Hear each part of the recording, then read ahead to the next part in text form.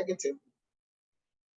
That diaspora groups and individuals who are here to join the train would have realized the need to be part of the opportunities that abound for enormous investments or even charitable missions in Nigeria. And I want to commend the group called COVID-19 Diaspora Support Group for mobilizing resources to support frontline health workers during this COVID-19 pandemic. Also thank NIDO America, NIDO China, AMPA, NAPSA for their support and donations too. So I'm hoping that the rich academic, professional, and various contemporary experiences have already placed you, the diaspora, at an advantage. I'm therefore enthusiastically waiting to have you empty your generously to enrich the delivery of not just the Commission's mandate, but the development of our dear country, Nigeria.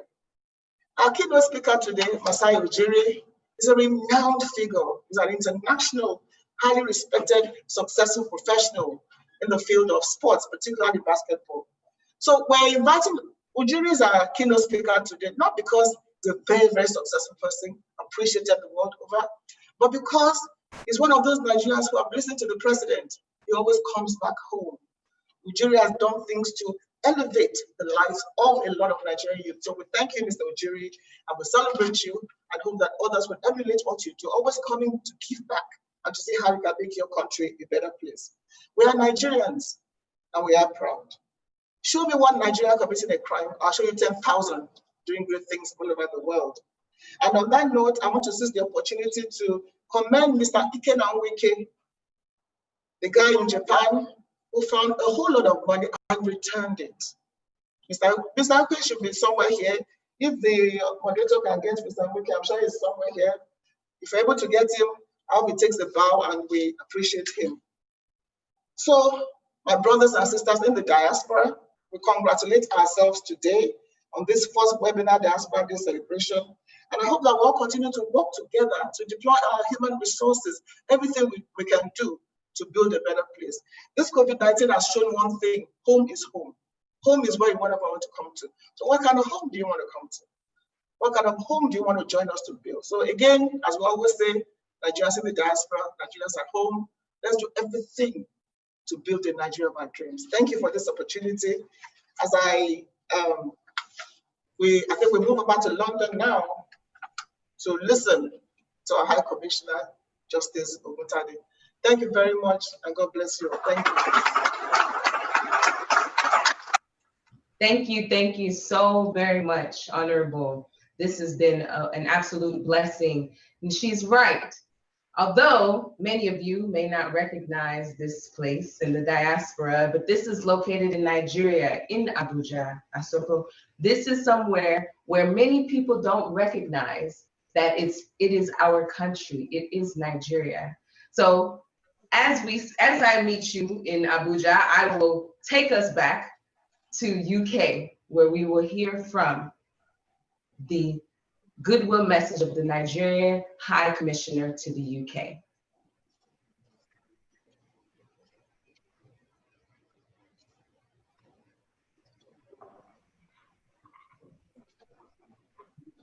Join us, please, in welcoming Ambassador George Adeshola Oguntade.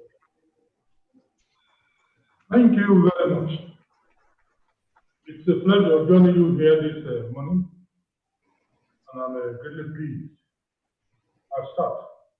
The President of the Federal Republic of Nigeria, Your Excellency, Muhammadu Buhari, GCFR. Honorable Minister of State for Foreign Affairs, Ambassador Subaru Dada, Chairman Senate Committee on Diaspora Affairs, Senator Ajibola Bashiru, Chairperson House Committee on Diaspora, Honorable Tolulope Akande Shadipe, Chairman and Chief Executive Officer of Nigerians in Diaspora Commission, Honorable Abike Dabiri Erewa. Distinguished ladies and gentlemen, I am delighted to address you on this commemoration of Nigerian Diaspora Day 2020 as a global event. The positive reversal of migration is how to harness the diaspora for nation building. This is in light of the fact that the diaspora can play an important role in recovery and reconstruction of Nigeria. I would like to acknowledge the support of various diaspora groups around the world, especially here in the UK, that have been very supportive of the efforts of the Nigerian High Commission in the UK, not just as a constructive critic, but also as development partners. You are our prized assets. Worthy of mention is a special thanks to the Nigerian think tank group, NTTG UK, NADO, and cannot to mention but a few. May I conclude by saying Nigeria has the biggest market in Africa, so there are lots of opportunities at home, even to develop an export market.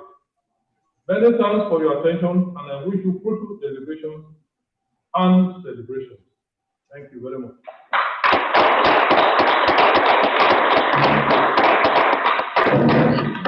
Thank you so much, Ambassador. Now, let's go ahead and take ourselves back to this beautiful Abuja that you see here shining in my back. You know, it's one thing for us to say that we are Nigerians based in the diaspora. It's another thing for us to say that we are based in the diaspora and we are still proud of home. We're still proud of what it means to actually be a Nigerian. So today, that's what this is all about. Today, we are going to spend some time celebrating what the focus of Nigeria is for diasporas, and also to allow us as diasporas to celebrate that culture that we know as true Naija culture. So coming up, the next thing we have on the agenda is a goodwill message coming from Abuja as well. This goodwill message is coming from the Minister of State Foreign Affairs, Ambassador Zubairu Dada. Please join us in welcoming him.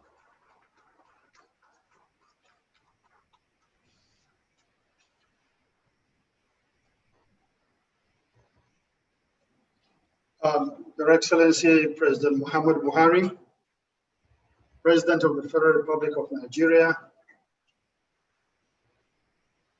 distinguished Senator Oloriebe, Deputy Chair of the Senate Committee on Diaspora,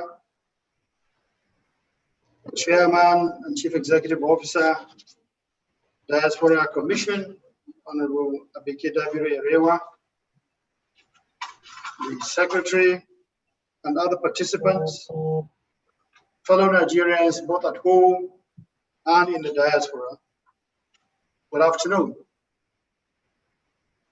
I wish to seize this opportunity to congratulate all Nigerians in the diaspora on the auspicious occasion of the 2020 National Diaspora Day.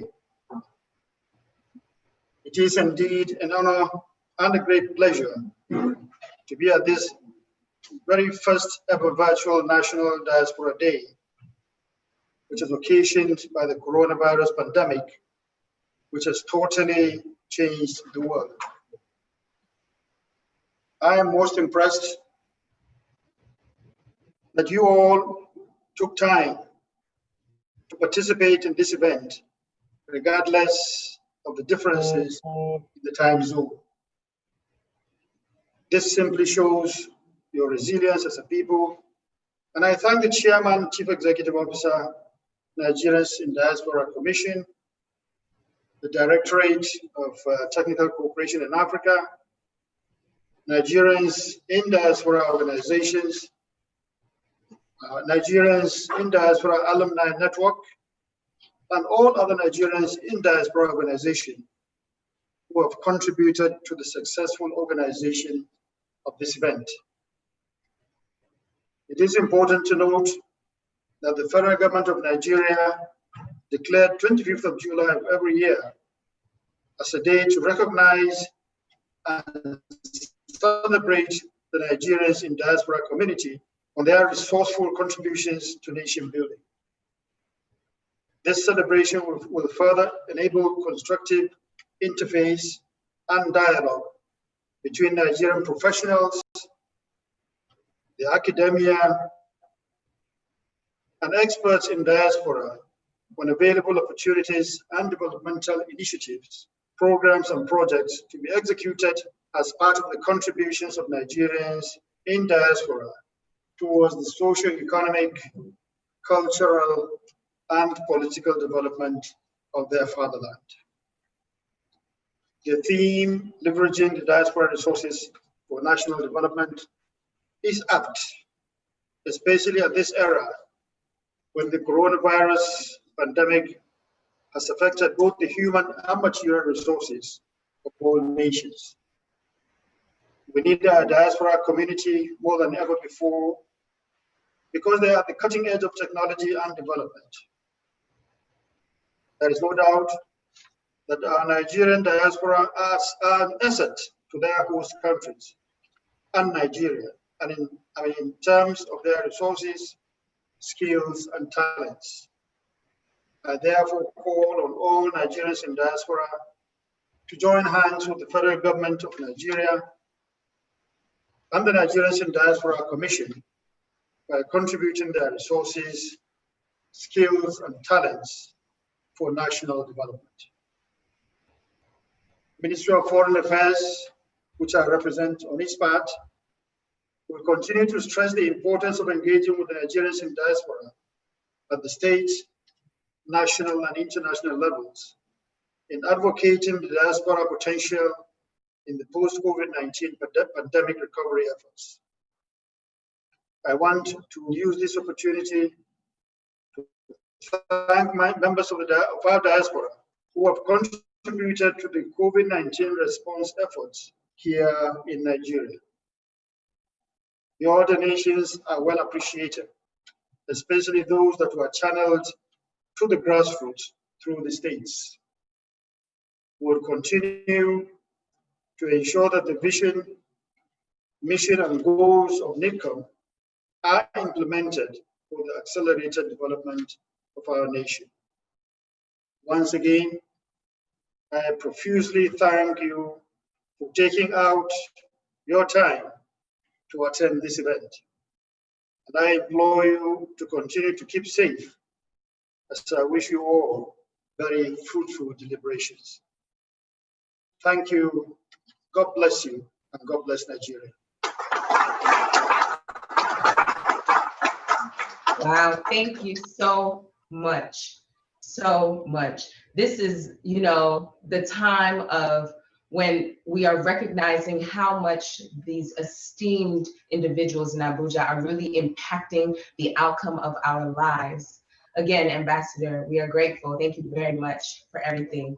So now, let's get this party really started here. I want to bring in a very special person that will be here with us joining for the rest of the event, co-hosting, my co-host, Mike Edwards, to join us as we continue through the program and enjoy everything that there is to come from all of the Nigerians in the diaspora and the esteemed individuals in their respective places.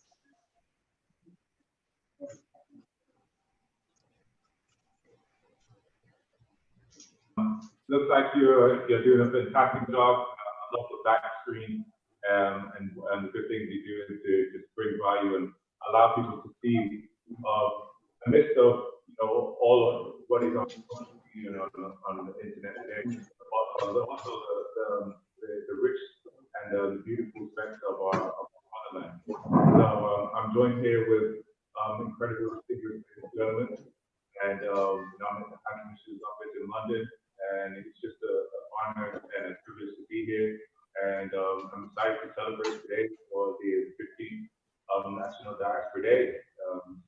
It's been a long time coming for me. My journey through the diaspora has not been a walk in the park, but I'm delighted that I'm here now, and we're definitely looking ahead for great success in the future that we're building.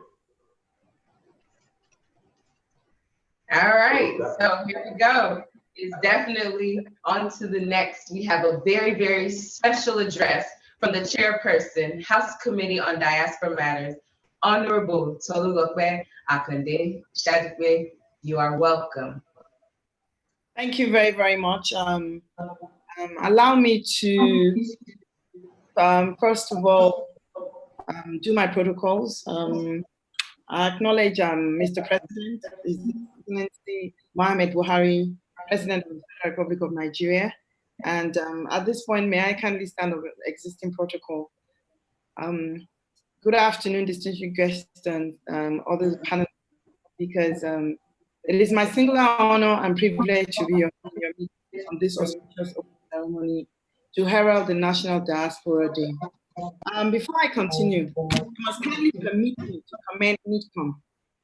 The NIDCOM team, under the leadership of the Executive Chairman, Honorable Abike Erewa, for their relentless efforts in ensuring Nigerian diaspora are carried along in our national planning initiatives. She and her team have worked tirelessly to promote and safeguard the interests of Nigerians in diaspora. And for their efforts in making today a reality, we must appreciate them. With the emergence of COVID, she had a lot of grand plans for today's event. Unfortunately, we have had to step it down to a webinar. But in spite of all that, I pray that today is going to be a very successful event, successful deliberations. It's very saddening that the world is where the world is today. And when you look at it, we have Nigerians all across the world in different locations. As much as we're in different locations, we're all going to continue to be one, Nigerians. And that's why Nigerians in diaspora are always going to be one. So again, I commend the Diaspora Commission for putting it together. And I also thank other collaborators who have worked tirelessly with the Commission to make today reality. And why are we here today? We're here because we need to appreciate the role of Nigerians in diaspora, and we need to acknowledge the role of Nigerians in diaspora in mobilizing resources for national development. Like I said earlier, we're in it together. So therefore, it is indeed a pleasure for me to present this goodwill message. And on behalf of the 9th Assembly of the National Assembly of the Federal Republic of Nigeria and the House Committee on Diaspora under the leadership of Right Honorable Speaker, Mr. Femi Gbajabiamila, I thank the diaspora community. I thank the co-organizers for this event for ensuring that in the midst of the global pandemic, this important national event can still take place. This demonstrates how highly, when you look at the number of participants that are online today, it's very, very impressive. And this demonstrates how highly we regard our fellow brothers and sisters in the diaspora. It lays emphasis on how we appreciate the contributions of diaspora in these critical times. At this juncture, I would like to thank the medical professionals in the diaspora for their immense support to the country during these critical times. Some of them came home, worked on the front line in the fight against COVID. Others who could not travel assisted any.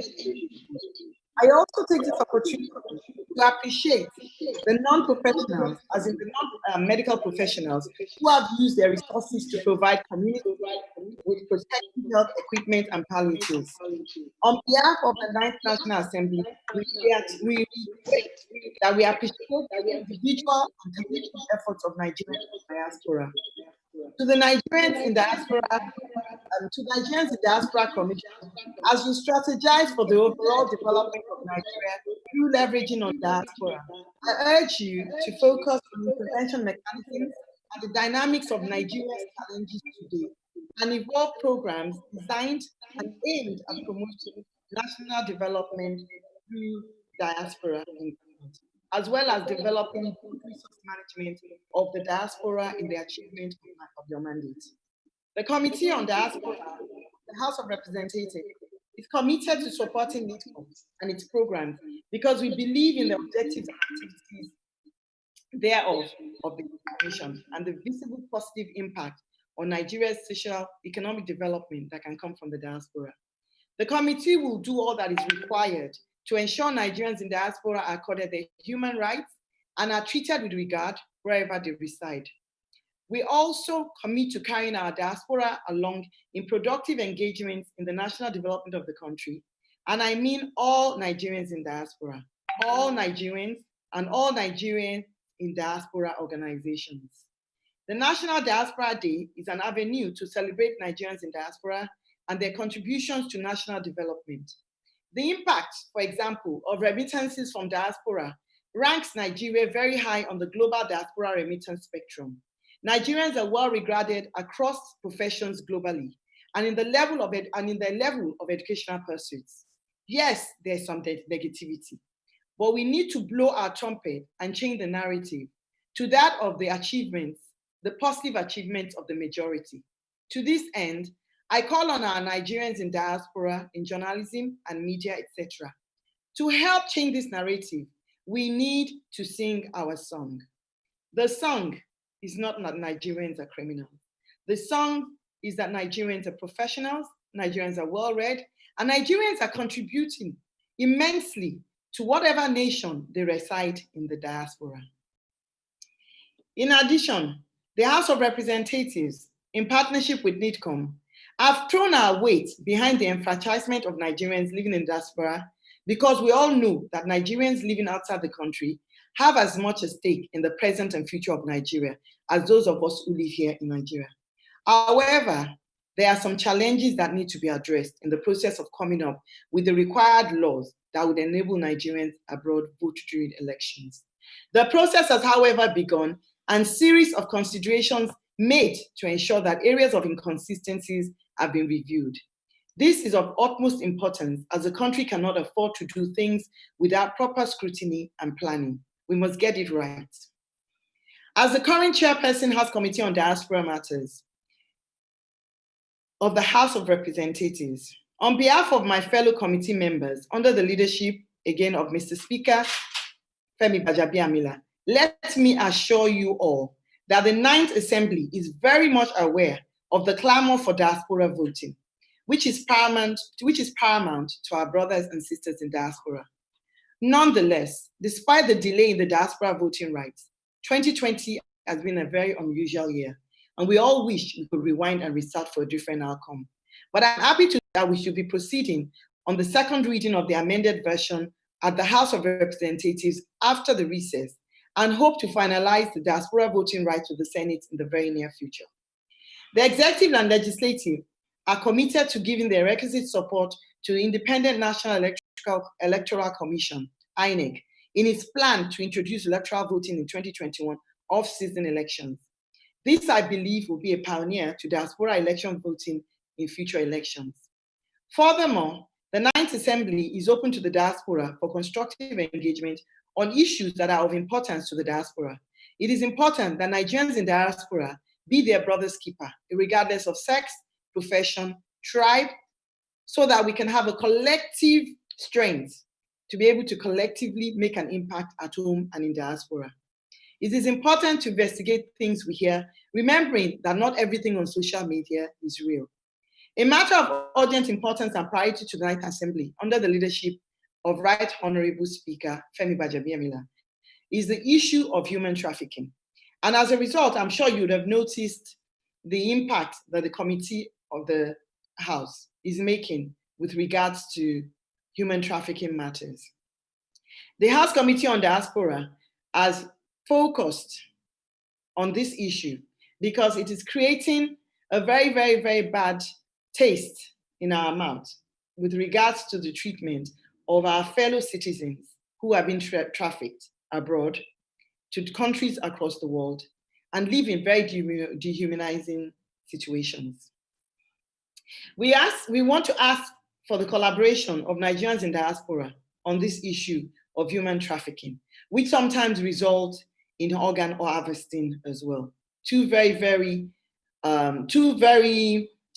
detrimental scourges to the lives of Nigerians in diaspora. As you know, there has been an unprecedented rise in the abuse and dehumanization of Nigerians living abroad, even in nations with long history of cordial relationships with Nigeria.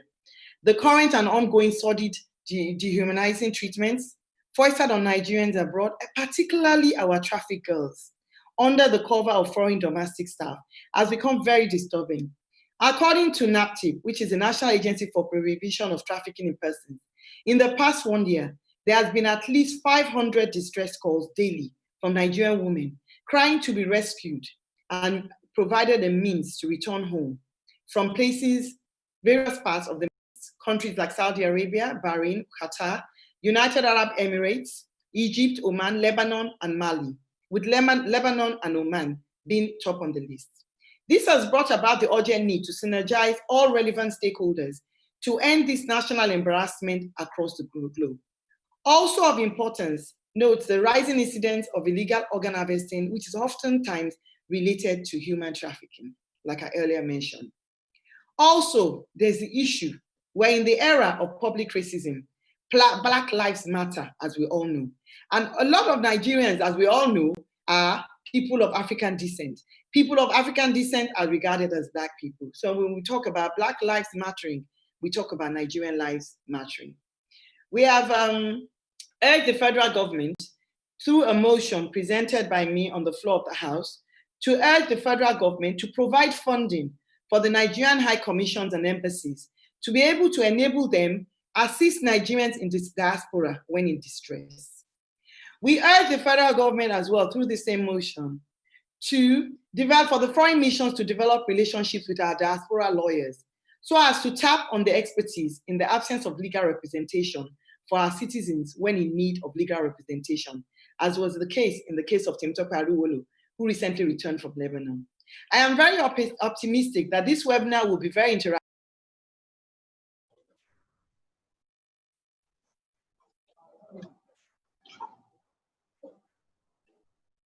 Thank you very much.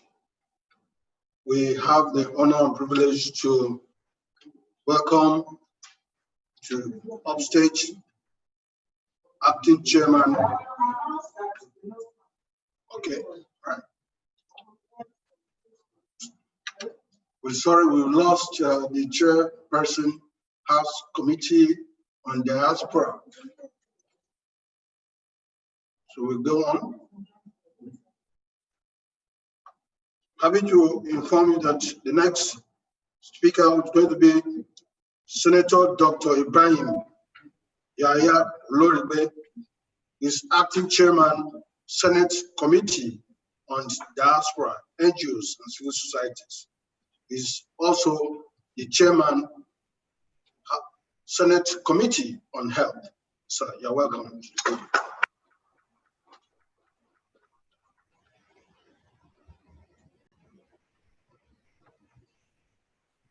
President of the Federal Republic of Nigeria, President Muhammad Buhari, Honorable Minister of State, Minister of Foreign Affairs, Ambassador Zubairu Dada, the Chairman House Committee on Diaspora, my sister Turulope Akade Sadipe, Chairman CEO of NETCOM, my sister Honorable Abike Dabiri Arewa, Secretary NETCOM, and all the senior staff of NETCOM, leadership and members of Nigerian diaspora from all over the world, members of the press, distinguished ladies and gentlemen.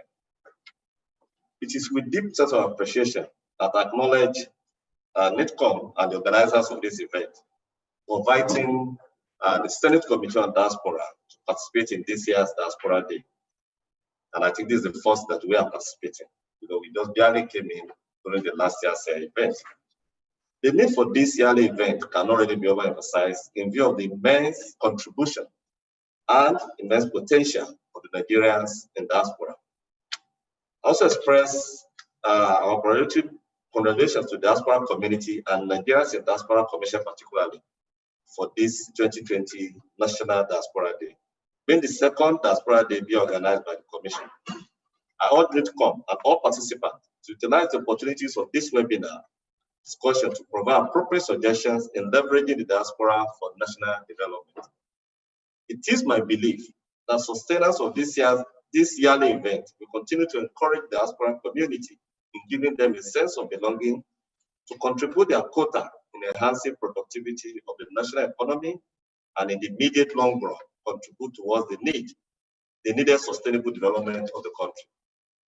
I also use this medium to assure the NIDCOM and the diaspora, Nigerian diaspora particularly, that the Ninth Assembly, under its current leadership, will provide legislative collaboration in formulating laws and policies that will further enhance the goal of diaspora engagement.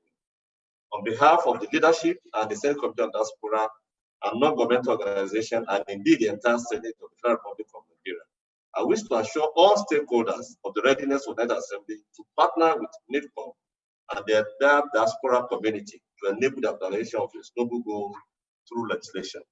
In the past 1 year, the Senate Committee on Diaspora has had a series of engagement and some sources, and I listed some of them there. We'll be able to work with NIDCOM to be able to enhance its budget 2020, because the organization, as important as it is, unfortunately was not provided any overhead budget by the executive. But we in the National Assembly ensure we got this. We stress and we hope that we will continue to strengthen the budget provision in subsequent years, particularly as 2021 budget will be coming to us too. We work with NIDCOM also to ensure legislative appropriate intervention when we had xenophobic attack in South Africa. And together with NIDCOM and the ministry, we are able to successfully work through that. In terms of the future, particularly with what things that we intended to do this year, but due to COVID, we were unable to do, include the review and the necessary amendment to NIDCOM Act to make it more effective and efficient to deliver to the Nigerian diaspora. We are also already looking at enacting an appropriate legislation for sustainable funding for NIDCOM. And I think we hope before the end of this legislative year, we'll be able to achieve this. Just like my colleague from the House of Reps said, we are also working together in the area of ensuring participation in the electionary process by the Nigerians in diaspora. Ladies and gentlemen, considering the caliber of participants at this webinar through what I've seen, I cannot but marvel at the fantastic area of intellects gathered here as we continue to grapple with the challenge of how best to develop our country. At the Senate, we believe we must urgently begin to develop a system that put our human assets to best use. We must urgently begin to establish structures that enable us to put our best brains and mind, both at home and in diaspora, in positions that they can contribute effectively to the development of our country. As we continue to struggle to find new solutions to the old problem and new problem that we face, like COVID is a new challenge to everybody in the world. People like you must be at the forefront. You must bring your expertise and experience to bear. As we continue to work on this, I wholeheartedly invite you to work with us in productive partnership so that we can journey together in this difficult but necessary task to build the Nigeria that we all wish for us and for our children yet unborn. The engagement of Nigerian diaspora in national development is more pertinent now, considering the post-COVID development agenda, which requires global best practices for which the diaspora are best suited. I therefore encourage you to partner with us in this journey. On our part, the committee is committed to supporting NIDCOM and its program because of our belief in your activities and the activities of NIDCOM as an organization, which are already impacting positively on the nation in the short period of the operations of NIDCOM. I wish you very fruitful and rewarding operation. Thank you and God bless.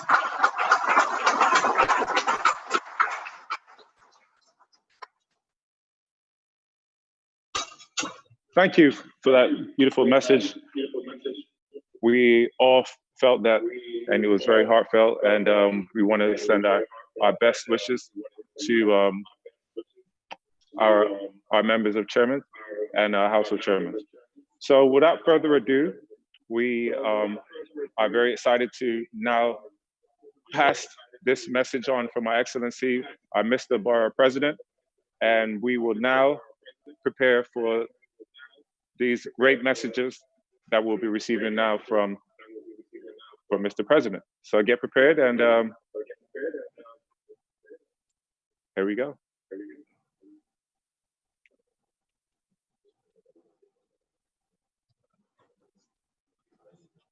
I congratulate Nigerians in diaspora as we celebrate the National Diaspora Day 2020 As you are aware, this date, July 25th of every year, has been set aside by the federal government of Nigeria to A, celebrate Nigerians in diaspora, estimated to be over 17 million in the Americas, Europe, Asia, Oceania, and Africa.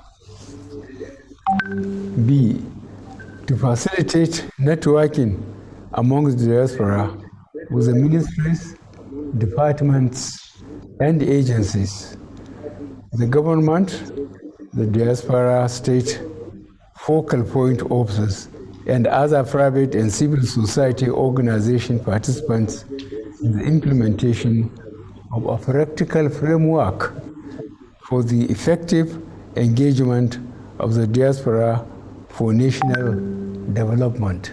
This year's celebration is by webinar for the very first time due to the effects of the ravaging coronavirus pandemic, which has created a new normal for our activities.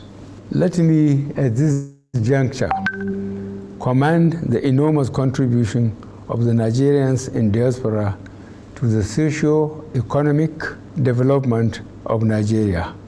Over the past 3 years, Nigerians in the diaspora have brought in over 25 billion United States dollars annually as home remittances to the Nigerian economy through official and non-official channels. This is about 6% of our annual GDP and upwards of 80% of our annual budget.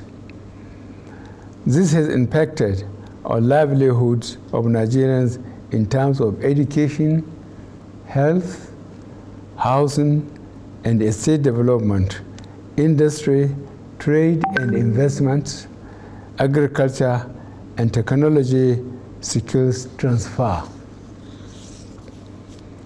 In terms of diaspora home remittances, Nigeria is rated as the #1 in sub-Saharan Africa, and this is still growing, especially with the advocacy and mobilization programs of the newly established Nigerians in Diaspora Commission.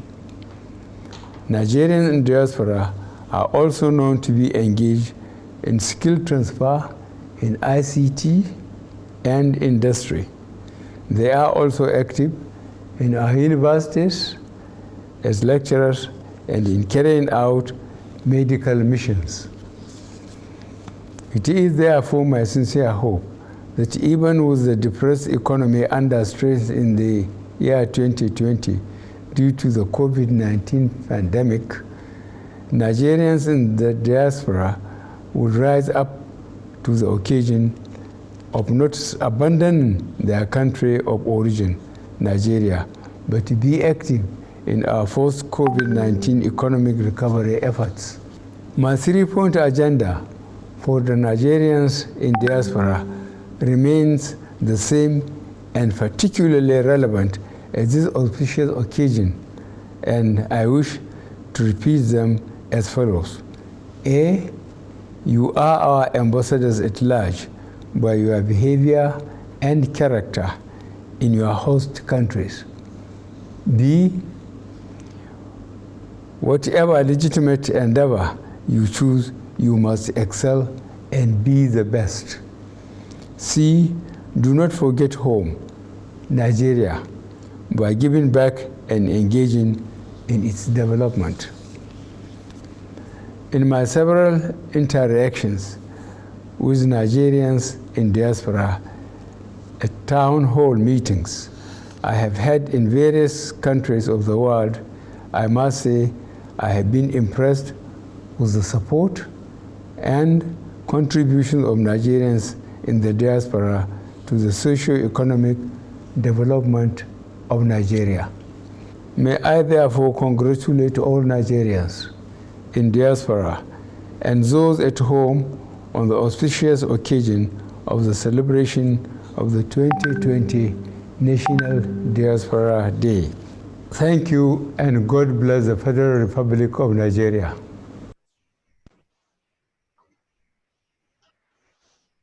Thank you so very much, His Excellency President Muhammad Buhari. We thank you so much for all the distinguished and esteemed individuals from the chairperson of the House Committee and the chairman of the Senate from Abuja who took the time out to address us and let us know some of the things that they recognize, some of the things that they are doing, and some of the missions of Nigeria as it is related to the diaspora. Wow. So we started off with all of the official, addresses and everybody doing their due diligence and letting us know exactly what is happening.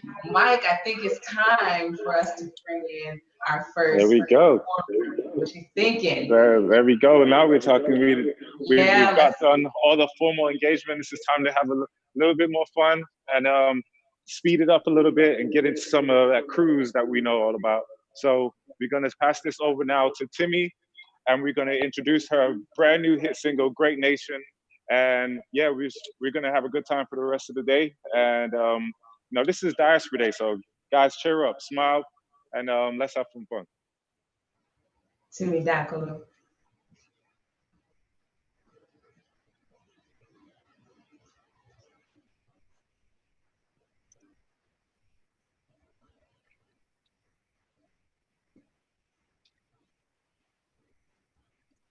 You're on. You're on.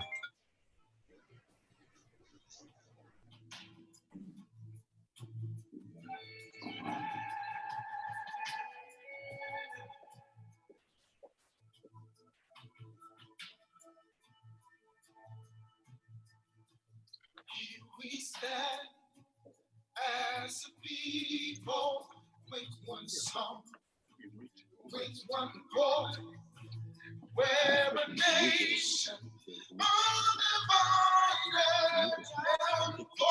Oh, I'm speaking on this. Of course.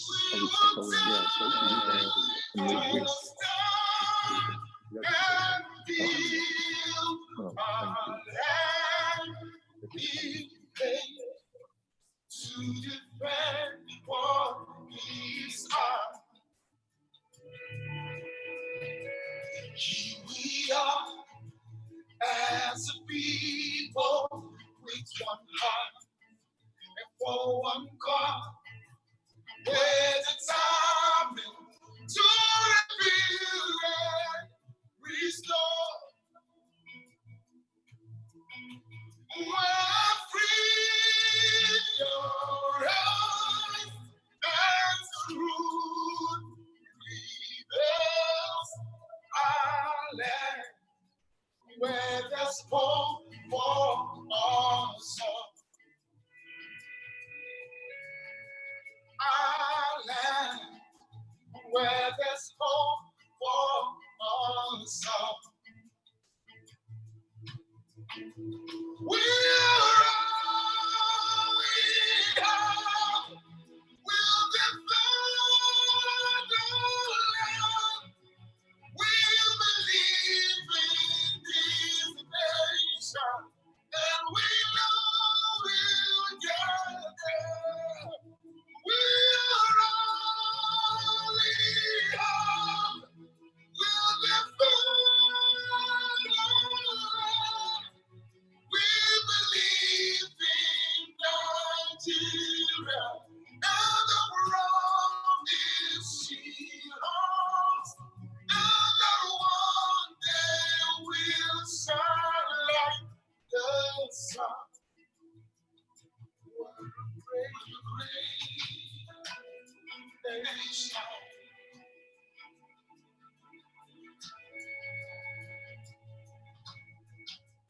Though we are many people, different tribes, different tongues, we're united in our strength and resolve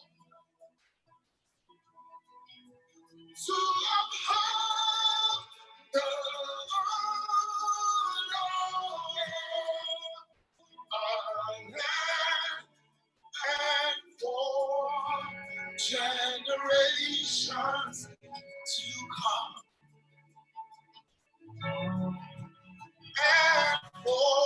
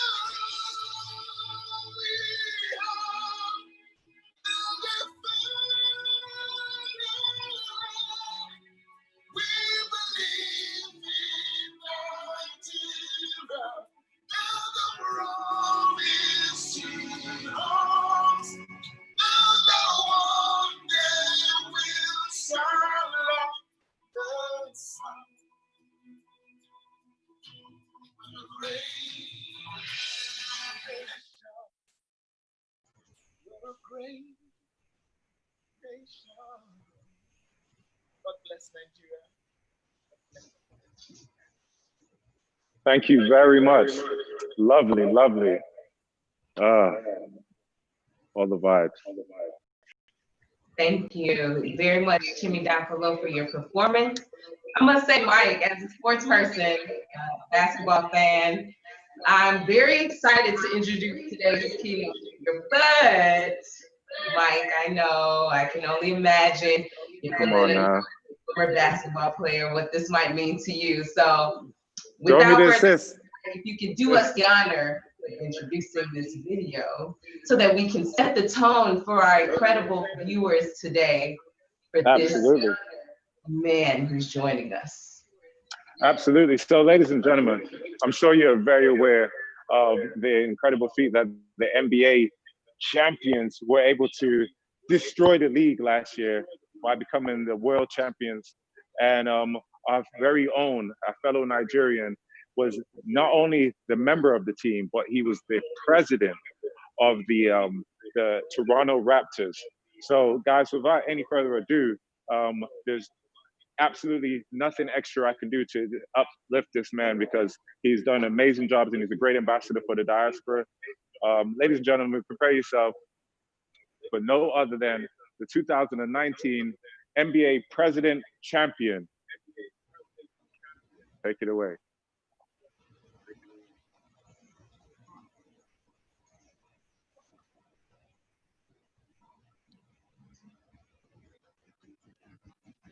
So while we're uploading the video, I would like to go ahead and make sure you guys know this keynote speaker will be introduced by another incredible woman. Her name is Bemi Abudu.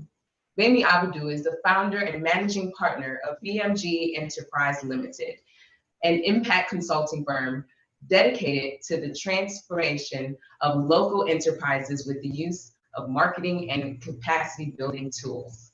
She's responsible for the recently launched BMG Fellows Program, which is a social impact initiative designed to narrow the gender skills gap in Nigeria.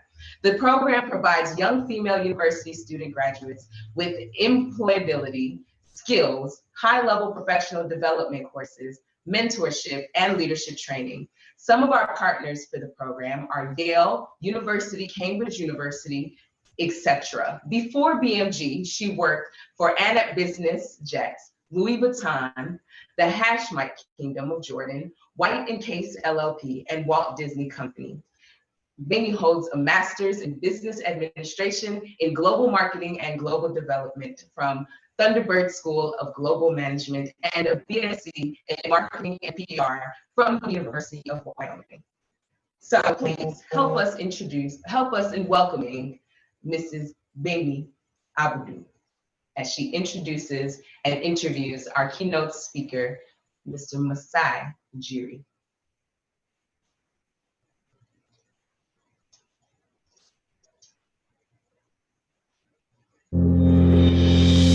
Masai Ujiri, the Nigerian who led Toronto Raptors to a historic NBA victory. Masai Ujiri, Raptors president of basketball operations, changed the face of the team when he brought the San Antonio Spurs' Kawhi Leonard, an NBA champion and a three-time NBA All-Star, to Toronto last summer. Ujiri was born in England on the 7th of July 1970 to a Nigerian father and a Kenyan mother. He was raised in Zaria, Kaduna State, until he moved to the United States to attend high school with an ambition of playing college basketball. He also promotes basketball development across Africa as director of the NBA's Basketball Without Borders program. Proudly Nigerian.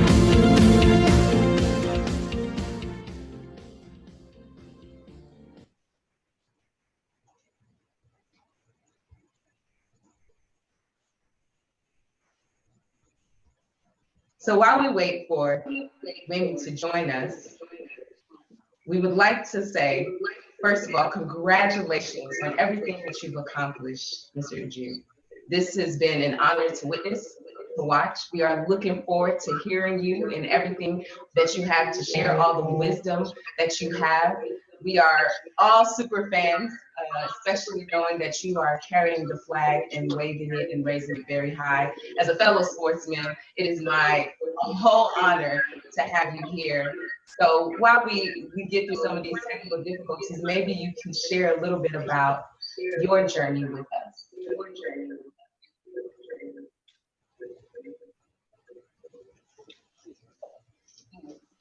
So, Gucci, mind while we wait, give us a little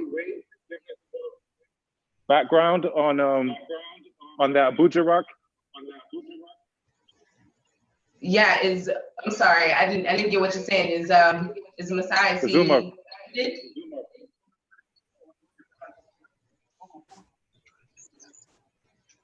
I'm not sure we're getting a connection. No worries. While we wait for that connection to come through, Mike, go ahead. What were you asking? So I believe this rock that you have here as your backdrop. Is it significant for anything?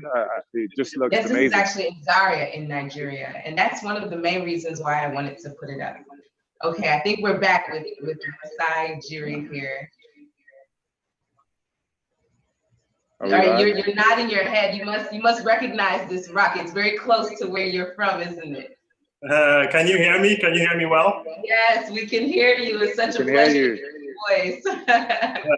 Wow, such an honor to be with you guys today. I want to say it's really special for me to represent the country, to represent Nigeria. Seeing everybody here makes me happy. Seeing that rock makes me happy and brings back so much unbelievable memories. I grew up in Zaria in northern Nigeria, and what an incredible childhood I had growing up in that part of the country, and learning all the values of life that really presents itself now for us to even tackle the world and tackle what we do as professionals, as human beings, as persons. So it's such an honor to be with you guys today. It's a pleasure. Thank you. So tell us a little bit about your journey. We know you grew up in Nigeria. You obviously went to the US for high school and then went on to play professional basketball as well. What was that journey, especially as someone who grew up in a country that favors football?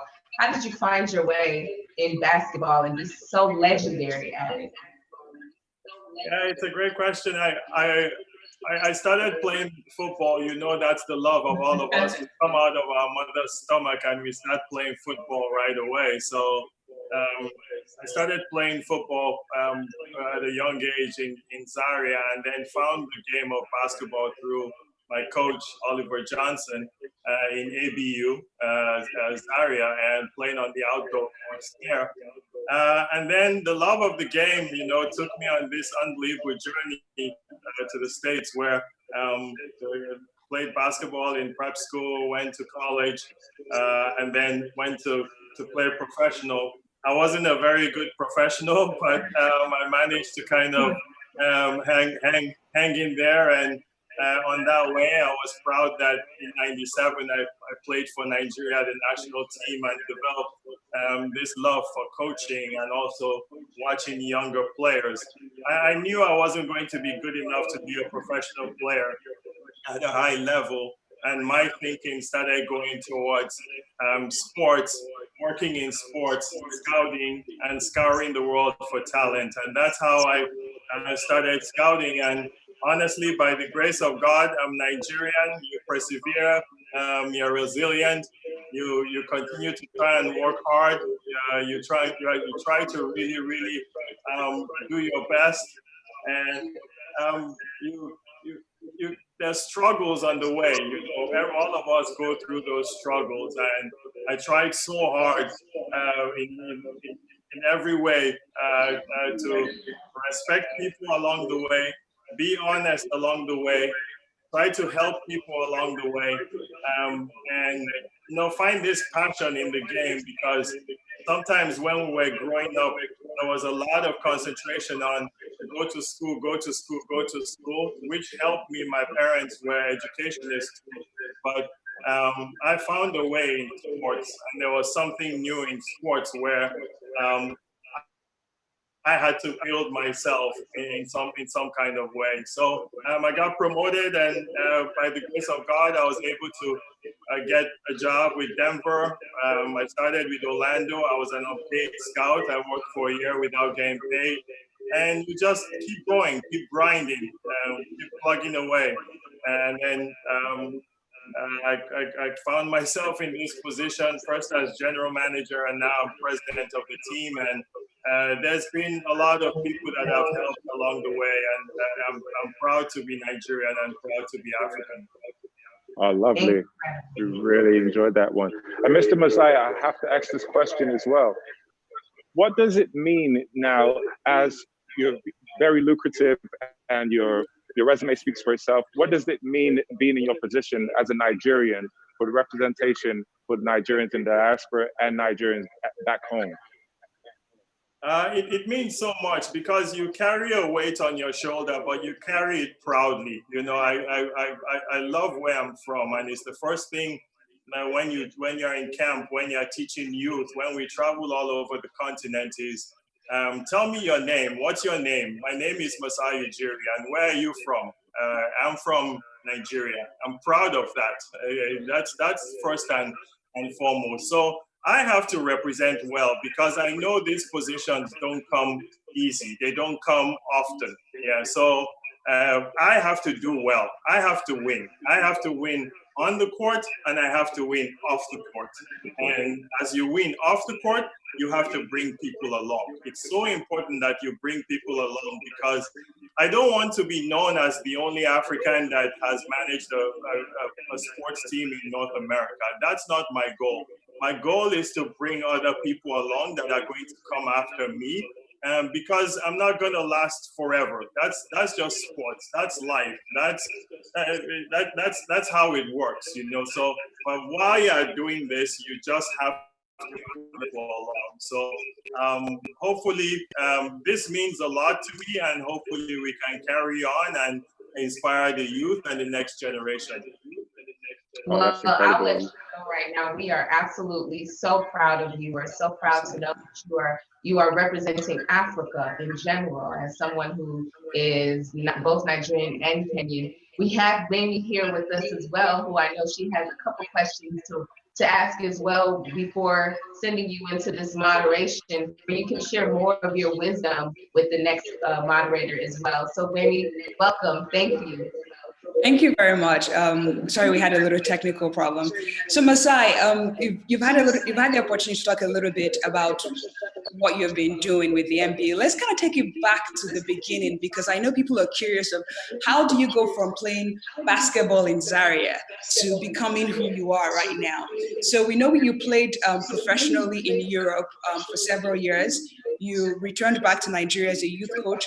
What stands out in your mind about this pivotal period in your life that has set the stage for who you are today? Honestly, baby, it's upbringing, it's character, it's the experience that you've lived, and I'm proud of that. I grew up like everybody else, like my parents middle class, living in Zaria. I went to staff school, demonstration, secondary school.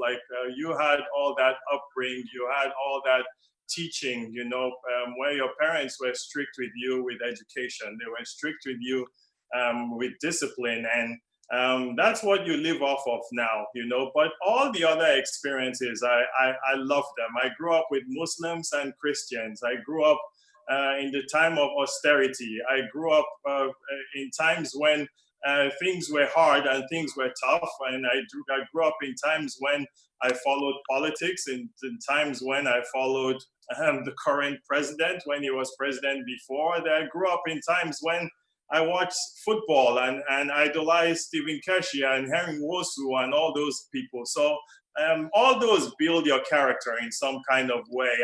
I'm proud of that. I'm proud of that grind you go through, and that builds who you are as a person. I'm proud of my parents, how they raised me.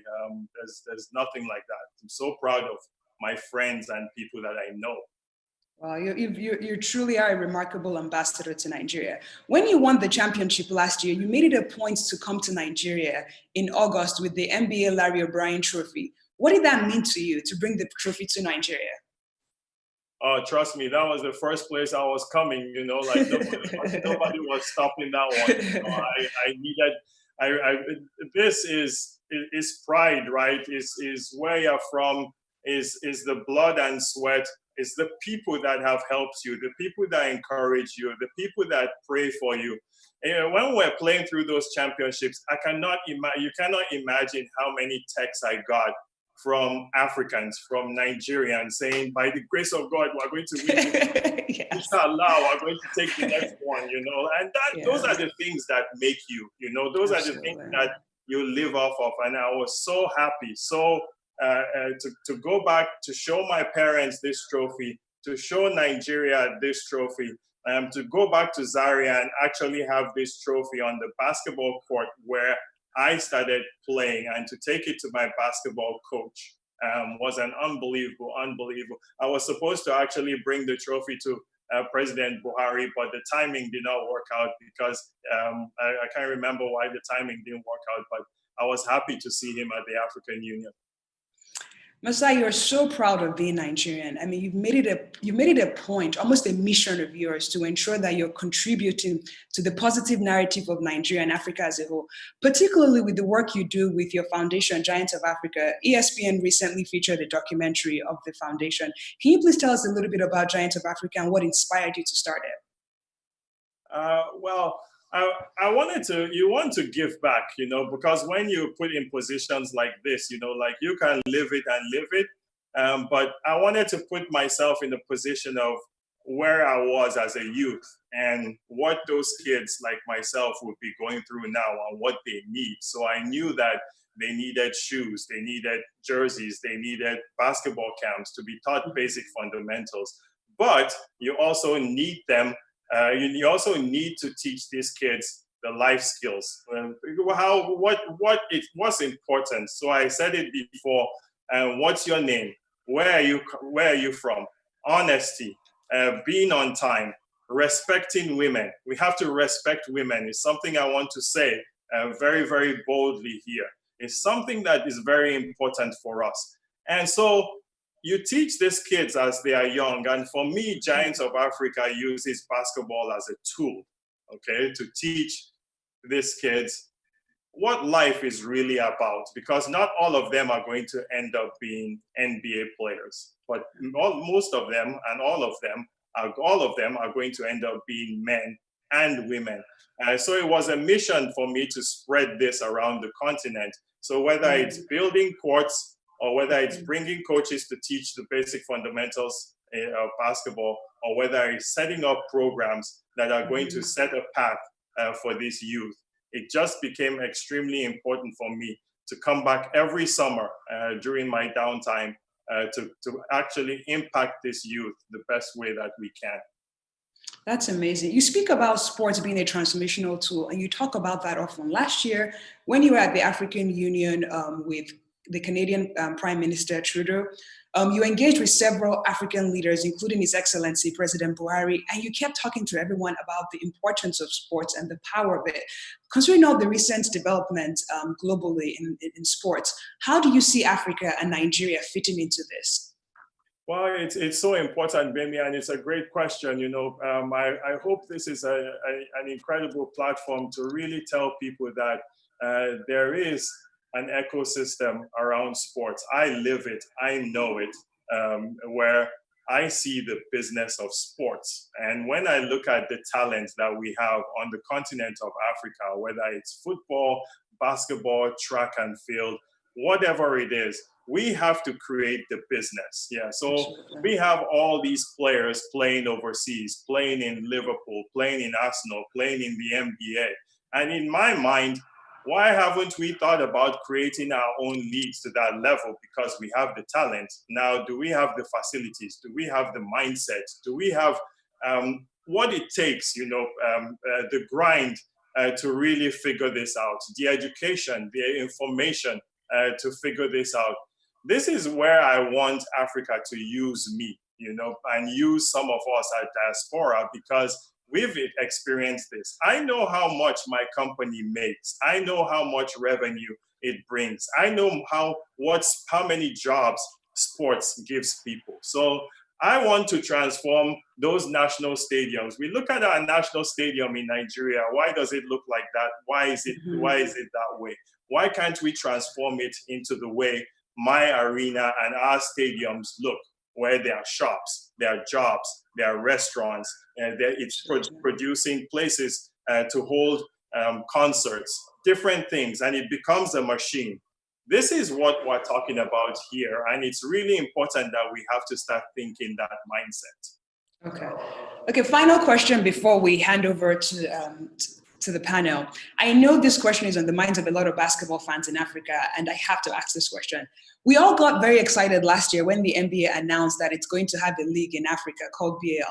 Is that still happening, and where does that stand right now? Yes, it is. And obviously with COVID, it slowed us down.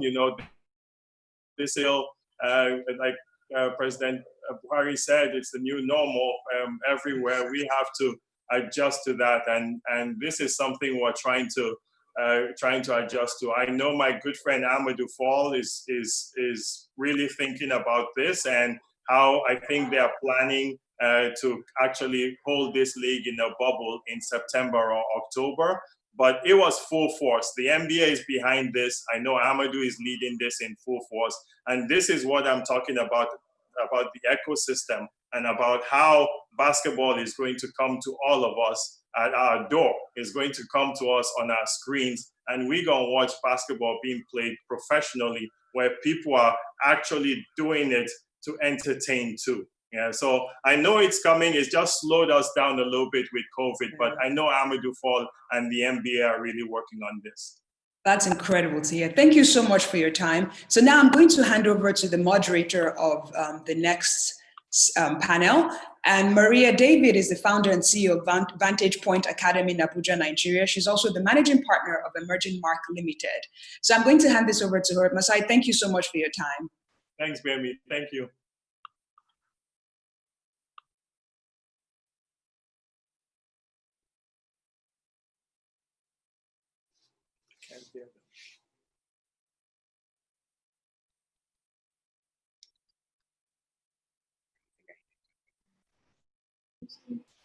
Can you all hear me?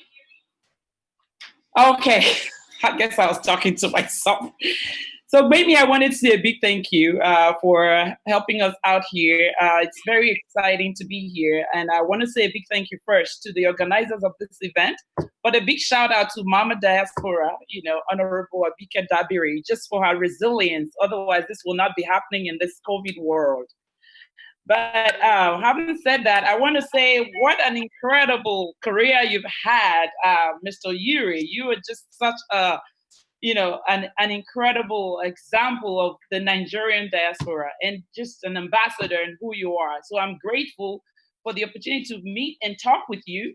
But along with this, with us this morning or afternoon for some of you, I actually have a few, 3 other panelists to join Mr. Yuri and myself. And first, I want to introduce us to Yetunde Odubesa. Dr. Yetunde is a professor of global ethics and politics. I think her video is already on.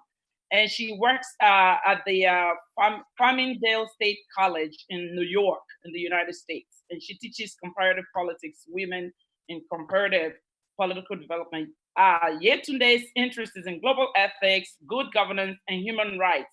And interestingly, she has been working with, working to influence young people, and the UN Population Fund, and she's born and raised in New Jersey. So I'm very excited to have Yetunde with us today. So welcome, Yetunde. Thank you so much. I also have Fatima. Fatima is one that has a very I mean, you guys should know that this panel is one that you will not forget in a very long time, because these are people that were born outside of the country, but they have been very involved as Nigerian diasporans in the things that affect Nigeria. So Fatima Abdullahi Dauda hails from Borno State in Nigeria, and she's a second generation Nigerian diasporan living in New Jersey as well. And matter of fact, they actually both know each other, which was very exciting for me, Nigerians, getting to work together. So that's a good thing. And she has always had the dream of persevering and, showing her true identity and going back to her fatherland. And she had the incredible opportunity to do that recently. As a matter of fact, she's stuck in Nigeria right now because of COVID, and she'll be coming back in a little bit once this all gets back to our new normal. And then I also have Imran, who is another Nigerian born in Saudi Arabia. And Imran is a graduate of King Abdulaziz University, and he has his degrees in business administration, and he's the current executive manager of Soro Aziz in Saudi Arabia. He's also the secretary of the Association of Nigerians in Diaspora in Saudi Arabia. So I want to welcome Imran, Dr. Yetunde, and Fatima to the panel. And I thank you all for being here. So now let's get down to it. Let's have a really good time having this conversation. And Mr. Yuri, I'm going to start with you because you have this just bigger than life, dream for Nigeria. The one thing that I've always wondered about is, and truly, sports is a uniter. As Nigerians, we all know, as human beings, first of all, that it takes a village. So we have to learn to work together in order to create the macro impact that we would love to see ourselves creating across the world. So I just wanted to find out from you. So if you think about living in the, in North America, think about the Jews. Everybody knows about the Jews, wherever they are, what they're doing, the impact they're making. They're in control of the number of investments. You can say the same thing for Indians that are coming up now. What can we do, and how can sports become that for us as Nigerians to be able to work together versus having our own little thing all over the place? Well, it starts by here. It always starts by thank you for saying all the kind words. I really appreciate you. It starts by us just talking about it, the awareness, So a lot of the education, the information you give, as I talked about, a lot of us are not aware of how big sports is and how much sports unites people together. If you say there's a football game today and Nigeria is playing against somewhere, you can imagine what it does, whether it's in Nigeria or at diaspora. You see wherever we are. If there's the way we follow Arsenal and Liverpool and the Toronto Raptors and everything, it just unites us, right? In some kind of incredible way. We now have to, we as Africans and Nigerians, and I say Africa as a whole because there's so much talent on the continent. Yeah, so we as a whole really, really have to understand this. And I'm appealing to you people as business people and whatever field you are. There's a part in sports that you can play. There are sports lawyers, there are sports educationists, there are sports psychologists. There's in every aspect of it. I have people that work with me that work in sports. Okay, I have people that work in all fields, whether it's medical, whether it's analytics, whether it's law, whether it's governance, whether it's rules, whatever you think of. So there's a lot of employment that can be by it. So in Nigeria and in Africa, we have to pay attention to building facilities, right? And encouraging the youth development, more games in secondary schools and in primary schools. And that's how it's going to emerge. But it starts from here, from you talking about it. Thank you so much. Very great. And that segues to Dr. Yetunde. I want to bring you on because there was something that Mr. Yuri said when he was talking about his, like how he introduces himself, people are interested in your name and they ask you about your name. And when I talked to you yesterday, that was something that I felt like, you brought up. So you were born here, you were raised here, but you have been very engaged in the diaspora community. How has being a Nigerian, how has that helped you in all the progress that you have made? And to the point that you just made, how can you as a professor begin to change the narrative about who we are as Nigerians and as Africans? Thank you. Well, thank you so much for that question. And I am so happy to join such a wonderful panel. And thank you to also Masai, because we, when you won that trophy, although we're from New Jersey, we really were, championing and happy with Toronto. So I remember that day very vividly. So thank you for your leadership in ushering such a wonderful team. With that being said, our name is our identity. And I feel like that's one of the first things that goes when we try to assimilate in a country that although welcomes all cultures, but at the same time, it's how do we find that balance between the American dream and the background of coming from Nigeria? And sometimes we try to accommodate this American dream by really kind of giving a nickname or shortening our name or using our middle name because we feel as though it's easier for people to pronounce. I found myself doing that earlier on when I was in high school, trying to assimilate. Even though I was born here, I felt, well, it was easier for them to pronounce Victoria. But I realized that as I got older, that my name was a form of my identification. It was showing you where I come from. It was a way of not only giving honor to my background, but also giving honor to my parents who came here many years ago in the pursuit to ensure that I also had opportunities, right? And these same opportunities that we're trying to create for those who are living and born in Nigeria. So, and as a professor, I teach imperialism. And one of the things about students is that, my job is to bring the world to them. They may not have the opportunity to travel to another part of the world. They may never have the opportunity to maybe meet someone like me. But what I can do through my teaching is to let them know that, look, the world as we know it is uneven. Not everybody got a fresh start, and not everybody got to, to win the race when it started. But what happens is that there are historical contexts to the issues that we see in the world. And if you look at African countries, they may say some of it, why is some of these areas undeveloped? But the same issues that you may see on the African continent is the same issues you may see in Latin America. It's the same issue that you may see in Asia. So there's an embodiment of understanding that we are where we are because of historical interferences, because of issues that were out of our control. And when they start learning the history of Africa, they get a better sense of, wow, this is a place that has a rich history.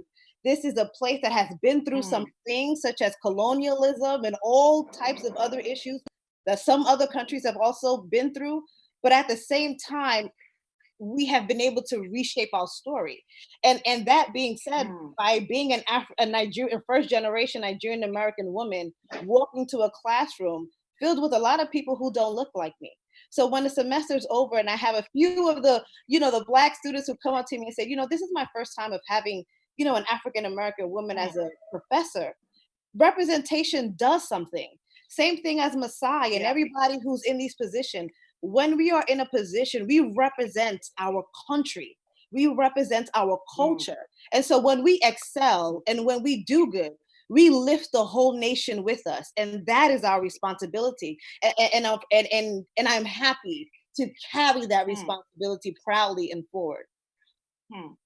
That's awesome. Yes, I could tell that from just speaking with you, before this event. But I thank you so much for sharing that. And I have another Fatima was actually born in New Jersey as well, and she's second generation Nigerian. And one of the things that she's done recently, which I believe a lot of Nigerians want their next generation to do, is actually going back home. And in her case, she went back to do the NYSC. So just speaking with her, I was so excited that, okay, there's hope for us going back home. Like Mr. Yuri is saying, we need to go back home and make our contributions. And that's the big message that NITCOM always, has to say to us whenever we do this diaspora event. So Fatima, I just wanted to call on you, if you don't mind, to just share a little bit of your experience. What has been the most incredible learning going back, and how would you describe your transition from the United States back to Nigeria, not having been raised there, and for people that want to do the same thing that you've just done, what are the tips that you have to share? Well, I've had the privilege to be coming back every other year before I even was able to do my NYSC service. So this has been my longest stay since visiting, and the transition was quite an experience. I really enjoyed the youth corps service that I've done. I served at the Institute for Peace and Conflict Resolution, and I recently finished this month. So I know the system is completely different from America, but I still was able to transition with some time. Mm-hmm. Yeah. Okay. Thank you. Well, we're very proud of you. The fact that you were able to go back home and, just go, going back often, even though, it would have probably been easier. It's, you have running water and everything in the West.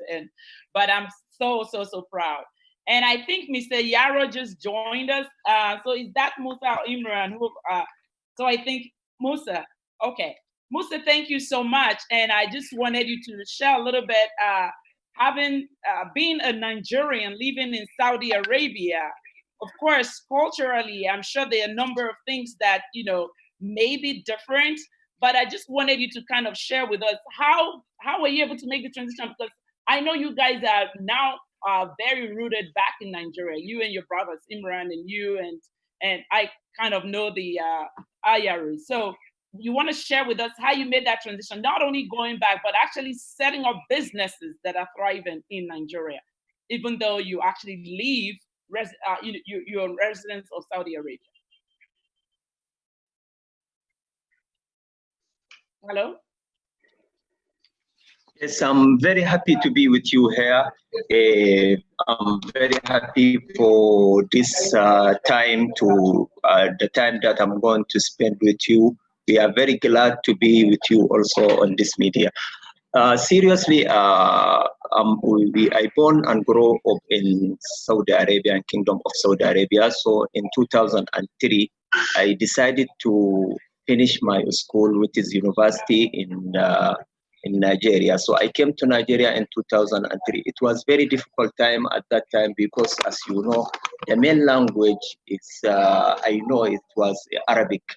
So I have a challenge is to learn English and continue in Nigeria. It was a very difficult time, but I passed it with the help of the people around me, and I finished my my BSc in Nigeria. And after that, I came back to Saudi Arabia and started design how we can do something in Nigeria. There is many people in Saudi Arabia that have interest in Nigeria to come to Nigeria and work in Nigeria, but they need support from with organization like now NIDCOM. Something has become clear for us, and their goals has become clear and the target is clear. So in 2015, we established Aliaro International Limited. And this company is a group of Nigerians living in Saudi Arabia, the one that established it. And the company started working, and now we are managing a lot of projects in Nigeria. So, okay. Thank you. Thank you so much. I appreciate that. Thank you, everyone, for contributing. But Mr. We want to come back to you because we don't have this opportunity to speak to you every day.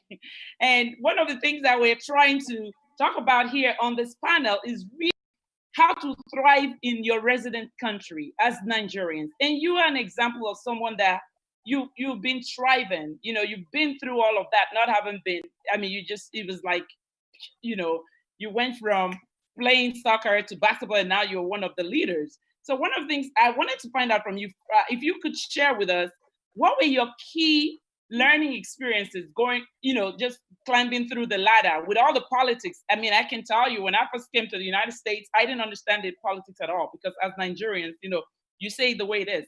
But here, you have to kind of like do the dance and all of that. So what were the key things you learned coming up? And then on top of that, would you share with us some of if you had to do it again, what would you not do? What were you would say your worst mistakes, but that you turned around and it made you who you are today? Yeah, it's a great question. There's so many mistakes you are going to make along the way, but honestly, I would do it the same exact way, because it comes down to, I think, character and treating people well along the way. Like I always come down to the basics, because there's one thing I know about Nigerians. We're smart as hell. I don't know if I can say that. The Nigerians are just naturally smart people. I don't care what anybody says. Like Africans are smart. Nigerians are incredibly smart. So I pride myself with that. I'm not saying, and I wasn't one of the smartest, but I use my Nigerian, what Nigeria has given me, being raised there.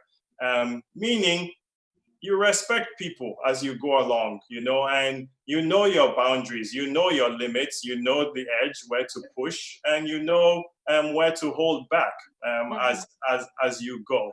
Right. And for me, intelligence is just you continue learning, and some of the things that you don't do well, you try to do them even better. And when you know better, I say that you always do better.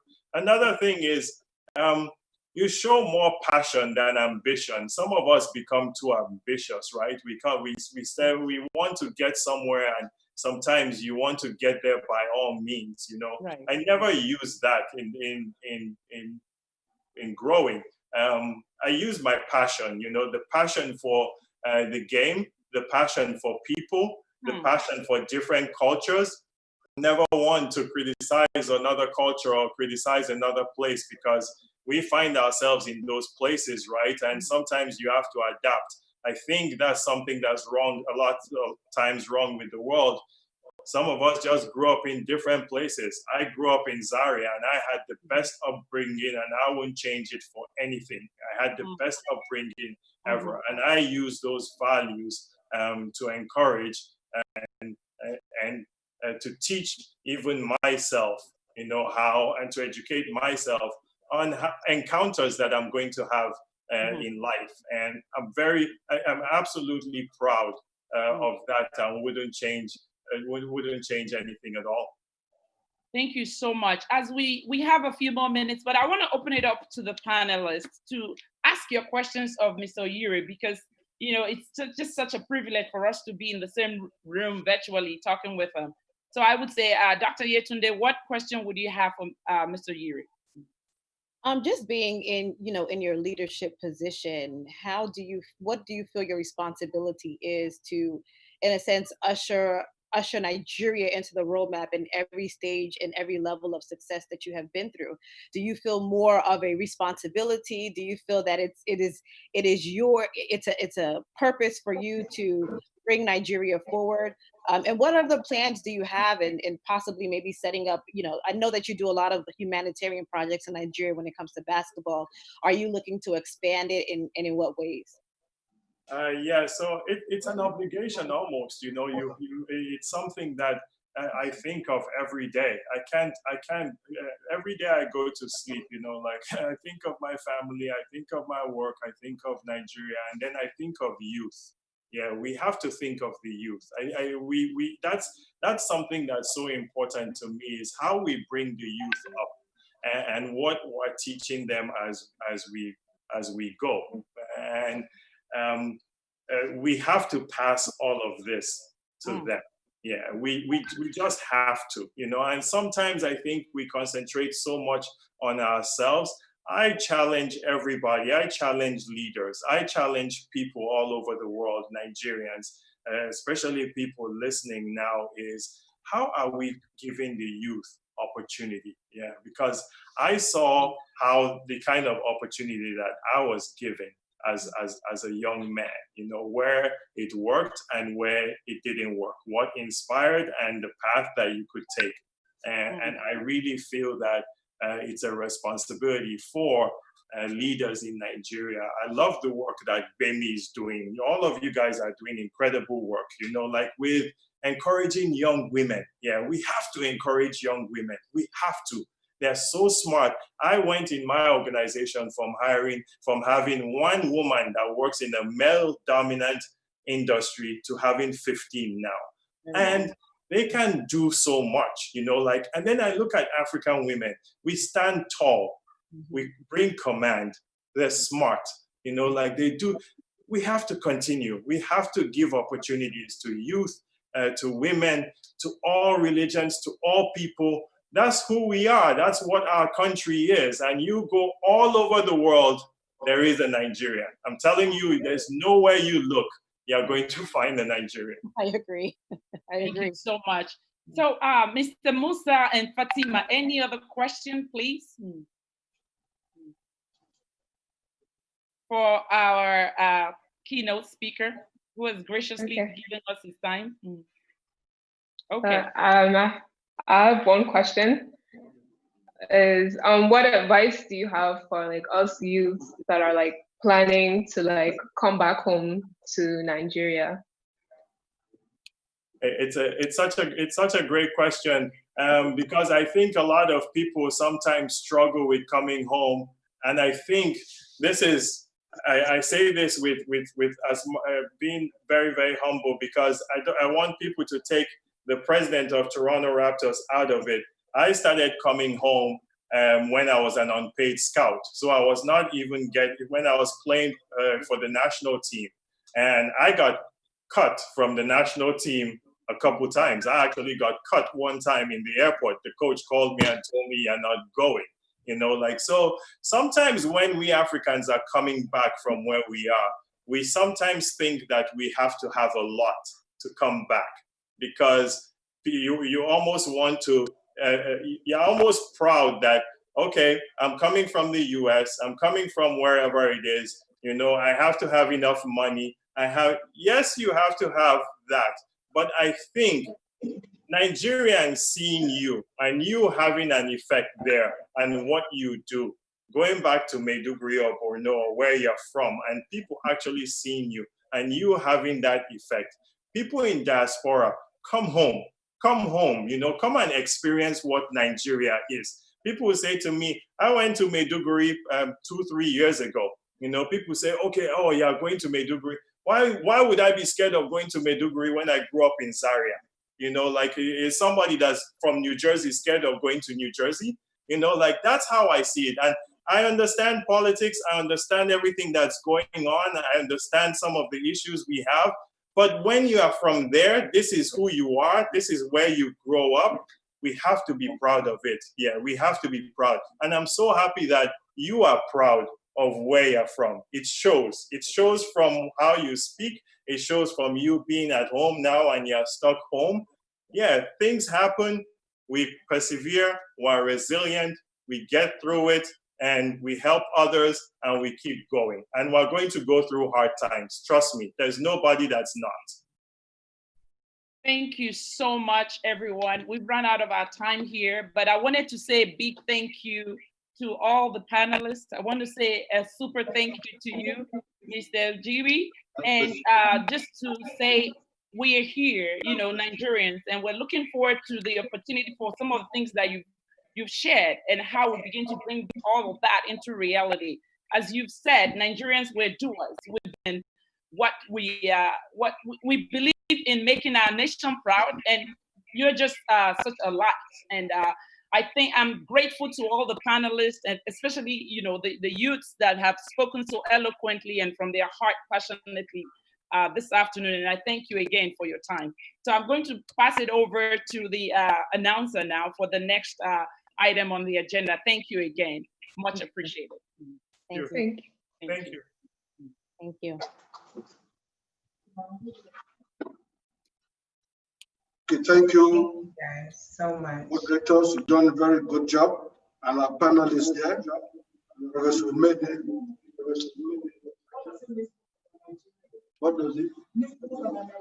Okay, before we round up, we have one question for Masai Ujiri. Yes, what do you miss most? You're gone? Yeah. Okay. Yes. What do you miss most from Nigeria? About Nigeria.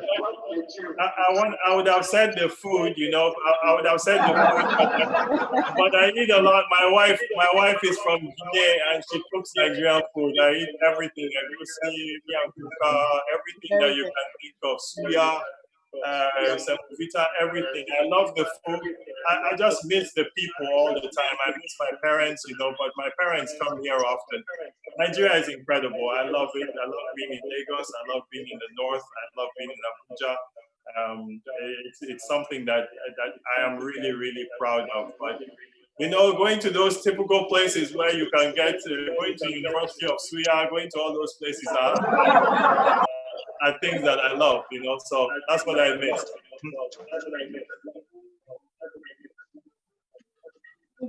Thank you.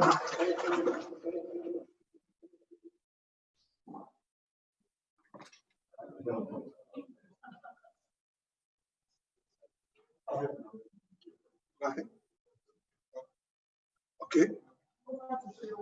Over to Shehu now. Then we call the next panelist. Yes, thank you all so much. This panel was absolutely incredible. And I mean, for anyone who is a sports fan, this was obviously the top highlight essentially of 2020, because we all know 2020 has taken us through quite a whirlwind so far. But in other words, just the experience, the wisdom, the exposure, the unbiased that all of the panelists have just shown, this is something that I'm sure everyone who is tuning in can benefit from. And we're very, very grateful for each and every one of you. Thank you all so much again. Thank you, David, for being our moderator. And so now we'll move right along to the next thing. Again, we are having a great time here to join each person that has come on and shared their wisdom and the importance of being Nigerian in the diaspora, as well as what Nigeria is doing to support the diaspora. So now we move to our goodwill messaging from international agencies. So we have several international agencies that will speak to us. We will ask that they please say a few words about themselves and share their message about NIDCOM for all 4 people.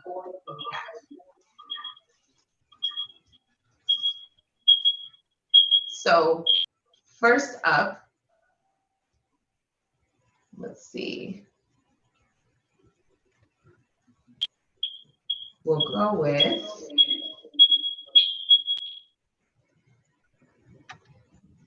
so Mr. Marco, would you like to start us off with your goodwill message? Thank you very much. My name is Marco Hernandez. I'm the lead economist for the World Bank. I'm from Peru and part of the Peruvian diaspora. So I'm not only excited to be part of this event, but I would really like to also commend NIDCOM, commend the entire government of Nigeria for putting attention to the diaspora and trying to find ways to leverage migration for the development of the country. I believe that this is essential for the overall objective of lifting 100 million Nigerians out of poverty over the next decade. I think that Nigeria would always be the homeland for all Nigerians around the world. And it's very, very important to maximize the opportunities, to also try to address potential negative effects so that the benefits could not only come to the country as fast as possible, but they will be also sustained across time. We all know, and this has been part of all the panels throughout the day, that the diaspora can bring skills, can bring ideas, can bring a lot of energy as well, energy and passion for development and to help the country that, of course, is very close to their hearts. So taking that into account, there is one particular item that I wanted to highlight a bit more, which is on the issue of remittances. Sending money home has long been, kind of the hidden force of global economics. And as President Buhari already highlighted earlier, we have more than 17 million Nigerians living abroad. And last year they sent home more than 25 billion US dollars. And this, if we think about it, is not only almost close to 6% of the size of the Nigerian economy, it's more than 40% of oil exports. But including that, if we put all of the foreign direct investment and all of the overseas development assistance in 1 year, remittances is actually much larger than that amount. So the impact that it can have on the economy would be incredibly important, especially if it can be leveraged so that those resources can reach not only those that need it the most, but also in areas where it can really spur growth, spur job creation and development. So in the past, and we are currently in the middle of this COVID-19 pandemic, and remittances have not only helped to mitigate the adverse impacts of the shocks, because 1 in every 2 Nigerians, they live in a household that receive remittances. And that is essential to take into account because, you know, we can see the impact that it can have, because remittances in many ways are what we call dollars that are wrapped with care. And this is because the global experience tells us that when remittances come in, you know, those households that receive it, they have babies that have higher weights, they have people that have lower levels of poverty, the kids tend to stay in a school, and, you know, many other benefits that this come.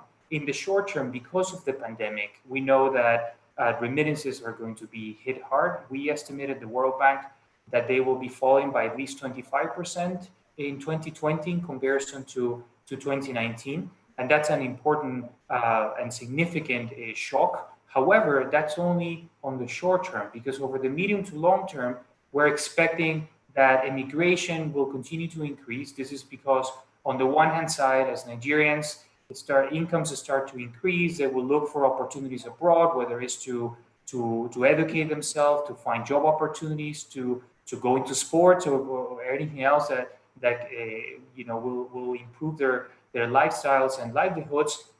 Those are push or pull factors that will be very important. There are also push factors, some of them that are related to the hardship that many families live. Maybe because they struggle to find a job or because they're facing a particularly difficult situation. But you have 3.6 million young Nigerians that enter the labor market every single year. And I really like the emphasis on the youth that we have had in previous panels, because that means that there are 300,000 young Nigerians every single month. You know, they come to the labor market, they would like to look for opportunities. So then in this particular context, we believe that the diaspora can play a very, very important role. And this is because Nigeria has a very strong diaspora, you know, with a very large share of people living abroad that have tertiary education. 1 in 5 Nigerians living abroad, for example, tends to work on the health sector. And that's, you know, critical, especially now in the middle of this pandemic. We have seen how important it is to have a very strong health sector. So it's about bringing investments, encouraging trade, trying to make sure that when they send money home, the families that receive them can keep a larger share of that money. So I wanted to highlight on this one 5 points that I hope will present options for the government, for the diaspora, and together working to get some of these things done. And the first one is that, you know, I've been mentioning the importance of remittances, and it's very critical to reduce the cost of remittances. Someone that is sending remittances to Nigeria currently pays a larger cost, not only than the global average, but the average for sub-Saharan Africa. So reducing this cost through regulations, by adopting technologies, would be essential, because remittances can be pooled in order to support local development just as much as the macroeconomic impact that remittances we have. And when the costs are high, we know that then remittances will be leveraged through informal channels. So that's my first point. The second point is about the investment from the diaspora. And here I think is essential to strengthen investor protection mechanisms and systems so that there's a proper monitoring of this, and also making it easier for people not only to identify investment opportunities through platforms, for example, but also making sure that once those investments come into play, they actually can reach those sectors that are the most important ones. My third point is about managing migration. And here, you know, we know that the diaspora will continue to increase. So it's very important to make sure that there are channels for safe migration, regular migration, and for orderly migration. For example, there could be a skills-based partnerships between Nigeria and other host countries to make sure that there's a constant flow of people coming in and out, finding opportunities, learning the skills, and bringing that knowledge home. And there are many countries around the world that have been instituted this type of policies, such as, for example, the Philippines, and we believe that Nigeria would really benefit from continuing this type of support for managed migration. My fourth point is about the need to get better data as well, because the diaspora is not a homogeneous group. Different skills, different profiles, different type of knowledge that they can provide. So, making sure that the data would allow us to understand and tailor the policies for different diaspora groups, I think is very important. And my final point is about the engagement. It's always a two-way street. It's not just about what the government can do to make the diaspora come in, but also what the diaspora can do as well to support this country. And it's a process rather than an outcome. And I believe that with action and with continued support, like the ones that we are seeing today with this event, but also more generally through all the other government policies and the collaboration with the private sector and the diaspora worldwide, that this could really leverage the development for Nigeria. From our side and the World Bank, we of course would stand ready to support Nigeria to fulfill these goals, to work in the kitchen as part of you. Think of us, of course, as part of your team. And once again, I'm truly honored to be part of this event. I'm very happy to hear everyone and all that, and looking forward to the conversations that are to come. Thank you very much. Thank you so much to Mr. Marco Hernandez, who is the World Bank lead for Congress of Nigeria. Next, we'd like to call on the U.S. Assistant Director Edward Kalam. If we can give us a brief 2 minutes on what it is that you're working on within your goodwill message as well. Thank you. First, good afternoon from my side. Do you hear me? Yes. Okay, I am Edward Kalam. I'm the UN resident and humanitarian coordinator and representative of the UN Secretary General in Nigeria. I've just come in from this session on the panel. The dynamism and vigor I saw from young Nigerians who are prospering out there was really, really impressive.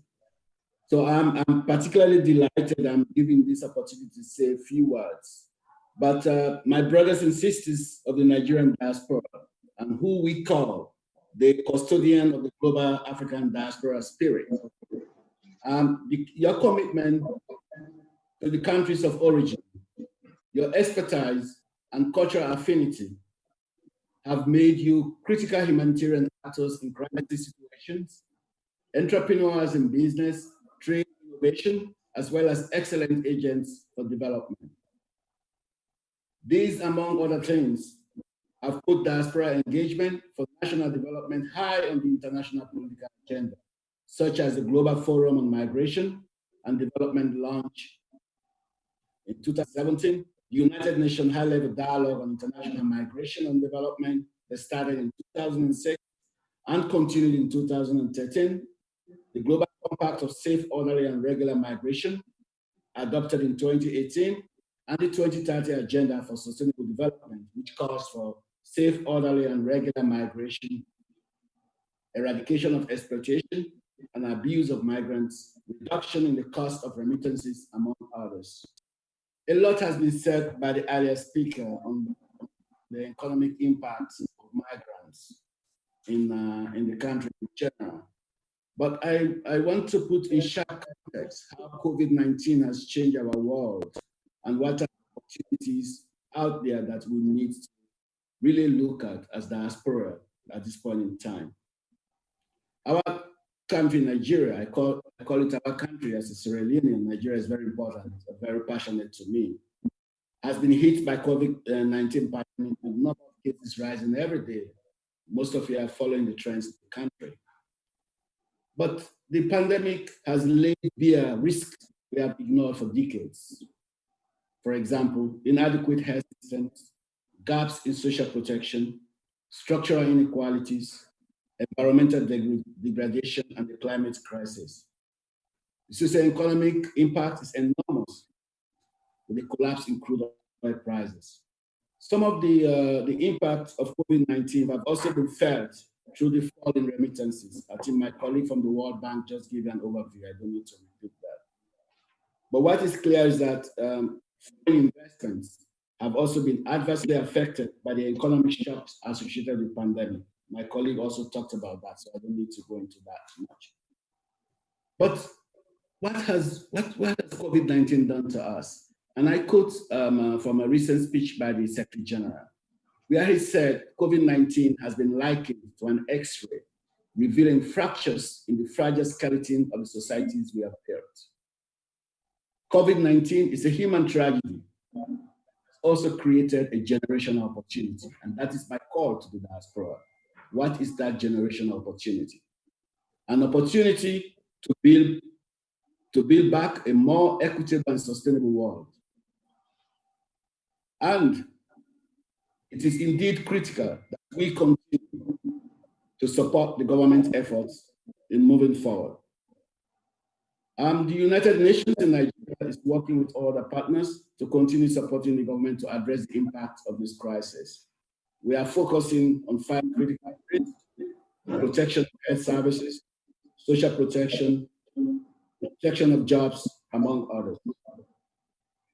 But I want to say that indeed the pandemic is having a great toll on average Nigerians and has the potential to plunge many into poverty and erase some of the gains Nigeria made in achieving the Sustainable Development Goals.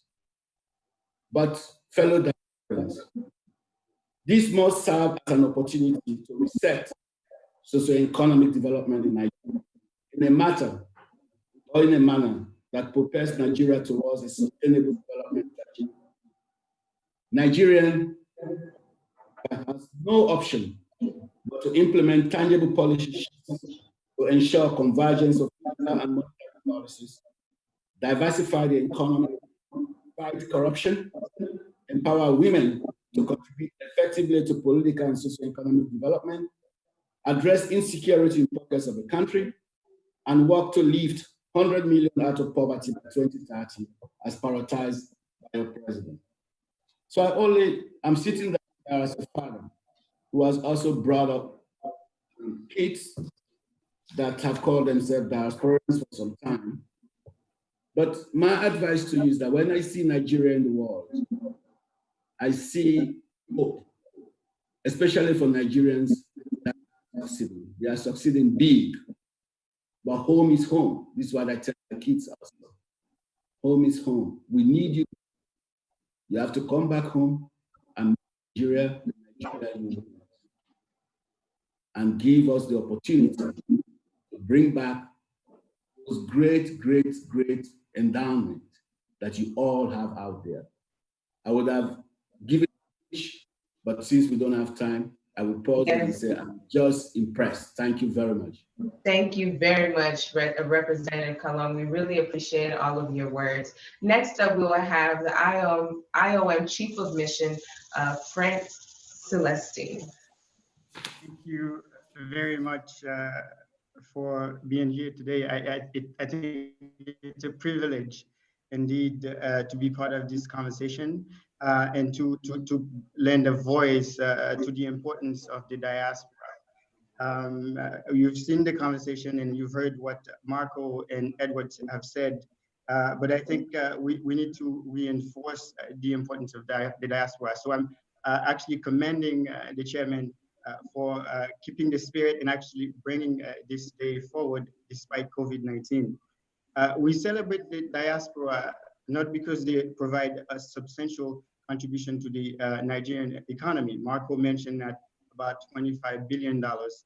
On average, the last 6 years, about $96 billion, making it the top sending country in Africa. But Marco also mentioned that we expected 25% cut in remittances. That's 25% less money for school fees, 25% less money for food as we see food prices go up. We celebrate the diaspora not because of the remittances they send, but because of the social capital that they bring to the country. You saw Masai, the aura around him. That's why we celebrate the diaspora. COVID-19 brought the challenge for us, of course, and I think this is when Nigeria needs the diaspora most. As you can see from the previous panel, Nigeria has extreme silence outside of the country. So this is when the country needs them back to restart the engine of the economic development, to facilitate those who may need them the most. This is why IOM, from its work, its platform, is working with the Nigerian government to effectively connect with the Nigerian diaspora. And we do this and to a facilitated process that we adapt a comprehensive strategic approach that is centered on the 3 E's for action, as we call them. It's enable, engage, and empower the diaspora as to be effective agent in development. So an IOM can be in the background, providing the technical support to policy advice and programming to government and stakeholders. So Thank you so much. Really appreciate you. Sorry, for the sake of time, we're just going to cut it a bit short. Unfortunately, we only have a couple more minutes left, so we will be moving on to the head of office, West Africa, Ms. Mojisola Shodende. Thank you so much again, IOM Chief of Mission, France Celestine.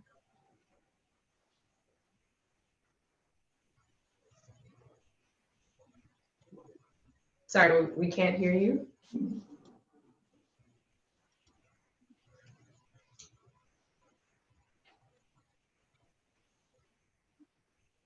All right, thank you. I had to unmute myself. Thank you very much for this invitation, and I'll try to run through this very quickly. I'm Mojisola Shodende, the head of office for the International Center for Migration Policy Development. And just to begin, I wish to, on a personal note, to express deserved gratitude to my sister and friend, Honorable Abike Dabiri Erewa, now affectionately known as Mama Diaspora, for her ever proactive and inspiring engagement, which very much preceded the establishment of the Nigerians in Diaspora Commission, NIDCOM. It is correct to state that the eventual establishment of NIDCOM was partly inspired by the very strong advocacy work that she accomplished while she was a member of the House of Representatives in her previous portfolio, and a genuine passion to serve her country. And I also like to congratulate her team for this very beautiful event that we are experiencing right now. When I heard that this was on Zoom, I had my, my reservations, but I'm really impressed by the dynamism of all the different actors and how the whole thing is just moving along. Congratulations once again. Distinguished participants, ladies and gentlemen, I just want to, express that, 2020 is a very eventful year. Diaspora Day, obviously, is a unique event. And based on what has been going on since the beginning of the year, which, I think presents us with an opportunity to interrogate the relevance of all the policy assumptions that we have, had previously, and in respect to diaspora engagement, that we now have a fair chance to redefine our priorities and underscore measures that can be adapted going forward in this new paradigm. Prior to COVID-19 pandemic, Nigeria was regarded as an origin country for irregular migration and human trafficking. This reality colored the narrative and perception of many people, about the Nigerian migrant. Meanwhile, on the flip side, you have Nigerian diaspora community that have been making the country very proud, and the countries in which they reside, they have contributed enormously to the social economic development of these countries. the question that we need to ask ourselves now is, how does Nigeria leverage on the resourcefulness and expertise of its diaspora population beyond the remittance inflows?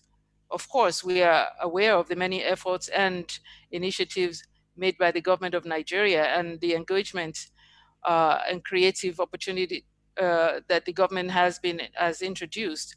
However, beyond this, I think now is the time to really consider the participation of the diaspora population in the political and electoral process of Nigeria. The COVID-19 pandemic has also demonstrated that Nigerians can use technology when it comes to taking advantage and using the opportunity to advance our own development.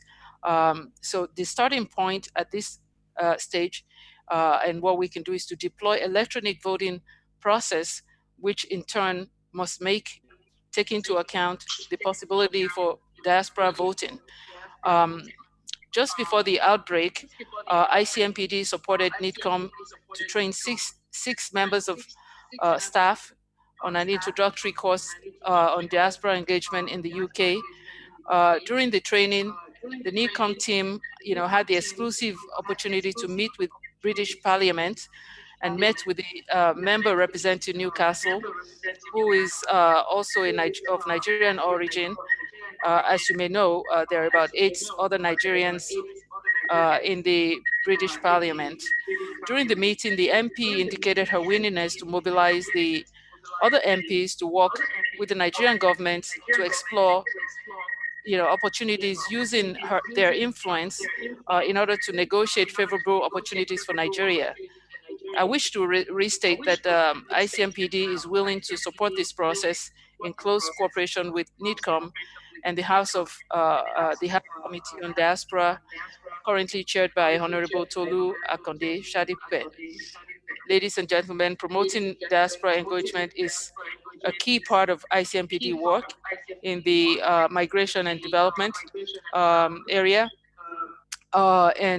We currently are implementing a EU-funded global diaspora facility to support countries of origin, such as Nigeria, and diaspora organizations based in Europe to engage more effectively with each other and the EU and its member states. So I kindly invite all of you, NIDCOM and other diaspora organizations in Europe, to take advantage of this global diaspora facility through ICMPD.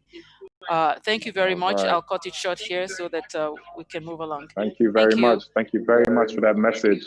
I believe we're going to have to turn our attention now onwards to our next panel. I would like to introduce Honorable John Godson to the panel, please. John Godson.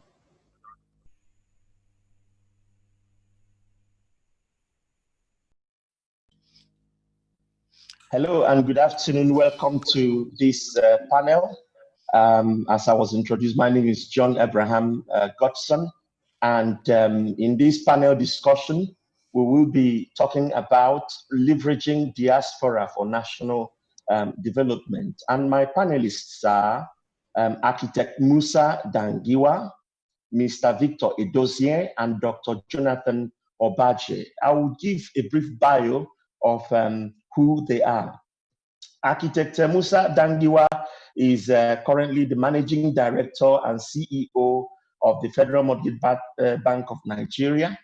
And prior to this, he was the Managing Partner of AM Design Consults, an architectural and real estate development consultancy firm, and Jallo International Nigeria Limited, a construction company. The next panelist, Mr. Victor Edozie, is a Nigerian-American businessman, founder and managing director of Asaba Group and Asaba Group Holdings.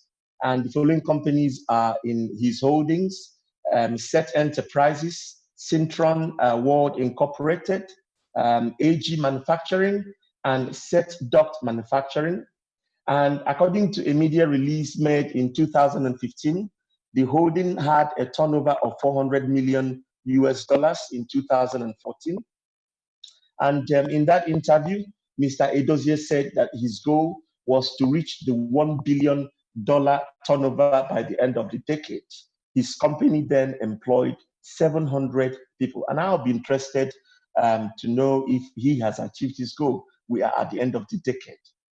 And then finally, Dr. Jonathan Obaje is a Singapore-based Nigerian biomedical research scientist and inventor who has advocated an Afrocentric approach to fight against coronavirus on the continent and minimize people's sufferings during the lockdown. Dr. Obaje is also the Vice President, Nigerians in the Diaspora Organization, NIDO, in Singapore. Thank you. So we'll go into the questions. The first question is addressed to Mr. Edozian and Dr. Obaje.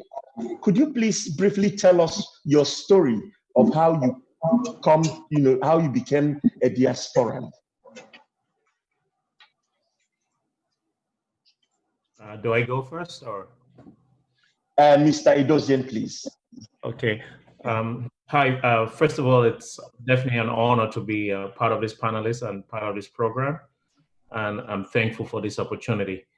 I was born in the United States, and when I was young, my parents were here for college, and then moved back to Nigeria, and I came back to the United States for college, and I've lived here ever since. So I am one of these Nigerian Americans that was born here, have my roots in Nigeria, and then for my university education, I moved back to the States, and I've lived here ever since. So that's my story. Wonderful. I'm really interested in knowing, have you achieved the $1 billion goal that you set for the end of the decade? One of the exciting things about visions is you set them and you move towards them. We're not yet there, but we're on track. Wonderful. Dr. Obaje, tell us your story of how you became a diasporan.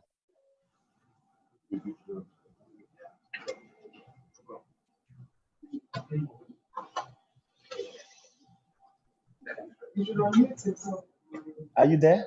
Yeah, thank you for having me. Are you hearing me? Please go on. Okay, I was born in Kogi State, Nigeria, and then I did most of my education in Nigeria. So I'm a proud Nigerian product that find my way.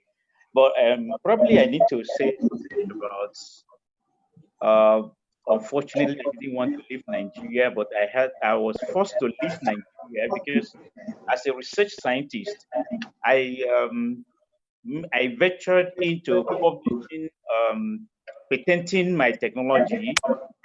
When I was a lecturer in one of the Nigerian universities, I went overseas to study. And when I came back to the university with the patents, and I went to the registry to get back into my job and get promoted, and I submitted the patent to US and Japan to get elevated. Unfortunately, my registrar told me that, sorry, there is no point that is given to any patent publication in the Nigerian, what we call the University Commission. And so if I had made publications, I could be, if I had broken down my voluminous patents into small publications, I would be easily promoted to be a professor. But publishing patents was not on the list of, was no point given. I'm just bringing this up because I don't know whether this has changed. And that really, I think, one of the issues that I really want us to focus as a diaspora, because some of Okay, so because of that, you had to migrate. Yes, and while this was happening, a professor in Malaysia was looking out for me and said, look, Dr. Obaje, when you were in England, we saw your research we were doing, and the Malaysian government had just given us some grant to look into how to convert the palm oil into oleochemicals. And please, can you come over because we will sponsor everything for you. At the same time that I was struggling to get back and get this, so unfortunately, then I had to take the offer and then move later on to Singapore with a patent and so that's fine. I guess that my story, reflects some of the scientist story in Nigeria, and I think we need to do something about it. That okay, we'll come to that. We are coming to that. All right. Now, question to Architect Musa Dangiwa, the MD of Federal Mortgage Bank of Nigeria. Could you please briefly tell us a little about the Federal Mortgage Bank of Nigeria? I understand many of us in the diaspora, we are interested on what you have to offer to attract us back home. Yes, thank you very much, Mr. John, the moderator. As you quite well know, that Federal Mortgage Bank of Nigeria has been established to provide affordable mortgages to drive home ownership among Nigerians, particularly the low and medium income earners in Nigeria, the country. It is being done through the National Housing Fund. It's a scheme established by an act of the National Assembly to draw pool of funds from Nigerians, whether living in Nigeria or abroad, whereby every Nigerian contribute 2.5% of their income into the National Housing Fund. It is from this pool of funds that the Federal Mortgage Bank of Nigeria leverage on and then give affordable mortgages at simple interest rates and over a long term to Nigerians in order to own homes, to own their own houses. Some of the products of the bank has ranged from the mortgage loan to buy your own house, or to construct your own house, or to renovate your own house. We give these loans to individuals, and we give also construction finance to developers in order to develop housing estates, whereby these houses will be sold or mortgaged to the contributors to the National Housing Fund. For one to benefit from the Federal Mortgage Bank of Nigeria, you have to be a contributor to the National Housing Fund. Once you contribute within 6 months, you are qualified to enjoy all our services. Among the ones in the NHF mortgage loans. The NHF mortgage loan is a loan given to buy a house. Where if you identify a house you want, you approach a primary mortgage bank, they package you and then they forward to Federal Mortgage Bank, and then we buy the house on your behalf, and then the primary mortgage banks will manage the house, will manage the loans, and then remit into the funds through a monthly deductions. It's 1/3 of the monthly earning that is being used to pay the salary over the period of time before you reach 60 years of age. We also give home renovation loans to individuals who have their own house and they want to renovate the house. We also have the rent to own, where some of the estates that were funded and being developed by the estate developers, we give them out to the contributors as tenants, where they are paying their either monthly or annual rental income. The houses become theirs. We also have individual construction loan, where you have a title land wherever in the country, whether in the hinterland or in the state capitals or in the federal capital. Once you have a title land with the CFO, with your designs and the bill of quantity, the Federal Mortgage Bank of Nigeria will give you the loan to build your own house. These are some of the products the bank gives to individuals and for the group. Thank you very much. Thank you very much for that contribution. We'll come back to you again later, Architect Dangiwa. And now to Dr. Obaje. I understand that since you've been living in Singapore, that you regularly visit Nigeria. And I want to ask you, what are some of the positive changes you see over the years as you visit Nigeria? Do you even see any changes? Has transformed recently. I like the new Nigerian airports. Of course, a few things are going on, and I think that with the introduction of the social media and the communication transformation, information has been, of course, good and bad information, and learning has become much easier for students, who want to learn, who want to pick up skills. And I've seen a lot of young people, easily self-taught and been able to pick up a number of skills around. So these are some of the things that are happening. The world has been become a global village, and yeah. So these are you know, a number of things that are going on. Of course, the development in the arts industry has really overshadowed the development in the science and technology. And you mean yeah, Nollywood? I am a scientist, so I'm very jealous of what is happening in the arts, and there's not much program on the TV about physics, chemistry, biology. It's all competition about dance competition and all that. That is really has been a boom, you know. So I see a lot of you know, new development going on. Okay. Now to Mr. Edozie, what are some of the most important challenges you have faced in your efforts to get involved in Nigeria? Okay, so there are. By the way, does Asaba Group Holding, does it have a branch in Nigeria? No, it doesn't. But I'm in Nigeria 3 to 4 times a year, just on personal for family. But I'll tell you that I've actually been very active in looking for investment opportunities in Nigeria. I'm an industrialist at heart, and then more importantly, I'm an entrepreneur. And I have actually tried over the years to acquire some assets. You know, I tried to do a paper mill in Okuiboku some years ago. I tried to buy a battery plant. These were public sector assets that were being privatized. I've also tried to do, you know, acquire like a marginal oil field. And I'll tell you that none of the transactions went through, and it wasn't because of lack of capital. It was more around the challenges about how do we have a system that enables you to acquire public sector assets without the red tape, and knowing fully well that you can't have $100 million seat in the United States for investment and wait a year before you deploy it. At some point, that capital is not going to be available. So at the end of it, the challenges that I ran into buying public sector assets was a lot of red tape, bureaucracy, and also maybe a lack of alignment around what is important for the country and what I call stakeholder benefits, you know, versus and making sure it aligned with people like me who are entrepreneurs, and more importantly, who are bringing capital that is from outside the country, and knowing fully well that capital, while it's willing to invest, can't wait for 2 years to be deployed.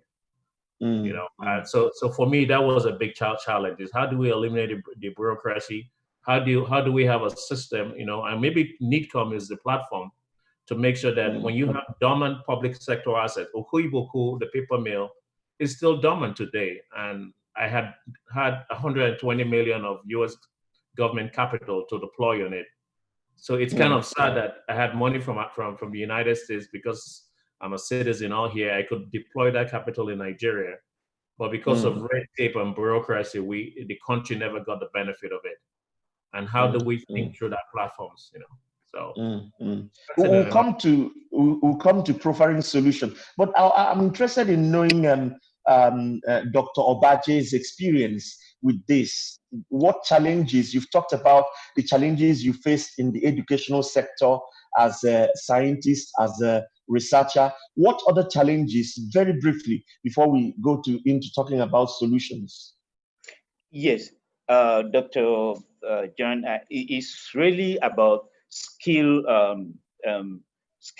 workforce. You know, we know the usual things that we require when we want to do industrialization, like, you know, infrastructure, water, electricity, education, communication infrastructure, political stability, and all that. But you see, in the modern day, you know, digital economy, we need skilled workforce more than anything before, you know, because without a skilled workforce, You cannot sustain road. You cannot sustain rail. You cannot sustain electricity. Recently, the government is bringing the German to help us with electricity. But if you have no maintenance, if you have no engineer, locally trained engineers. So a number of times I've tried to establish my company in Nigeria.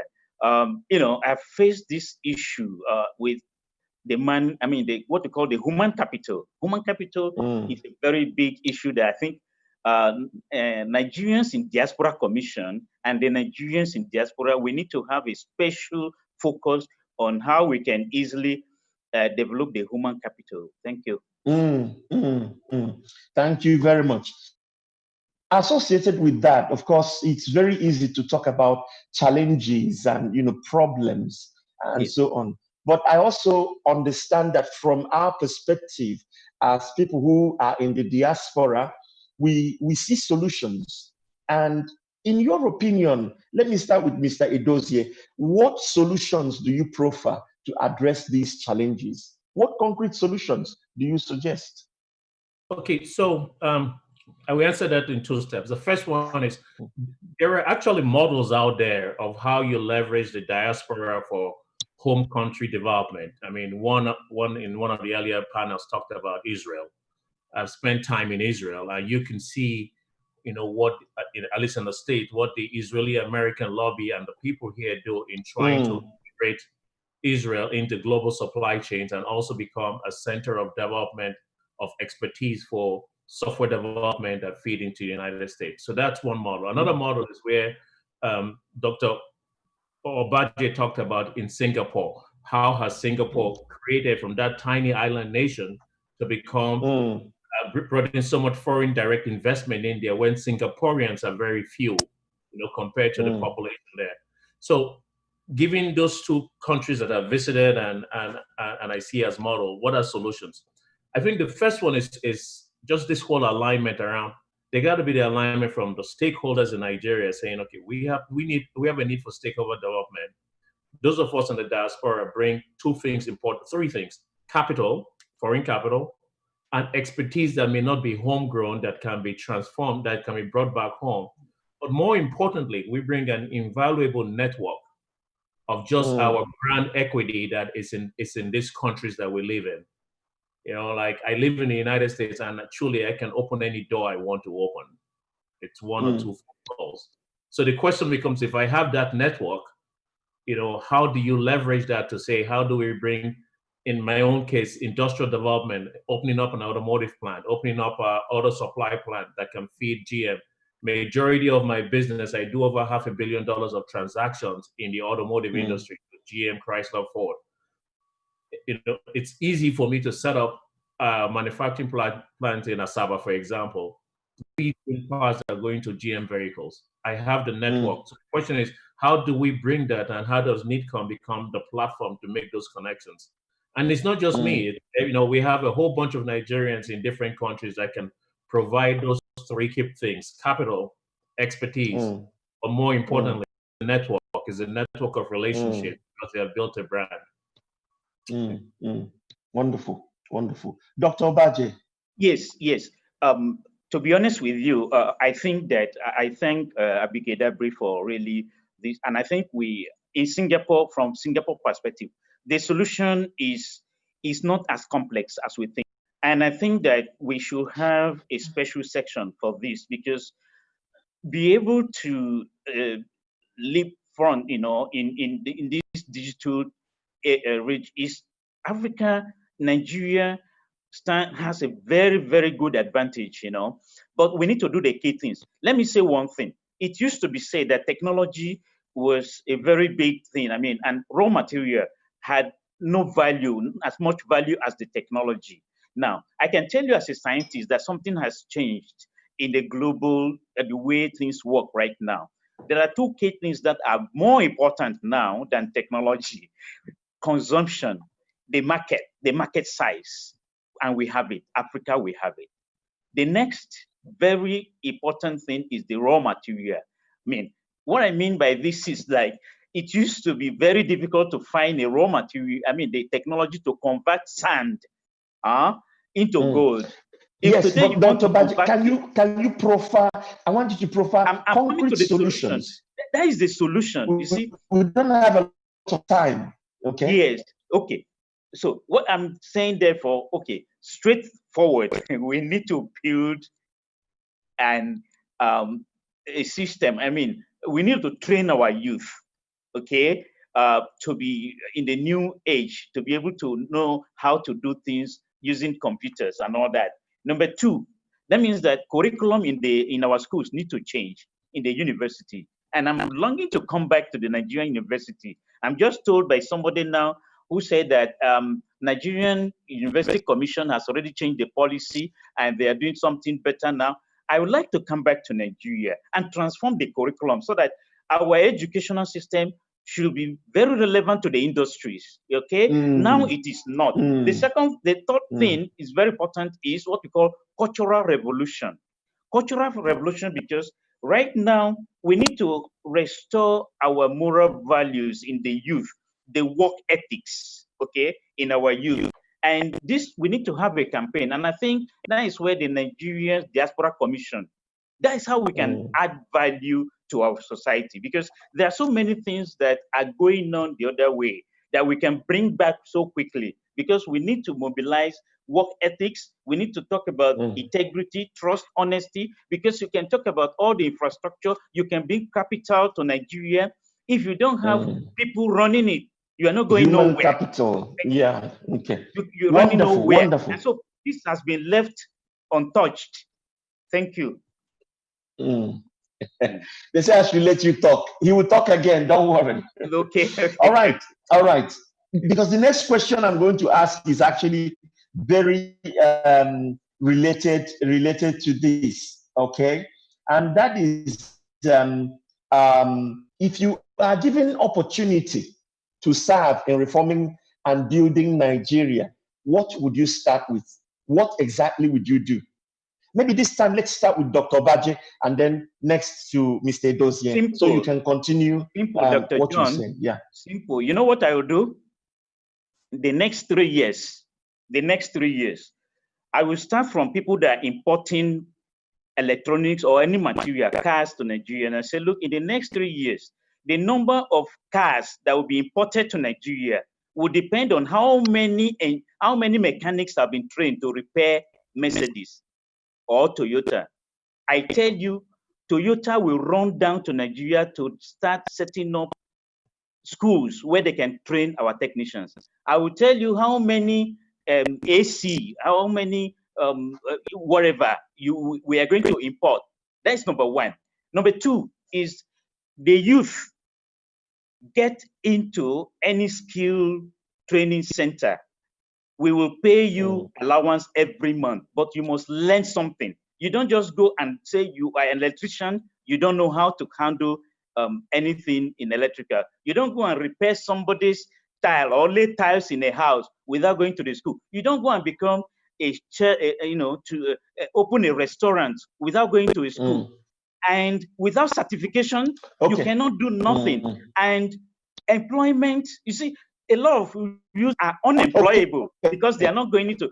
And once you do that, they are telling me that Dr. Baji, we are going to continue that discussion, but I want to go back to Architect Musa Dangiwa, because our diasporans are really interested in how they can access some of the things some of the offers you have mentioned. If there are diasporans who want to make use of the mortgage or credit facility of the Federal Mortgage Bank, what should they do?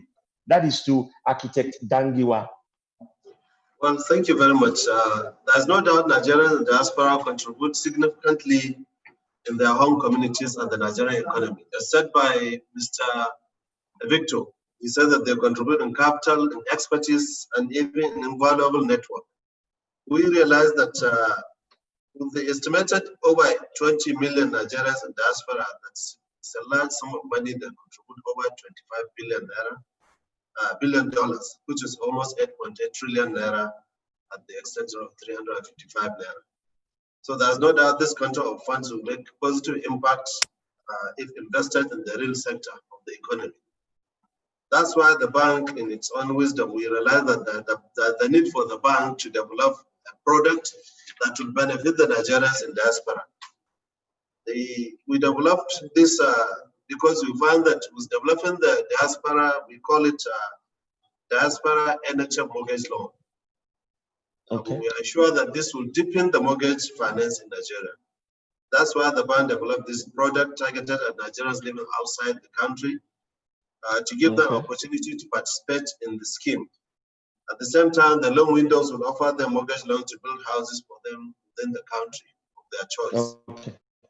Okay. Established, we realize that the volume of funds remitted by our brothers in Nigeria is very significantly large, even if a portion of it is being used in the real housing estate. I think it's going to make an impact.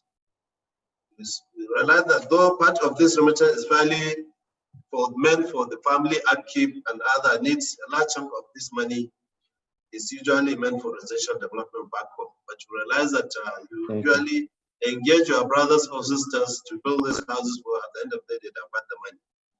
So we realize that if channeled through the establishment of mortgage system, these funds can deepen and help nurture the industry, while diaspora Nigerians will also be able to access mortgages in order to own their houses back home in a structured, safe, decent, environmentally qualitative environment. They are telling me I should wrap up, but I have a very special request for you. Please, can you set up a desk at the MIDCOM office for the diasporans? We are currently doing that. This diaspora mortgage paper is being developed jointly with the MIDCOM. We have Wonderful, for their inputs, and they will be the ones to even run this program.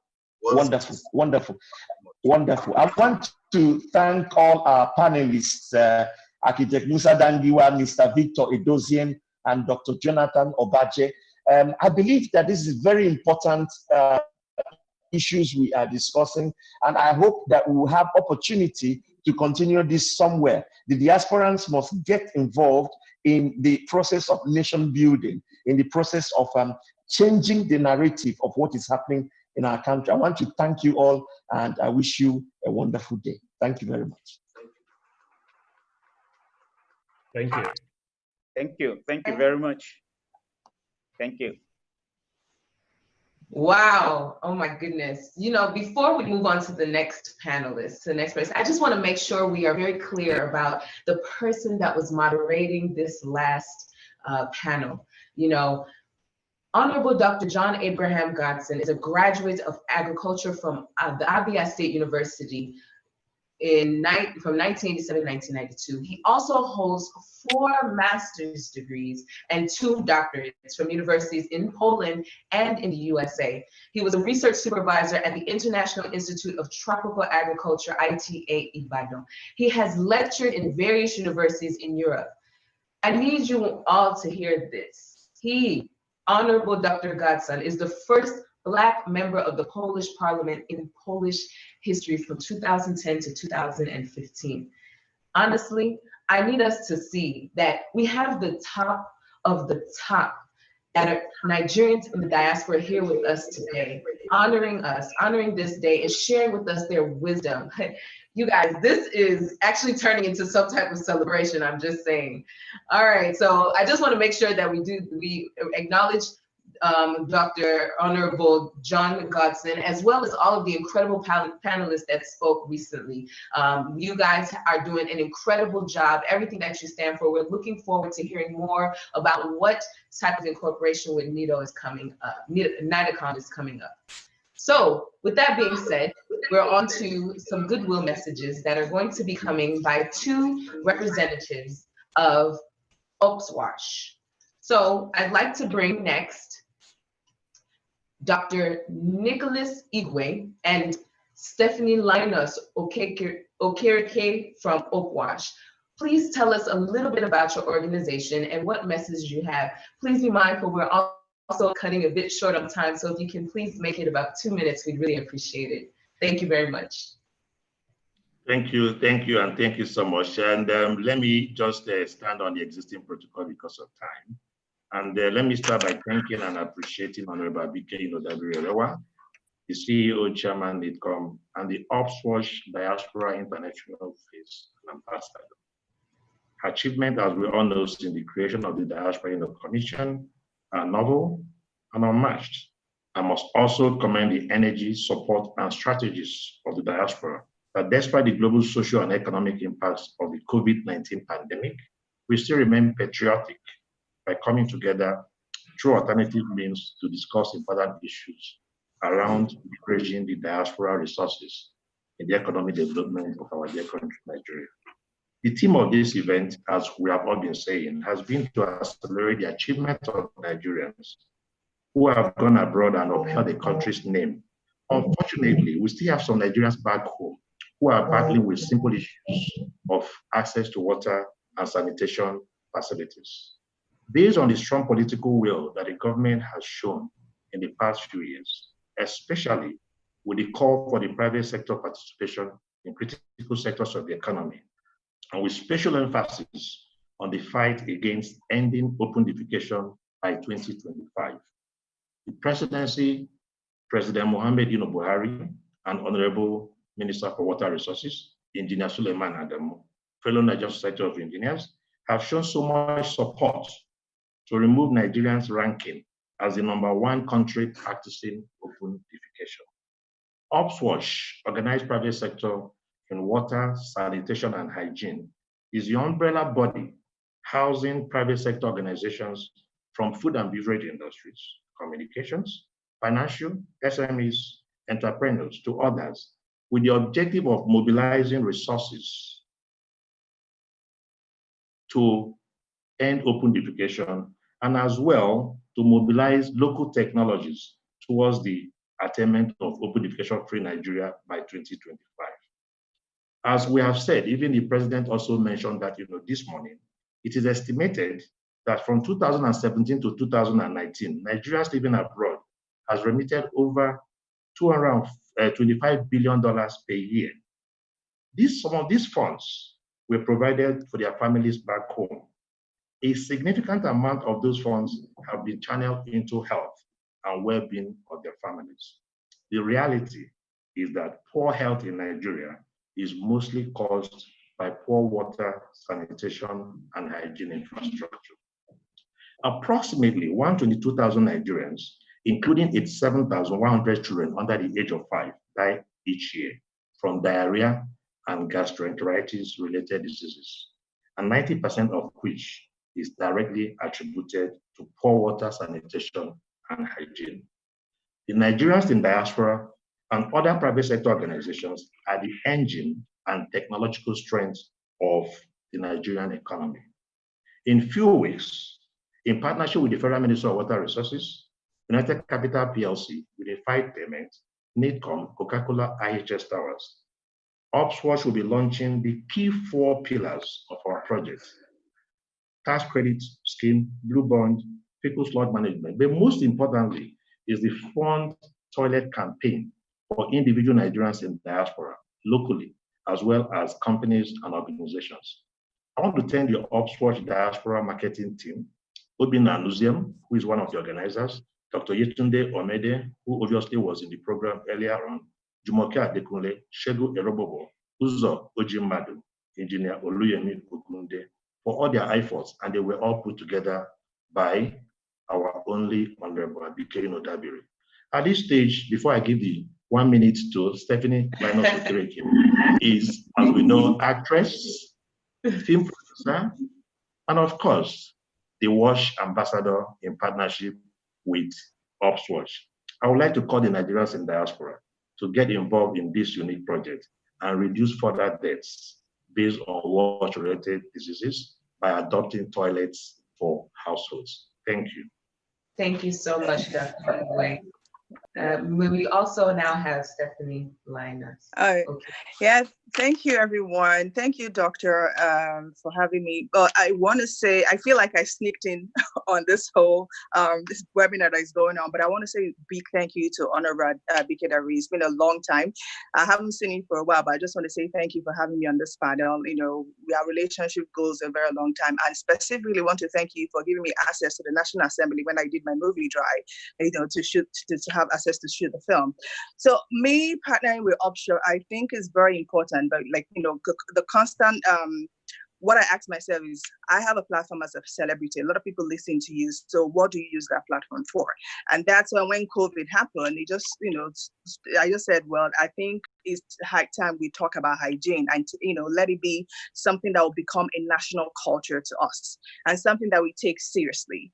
And I am with so many things that have happened, I just realized a lot of people really are not aware. There's not a conscious effort of them wanting to be hygienic. And because of that, they don't care about the other person. So I feel, you know, giving and lending my voice to Offshore and some of the things that they want to do and some of the ideas that we brought out to make it exciting, to make it engaging for young people, to turn into a show just to get them, for it to become like a cultural thing that we do in Nigeria. When Ebola happened, everybody went into the frenzy of washing their hands. And after that went off, everybody went back to ground zero and, you know, continue what they were doing. But I just said this time with COVID is very important for us to create a lot of awareness and education and get people to take responsibility about their own hygiene. So it's not like it's something that this one doing. So that's coming to this platform. We all need to be involved, you know, participate, contribute to your own quota. And that's what we're trying to do here. So if there's any way you guys can support, that would be wonderful. We down here in Nigeria also doing our part to make sure that we get people educated. We make sure that Nigerian, you know, hygiene becomes Thank you, guys. So thank you so much, Stephanie. We really appreciate you coming in and sharing those words. And then now let's move on to the next portion of our program. We're going to roll right into our next speaker. Please help us to welcome Alhaji Aminu Gwadabe from the Association of Bureau de Change. Good afternoon. First, permit me to observe all existing protocol without the exception of my greetings to our Mama BDC, Mama Diaspora, that's the chairperson of the NITCOM. I sincerely want to congratulate her for this wonderful occasion and achievement so far. Then first, I want to also relay my message from members of our association. The Association of Bureau de Change Operators of Nigeria is an umbrella body of over 5,100 licensed Bureau de Change by the Central Bank of Nigeria. In fact, we are the largest association in terms of licensed Bureau de Change in the world. It's China that is becoming second after Nigeria.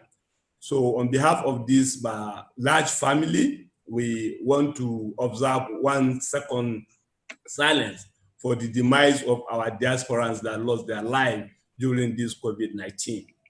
May God heal the world and also heal the country. Amen.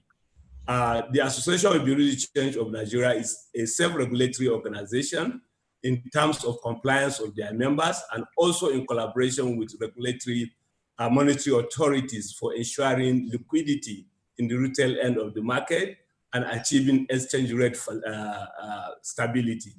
We have achieved exchange rate stability in the country from 2016 after the oil crisis in 2015-2016, the recession of 2014-2016. The collaboration with the Central Bank of Nigeria have ensured 4 years until we have the COVID-19 that came with a lot of disruption. However, also we also ensure the protection of the investment of our own members. We also put liquidity inside the market. So we are having challenges now because of COVID-19. COVID-19 have come with several headwinds, disruptions, liquidity, falling oil prices. In fact, the height of it is the volatility in the foreign exchange market.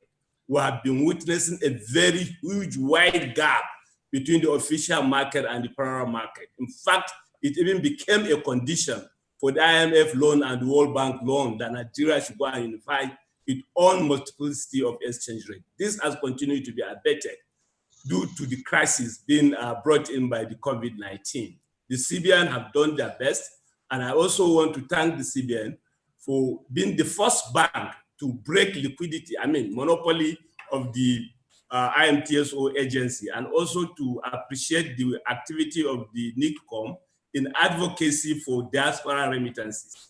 In fact, this is the time for a paradigm shift from a fixed exchange rate to a flexible exchange rate. Nigeria seemed to be collecting about $29 billion by one of the speakers from the World Bank, but we always have a conflict of statistics. Where is the difference that is going? This is largely because of some of the factors in the economy, some of the challenges, informal sector, dominance of informal sector, monopoly by the operators, the IMTSO, they are just not more than 100 now being registered by the Central Bank of Nigeria, and also the agency, the mutual, the exclusiveness in the agency of the IMTSO is also a very huge challenge, and also the inhibitive regulatory policies. The inhibitive regulatory policies, we that are closer to the market, 5,100 BDC, were still not agents of the IMTOs in terms of their remittances. Their money goes through to the bank before the BDC can access it. So what is the way forward for these challenges they are facing? We are calling on all the diasporas. Statistics have shown that even with COVID-19, inflow to East African countries like Kenya and the rest have not dropped. So we continue to pray for our brothers and sisters in the diaspora that your remittance to the country, which is the new normal, which is the new oil of Nigeria, should continue to rise. That is one thing the students should focus in terms of leveraging the diaspora achievement so that the country can grow. This is a fund that is stable, is cheaper. We're talking of only $4 billion, $5 billion from World Bank. We're panicking already. When we can get $25, $29 billion from diaspora remittances just in a year. The Nigerian population in America contributed $14 billion in the American GDP. And they spent almost $4 billion in that economy. So what are we talking about? So which means we have the capacity in diaspora. So we are appealing to diasporans to look into the Nigerian economy to push this inflow. And we are assuring the diaspora remittances that the association have done so many things. We are automating, scaling our business model. About 4,000 of these licensed members are already online on our automation platform. We are rendering our obligation to the Central Bank of Nigeria, Nigerian Financial Intelligence Unit, real-time online from the comfort of our offices. We have put technology in place. Alhaji Wadagbe, we hate to cut you off, but unfortunately we're running quite short on time. So we thank you so much for those statistics and for that encouragement for what the diaspora can bring. We're gonna move on to our next speaker now. And again, we appreciate every single panelist, every single speaker who's come and shared their goodwill. It is not one thing. We are here today now to bring in the next speaker who is, as a sports scientist, somebody that I'm thrilled to hear from as well. And that is Professor Emeritus Augustine O. Eswigwe, Laureate Nigerian National Order of Merit and board member, NASA Aerospace Safety Advisory Panel, and 2006 NASA Public Service Medalist. I also share this title of the first African with you as well as the first African. Please, thank you, and you're welcome. Thank you very much, Dr. Adjegu, for your introduction, but most of all, for the smoothness with which you have conducted this webinar. I'm going to observe all protocols that are in place, but I must first pay tribute to whom credit is due. And I know past speakers have already complimented Honorable Abike Dabiri-Erewa for her passion and the diaspora and love for Nigeria but also, and most important, for her persistence, even in the face of very difficult and challenging times. This webinar is being brought to us and to the whole world by dint of the availability of technology. And that said, we would not have been able to have this if it had not been because of this technology, which we have said over the time for over 3 decades to be very crucial. It's been proven to be very central for lifting every economy from its current state, usually developing or depressed, to an aspiring and elevated state, hopefully developed. So the question then is, what can we do to make this a critical factor in national development a common word and readily available to the everyday Nigerian as a vehicle for bringing about this transformation process? That's the question. Now, having stated that, and I could just leave it almost like a theorem, you know, and the question is, what is the optimal way? If you have an availability of technology, there is always so many ways to solve any given problem. That's our thesis. You know, so there are all kinds of technologies available, hard and soft. Which one should you use for which problems? And in what order, what sequence? A number of disciplines, particularly in engineering, operations research, and management science, including computer science, study the science of problem solving, sequencing that they use in the industries and various real world systems that surround us. The next issue is that a recognition that in engineering, there's a multitude of disciplines that you can use to solve these technology problems facing developing countries, including Nigeria. Some technologies, some disciplines more appropriate?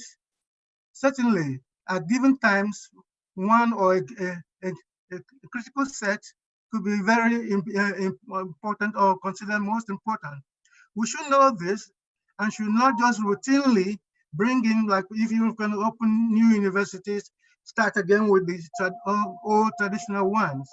We should know that the issue is problem solving, training people to solve local problems, and then moving on to global problems. But you must be able to solve local problems.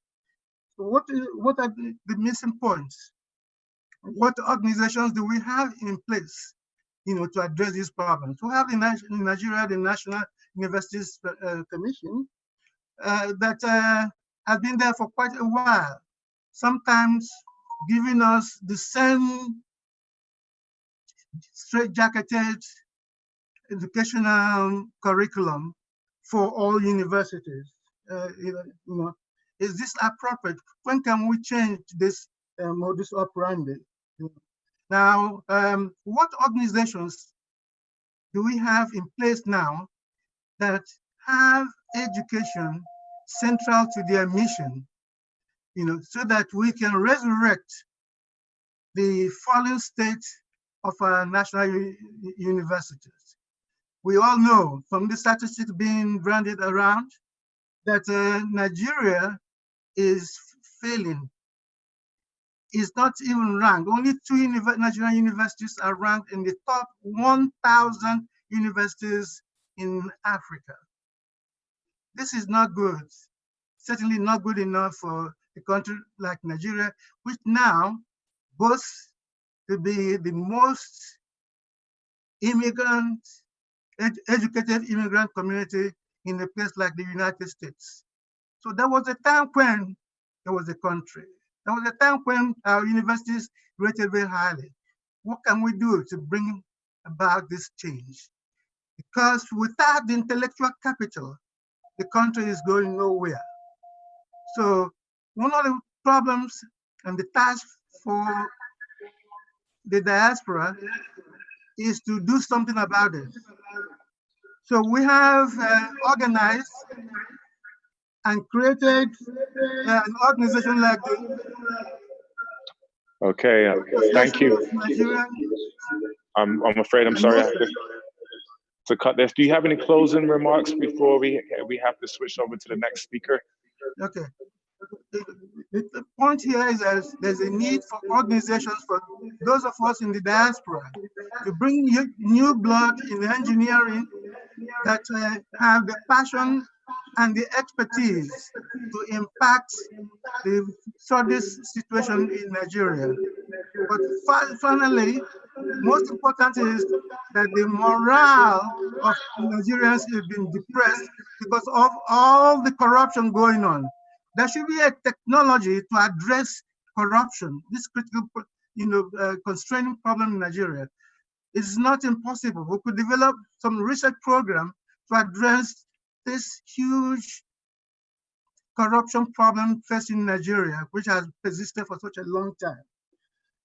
We need to have the government to invest their money where their mouth is. That is, support science and technological institutes, not only universities, but technical schools that train our artisans and people that deal with repair and maintenance problems which we have in Nigeria. So we hope that NITCOM will be a launching pad, a soft landing pad for Nigerians in the diaspora who want to come home and help impact these problems. Okay, thank you very much. Thank you very much for that message. I would like to take this time now to, first of all, we want to appreciate everyone that's been sending these messages in. We've had over 200 messages coming in left and right, so we appreciate that. As much as we would like to address all of them, we're going to only be able to take a few of those throughout this seminar. So without further ado, I'm going to pass this over now to Erica Bennett.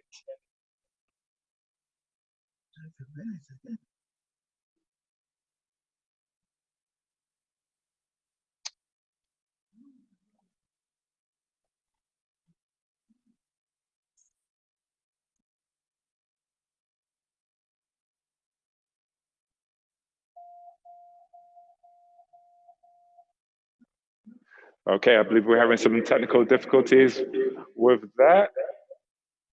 We would like to now segue over to Professor. Professor, are you with us? Yes, I am. Good evening. Good evening. Yes, so welcome, Professor. We are so excited to move into the COVID-19 part of the program. And so again, thank you, Mike, for transitioning us into this Managing COVID-19 Do's and Don'ts with Professor Rotimi Jayasimi. Thank you.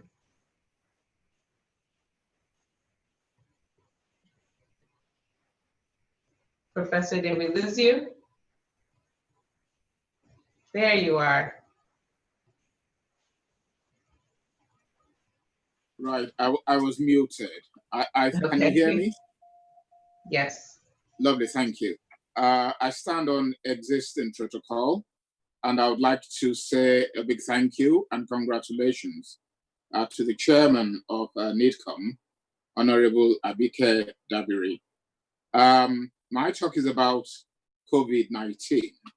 That has been what has occupied the whole world since December last year up till now, and it's still ongoing.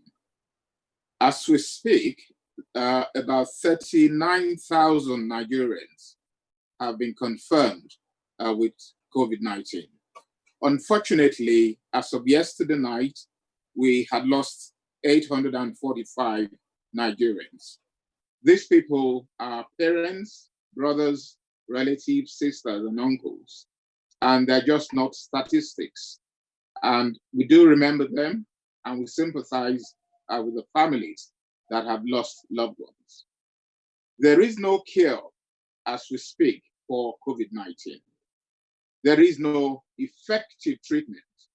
What we have is supportive treatment. Most people who get it, especially the young people, tend to get better. It's the elderly and people with comorbidities that usually or tend to succumb to this disease.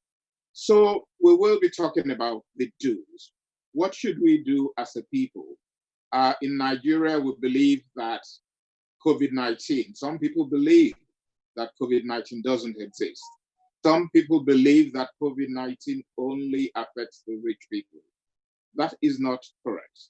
And that is where we as individuals, as each citizens, have a role to play in terms of what precautionary measures that we should undertake. I'm sure most of us have heard about this, but repeating them again goes a long way to reestablish, to re-echo what we have to do to keep this virus at bay. The virus is transmitted from person to person. So if there's no contact between human beings, the chain will be broken. And it is for this reason that we are told to wash our hands regularly with soap and water. Even soap and water is enough to destroy the virus. If you have hand sanitizers, well, that is also good. We've also heard about the sneezing and coughing etiquettes. If you have a tissue, use it and bin it. But in the absence of that, what you're advised to do is to sneeze into your elbow. And in doing so, you do not transmit the virus. We as a people like to shake hands, we like to hug each other. But with the pandemic around, we're not expected to do that because you never know if the other person is carrying the virus as they may be asymptomatic. So no shaking of hands, no hugging is allowed. And social distancing, and I know that is difficult in Nigeria, but it's something we should try as individuals to try and practice. Social distancing, 2 meters apart, will break that transmission. But one of the effective measures and very cheap measures is the use of the face mask. And I must emphasize, I know the American president doesn't buy into it, but scientists have told us that if we each wear our face mask, we will reduce the risk of contracting the virus. And Nigerians are fashionable. You can make up your own face mask in whatever way you want. And that is very, very important. Now, self-isolation, if you feel unwell and you have the symptoms, self-isolate, keep away from people, stay within your house. The only time you will have to go out is if you are getting worse, if your symptoms are getting worse. And you might ask me, what do you do when you're at home if you've got the symptoms? Usually it's a fever, a cough, and maybe pain in the muscles. Some people lose the smell, they lose taste as well. Using antipyretics like paracetamol or brufen will be helpful. And also make sure that you hydrate yourself and that you eat a balanced diet. It has been shown that vitamin D, vitamin C, and vitamin and zinc are very important. So a healthy diet is one of the things that we should do. If your symptoms are getting worse, please call the nearest health facility. The Nigerian Center for Disease Control and the different state emergency operation centers have hotlines that you should be able to reach them on if you think you're getting worse. One of the things we shouldn't do about this COVID-19 is to stigmatize people. It isn't a disease that we should be ashamed of. And stigmatization is causing a lot of problem in Nigeria. So we should not stigmatize people. In addition, you would have heard people talking about chloroquine and hydroxychloroquine. Please do not take hydroxychloroquine if you think you have COVID-19, because it's been shown, one, not to be effective, and secondly, it has potential complications, cardiac problems. So please do not take that. In addition, please, mass gatherings should not take place. I know we've eased the lockdown and it's allowed a number of people, a certain number of people, about 20 people, to gather in places. But what we want to say, what we're saying is, we don't want larger groups, because the more people are around in close spaces, you don't know who is asymptomatic, and the risk of transmitting the infection becomes higher. Another one of the don'ts is the misinformation. Apart from stigmatization, misinformation is different. Like I said earlier on, people say it's only for the rich people. No, it can happen to anybody, and it can happen to all ages. Babies have been known to have it. Children have been known to die from this disease. The fact is that more elderly people die from it. So it is important that we carry that message with us. So from a medical point of view, this is not a medical lecture, but there is controversy going on. And because it's a new virus, the information we have on a daily basis is evolving. Now, one of the treatments that we have is the use of oxygen supplementation. In addition, it's been found that using steroids, dexamethasone, does help. Also, the use of blood thinners, Clexane, heparin, if in hospital, is another treatment that we use. I've mentioned the vitamin supplements. It's given to patients who have the disease, who are positive for the disease. Two minutes, Professor. I have a minute. Yeah, I'll finish in a minute. Sorry, my thought of line. In very severe cases, you have antiviral agents and ventilation. One of the don'ts we'll say is the Madagascar drink. I know it's not readily available, but it's not something that is recommended. In addition, it is not recommended to use native herbs and stuff like that. Now, you might ask us, what can we do from the diaspora? A number of people have spoken about the monetary gifts to Nigeria, about equipment sent to Nigeria. But there are other things that we can do, and we will engage with the Diaspora Commission to try and talk to state governments as to what we can do to reduce the risk of COVID-19 in Nigeria. I want to say a big thank you once again for listening. My take-home message to everybody and to myself is, let us look after each other. It is important because we know that this disease or this virus, it does kill. So please stay safe, wash your hands regularly, and use your face mask. The face mask is for the mouth and the nose. It's not for the chin. Thank you for listening to me, and God bless all of you. Thank you. Thank you, Professor. And keeping discussion open on the COVID-19, let's move forward to the next topic.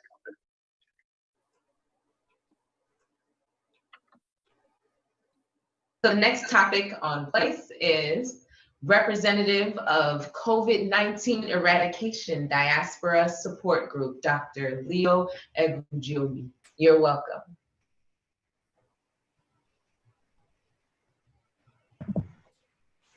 Yeah, thank you very much. It's been fun. I've been enjoying the conversation, and it's my first time attending this program. Very good, very happy. Our organization was found out of necessity of 19 people by coincidence, COVID-19, 19 people, 19 men and women from the entire Africa, from Africa, Europe, US, Canada, and Asia. we got together on a humanitarian basis to raise some money and get some support to our people in Nigeria. We realized how difficult it is to distribute any aids. We also recognize that the healthcare providers were the most vulnerable, since people come to the hospital or the healthcare centers without carrying diagnosis on their head. So we have, for the 36 states, we donated to a total of 1,036 complete coveralls with gloves, 3,700 face masks, 3,700 face shields, 18,500 pairs of gloves. And these are distributed equally to the 36 states, the Federal Capital Territory, and specifically to the teaching hospital or the federal medical centers. These items were actually sourced and manufactured in Nigeria because we hope by that way, the money we raise from the diaspora will be utilized in Nigeria to help Nigerians get employment.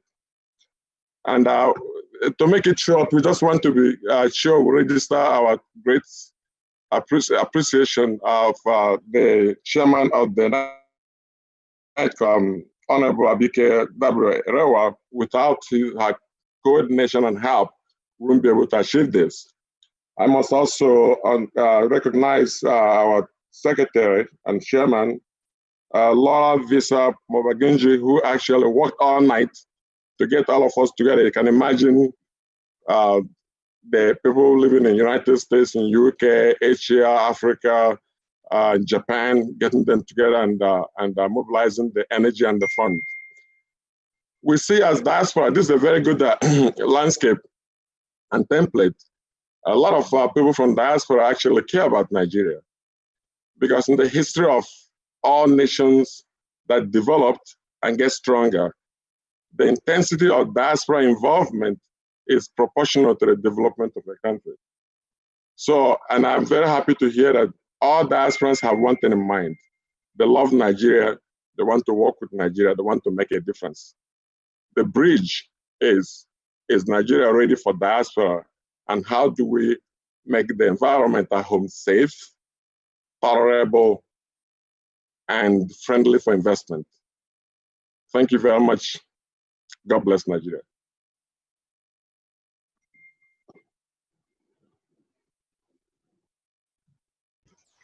Thank you so much, Dr. Leo. And I know, Mike, you and I talked quite a bit about just the impact of what COVID-19 has been doing. And so, you know, just hearing these esteemed doctors and professors speaking about what there is out there for COVID-19, you know, what do you make of it, of all this information?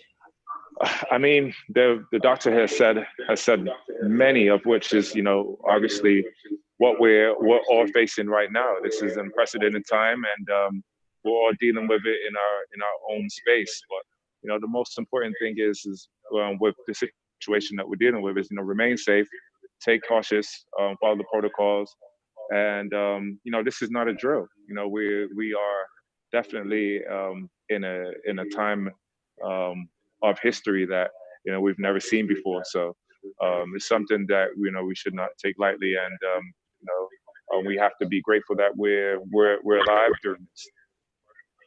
Absolutely. So again, thank you so much, Doctor. We really appreciate you. I know many of you have been looking at this background that I have up here right now. It's been there for a little bit, but again, a lot of people don't realize that this is indeed in Nigeria. This is a waterfall that many people don't even know exists in Osun State. So I need you guys to admire the fact that, you know, even though we're in the diaspora, we get shown so many different views of what Nigeria is supposed to be. But here is Erin-Ijesha waterfall that looks absolutely beautiful and stunning right in Osun State in Nigeria. So with that being said, I'm feeling motivated. I think we're all in here feeling motivated. We've heard some incredible motivating statements since we started from very esteemed individuals. Thank you all again. Thank you to all our sponsors. And let us move right on with the motivation. We have a short speech coming in, words of wisdom from a very important man. His name is Mr. Alex Ihama. He is considered as one of the most dynamic and engaging speakers in the world today because of his stage power and uncommon ability to communicate complex topics with brevity and humor. So you know we're all looking forward to a little chuckle from you. The pressure is on, Mr. Ihama. Please help us to welcome Mr. Ihama, a global strategist and executive coach to CEOs, senators, bishops, TV personalities, Olympians, and the works. Thank you. You are most welcome. Thank you so much. Thank you so much. What a fantastic program. It's also my first time to attend, and it happens to be online. Special greetings to all the Nigerian diaspora worldwide, especially my brothers and sisters here in Canada. Thank you for joining. I salute all the professors, investors, entertainers, athletes, scientists, youths, doctors. Man, Nigerian, we are loaded. Like, you know, this is evident. This should be this should be on the streamline on CNN. All protocols observed. Lots of great people online, and thank you for the great honor to share just a few minutes I have. I also want to give utmost respect to the Honorable Abike Dabiri Erewa. Thank you for your exceptional leadership. I'm a leadership expert. I have books on this. Is what I've been doing for almost 3 decades. I left Nigeria when actually Buhari was the military leader, and so you can just tell how long that has been. But Nigeria never left me, just to keep that in mind. May the souls of all the Nigerians, I'm just hearing for the first time, almost 1,000 Nigerians, may the souls of all the Nigerians who've departed, especially due to this COVID, and the 115,000 worldwide, may they rest in peace. Now, it is evident to all of us that one of our greatest assets, I think if I was to throw a quiz, people will say petrol or, you know, petroleum or, you know, all these things with oil and gas. But our greatest asset the greatest asset in every country actually is the group of Nigerians they have. Our greatest asset is our human resources, is the people, the intelligence, the, you know, capacity that we have. And, you know, we talk a lot about all these technologies and science and all these things and oil and gas. But the people is really what makes Nigeria great. Whether it's in financial industry, medical science, technology, you name it, commerce, politics, military. We have Nigerians in the U.S. Army who are leaders in the U.S. Army, who are doctors and our military academics. So with the same mouth, this is what I'm noticing, with the same mouth that some people and nations actually, that they degrade Nigeria, with that same mouth, they cannot help but acknowledge our brilliance. I tell people all the time, you know, like it was Winston Churchill who said, if you pay attention to the dogs that bark to you on your way to the top, you will never get there. So let them bark. You just keep going straight to the top. And I'm so glad I'm meeting great Nigerians from Singapore and all over the world. So that same mouth they used to insult us, they will use it to praise us at some point. But why the delayed greatness in our beloved nation? We're all here now, brothers and sisters. Why the long-standing challenge to break through the cloud of negativity, as I call it, to the wind of our glory as a nation? What's holding us back? As Nigerians in diaspora, listen, my friends, we have a critical role to play. It's the same thing everybody's been talking about, whether educated or not. This is clear. We have a critical role to play, and it is that of leadership. Generations of miseducation about leadership have convinced many of us that only those in position of authority are called to lead. We believe that if we are not elected, selected, assigned, or appointed, our role is simply to watch and to criticize. In my book, The Mystique of Leadership, here's how I define leadership. Leadership is a spirit that can only be ignited by purpose, sustained by passion, and guided by principle. Leadership is your willingness, my friend, to stand up for what is right, what is fair, what is just, and what is honorable. Whether you hold a position of authority or not, to be a leader and a servant, they are one and the same thing. If unwilling to serve, you are not, capital N-O-T. You are not qualified to lead. I say that again. If unwilling to serve, you are not qualified to lead. The question, therefore, is not what your country can do for you in the words of GFK, but rather what you can do for your country? Are you willing to be the change you desire to see in Nigeria? Enough of talk, talk, talk, and now of do, do, do. Are you willing to make the sacrifice that we see others fall short of? It's so easy to be on the sideline and point the fingers. My mother always said, be careful, my son, when you point that finger, because 4 of your fingers are pointing back at you. See, as I round up my people, it's not just enough to sing, arise, O compatriot. It's not just enough. It's not even enough to pray and fast. I tell religious people, it's not enough to pray and fast at all, but we must be willing to pledge our time, pledge our talents, pledge our resources to make the differences that we hope to see. After working in on the innate transformation of people and organizations through our institutions worldwide, here's one thing I've learned, and I leave you with this. Some people may have been born great. It's easy to say, see, that's the son or daughter of a millionaire. Some may have considered greater than others. It's easy to say some are considered greater than others, but capital B-U-T, the seed of greatness, my friend, the ability to rise above unfavorable conditions is in everyone. Therefore, we owe it to the world, we owe it to Nigeria, and indeed we owe it to ourselves and family to be the light of the world and the salt of the earth that God has created us to be. No academic achievement, political appointment, or traditional conferment supersedes this divine call. Let today not just be another day, but the expansion of a movement, not just another day of talk, talk, talk, but the beginning of greater exploits. I conclude with the words of Pa Anthony Enahoro. Most people may not even know who he is, but he's one of the nationalists who paved the way for the independence of our nation back in 1960. Here's what he said. There are 3 periods in the life of a people or the life of a nation. 3 periods, he said. The 3 periods are yesterday, today, and tomorrow.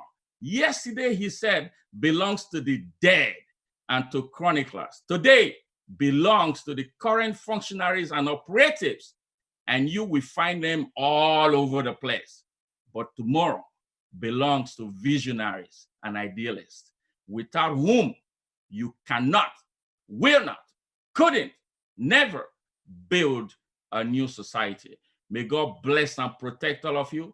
May God bless and protect the Federal Republic of Nigeria. May God use everyone on this call, including those perhaps you're streaming on social media. Everybody, even if you're viewing this 10 years later, may this message, may it ignite in you the gift of purpose for the advancement of the nation of Nigeria and humanity. God bless you. It's Alex Ihama, Toronto, Canada. Oh, wow. Lovely message there from Mr. Alex. I hope you guys are feeling inspired by that take-home message. With that being said, we're going to now pass over to Kay Osama, a member of parliament here in the UK. Thank you so much, Mike.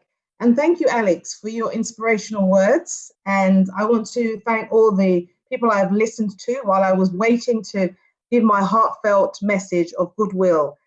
I cannot start without saying thank you to Honorable Abike, who I consider to be a friend, someone who has supported me from when I got elected in 2015, and all protocols observed. I will not go through the list. I don't want to miss anybody out.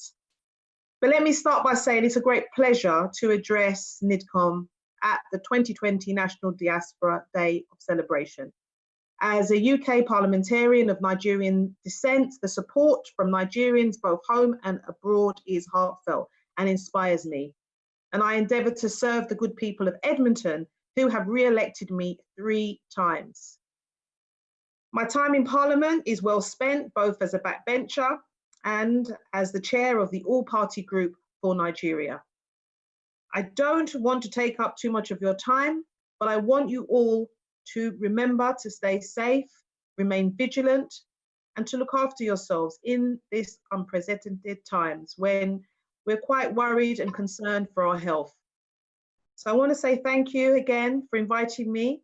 Thank you for listening to me, and let's have a great day. And let's continue in supporting each other as we have been. Thank you.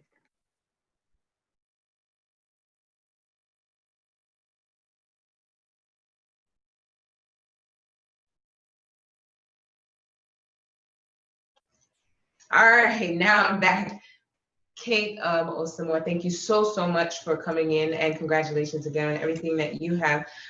We'd like to take a moment to thank our sponsors. Sponsors are extremely important in events like this, and we want to make sure that we do our justice in making sure that they are recognized in everything that they have done to support this incredible day. I know so many have taken such value from this, and it would not be done without that of our sponsors. So as you can see behind me, we have an incredible list of companies, from media sponsors to actual, media partners to actual sponsors, who have come on board to help make this day a very special day.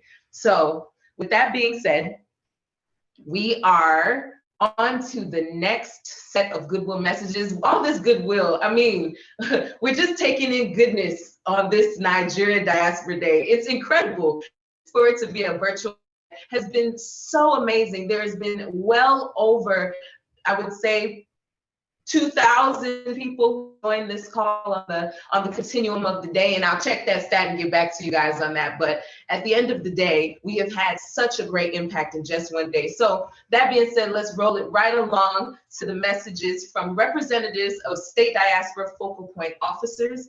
These, goodwill messages from the diaspora organizations of Africa, Europe, Australia, Americas, Oceania, and Asia.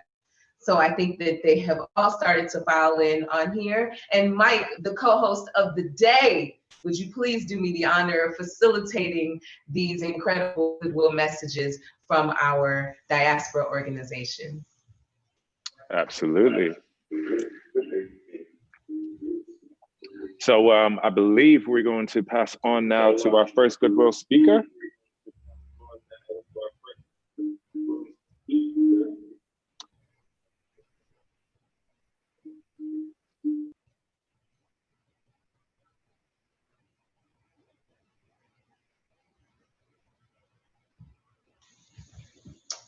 So it looks like we have our focal reps that are joining us right now. So this is a word from our reps of state diaspora focal point officers.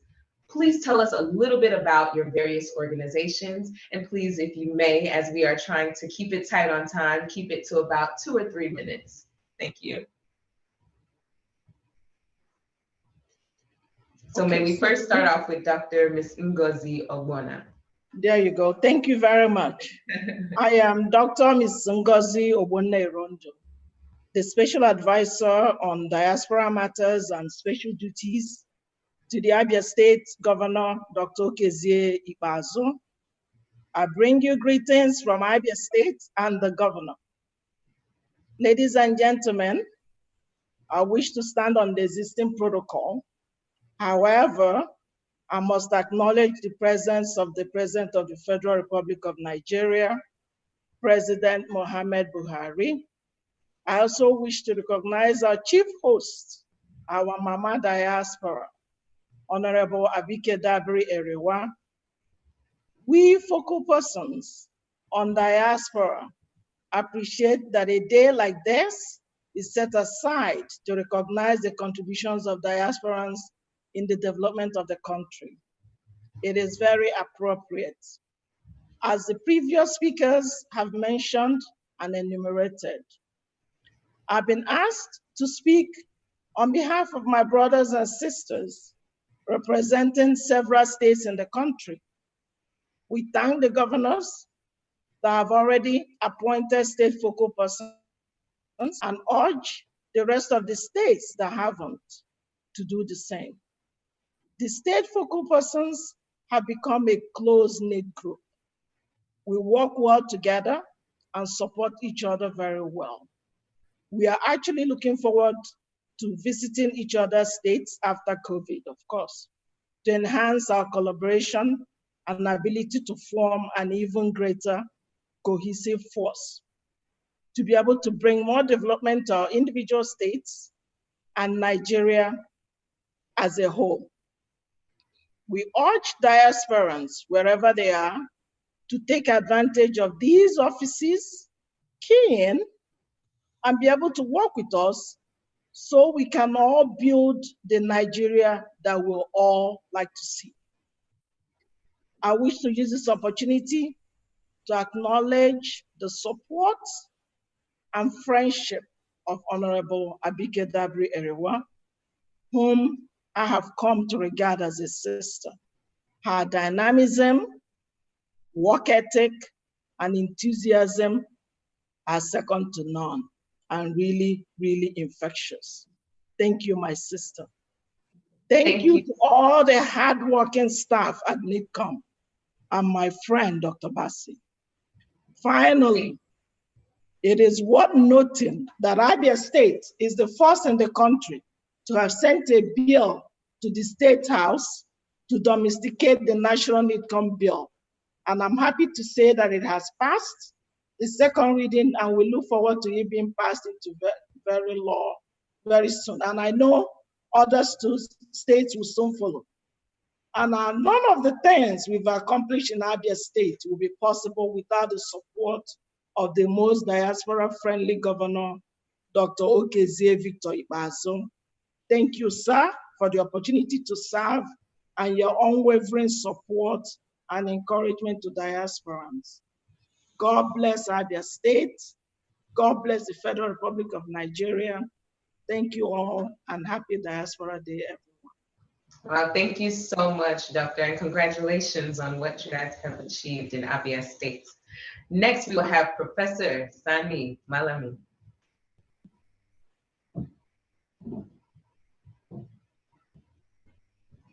Am I muted? You're muted. Okay, thank you. Excellencies, the Chairman, CEO of NITCOM, Honorable Abike Dabiri-Eriwa, and your incredible team in Abuja. My brothers and sisters in the diaspora, we're meeting for the first time. Many of you are from Europe, from the Americas, from Australia, Asia, Oceania, and indeed the rest of Africa. This is your day, and it's been an incredible day listening to so many inspiring stories, so many inspiring speeches, and it's been simply awesome. I am very pleased to be here, and I'm very, very happy to be part of this amazing event. I am Sani Malami. I'm special advisor to the governor of Bauchi State on multilateral, and I'm the state focal point officer for Bauchi State. As you are aware, the 36 states of Nigeria are in the process of establishing focal point officers that would be liaising between the NITCOM and the state governments and indeed the international community on issues that have to do with the diaspora. And Bauchi State happens to be one of the 27 states that have thus far established a diaspora focal point. And this is in recognition of the enormous contribution that the diaspora could make and are making to the social, economic, and political development of our nation at the subnational level. On behalf of the state diaspora focal officers, my colleague, Dr. Ngozi, and friend, has already mentioned our group. It's a small group which is still growing. It's a dynamic group, and we're indeed very honored and appreciate the opportunity to be part of this meeting. In particular, we want to quickly thank NITCOM as well for creating this platform, which is unprecedented. We're honored to be part of the NITCOM story and hope to continue to be part of this enviable national institution. Finally, it has been a privilege to connect with all of you today, and I wish you all a happy and very fruitful National Diaspora Day celebration 2029. Thank you very much.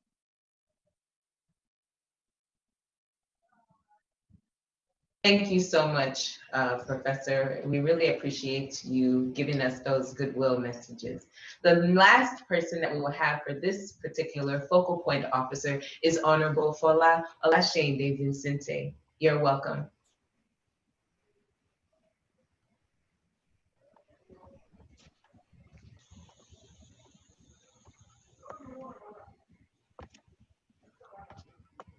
Maybe not quite there. No problem. Okay, well, while we wait on this technical difficulty, I'd like to bring back my co-host, Mike. Where are you? Let's come on back in here, and I'd like to take this opportunity for us to give a very special moment to the Consulate New York. So, Mike, would you like to give us hello warm welcome to our there we are. Consulate New York, who is Bena Oyaga Okoye. hello We're live. hi. See, when you get to be my age, you forget this technology. You young people can do this technology. But I'd like to say welcome. My name is Ambassador Erica Bennett, and I'm from Accra, Ghana. And do not get this accent confused, because I am 99.99% proudly Nigerian. Hey.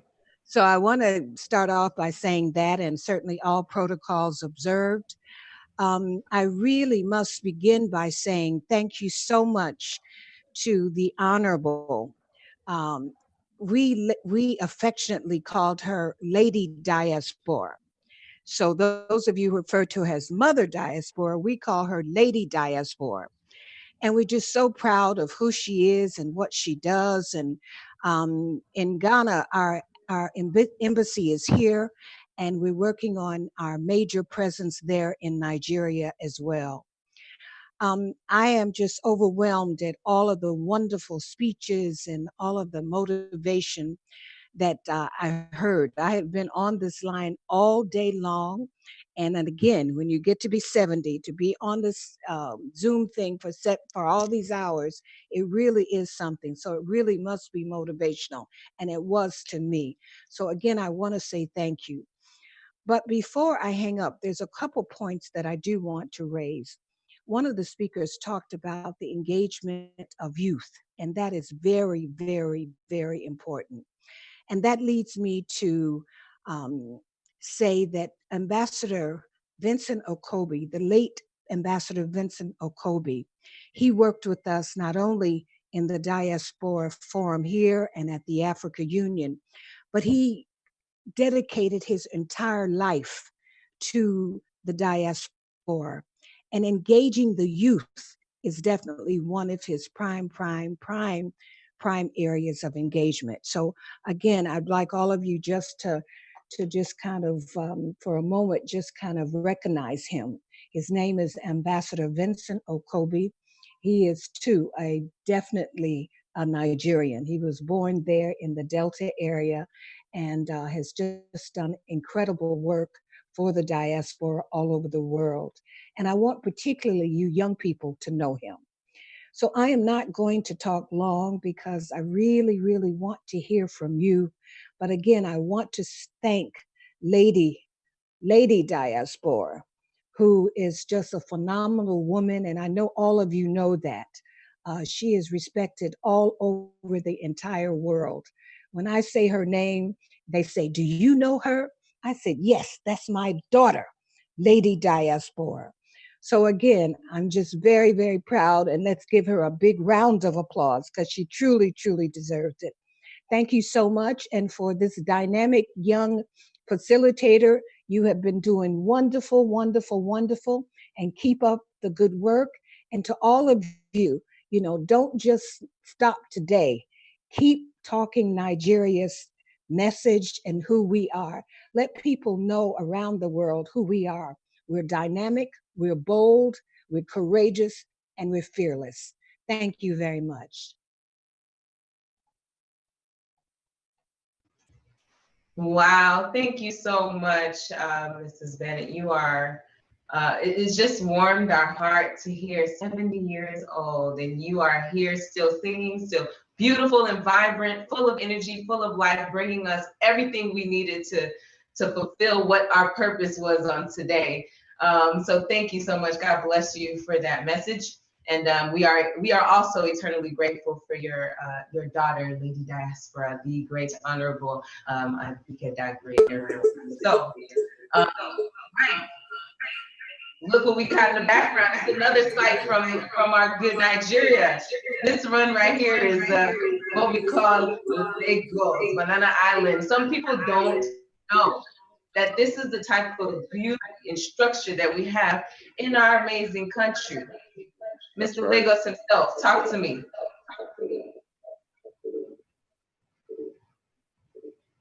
Are you muted? I'm live. Oh, okay. Talk to me. Beautiful, right? beautiful. Like, No, I mean you're absolutely correct. I mean, like you look at the backdrop right now, you can just see, you know, some people will mistake it for Miami. You know, it's you know, it's great to know that we have, you know, this type of structure and this type of, you know, luxury in our motherland. And you know, you know, this is just a snippet of what we have to offer back home. And you know, a lot of the Nigerians living in the diaspora, they you know, they definitely get like a watered down, diluted version of what the media shows. But you know, you will never truly know until you take that step and come back home. And there's a great saying, it's you know, Black lives really matter, and it's been prominent across the world, but Africa matters, and without Africa mattering, you know, Black lives can't matter. You know, so just, you know, connect with home, and then you can learn more about yourself, but also, you know, you can help build for the next generation and those that come after you. So yeah, you know, this is what this is all about. You know, we're showing off and showing you guys, you know, what we have and what we're missing out on. And although I'm reporting live here from London, yeah, again, right. Nigeria hasn't left me. Exactly. We know Lagos is your stomping ground, and I brought this up because I'm preparing for a special somebody that's coming, you know, a little bit down the line here. But you know, as you're representing the diaspora in the UK, I'm representing here in Houston, Texas. But we have our next speaker who is coming from the United States as well, who's going to bless us with a goodwill message. We have the Consulate General of New York that's coming to join us here. Is Consulate on with us here? Is he there? Benayaga. Consulate Benayaga. Is he around? Yes, I am. There he is. He has blessed us and graced us with his presence. Consulate, you're welcome. Thank you very much for having me on your program. Do you want me to have something to say? You know, just share with us maybe 1 minute, just a goodwill message on what you feel about us celebrating Nigerian Diaspora Day as a Consulate General of New York. All right, thank you very much. Let me acknowledge the very useful work of Honorable Abike Dagre, the chair and the CEO of NIDCOM, and also congratulate Nigerians in diaspora for celebrating Diaspora Day today. This is very important for Nigeria because the diaspora population is a great resource for our country. Many speakers have alluded to this, and this is the fact, and we need to know that it is important that we pride ourselves this way. It is important for us today to know that we must work together because that is where we can make progress. We need to be united. We need to love our country, Nigeria. And again, we need to also trust one another because It is important for us to tell our story. Our story will not be told by others. But to begin this progress in our journey, it is important for us to trust ourselves, work together, and love our country. Once again, I congratulate you. God bless you, Nigerians.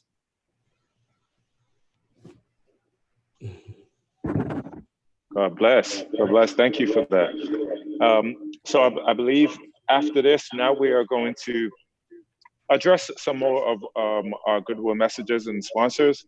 And I believe we're going to go to Darlington George and Obe Otin.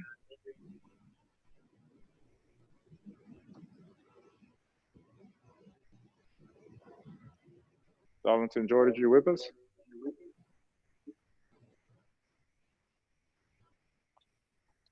I believe I think not. they're logging on here. There we go. From NIDO Americas.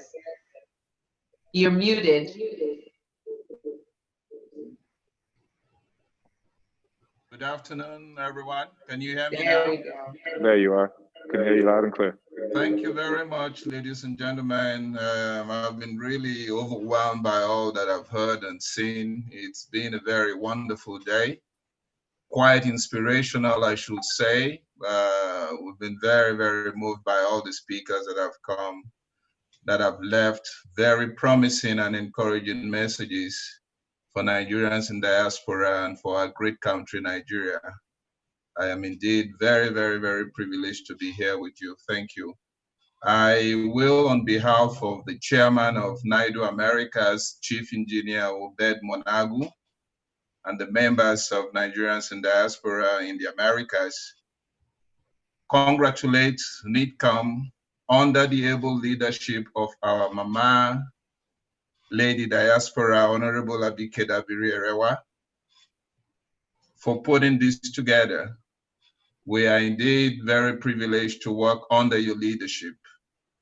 And we want to say that, you know, we in NIDO feel very honored that you have put the 2020 National Diaspora Day celebration in recognition of the contributions and zeal of Nigerians in the diaspora towards national development, and also acknowledging their achievements in their respective fields of endeavor.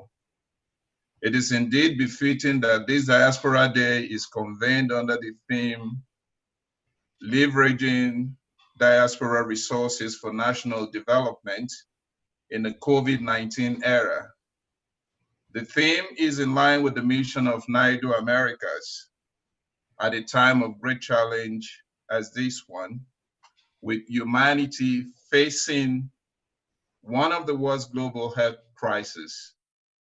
This crisis is a stark reminder that there is a need for cooperation across borders, sectors, and organizations.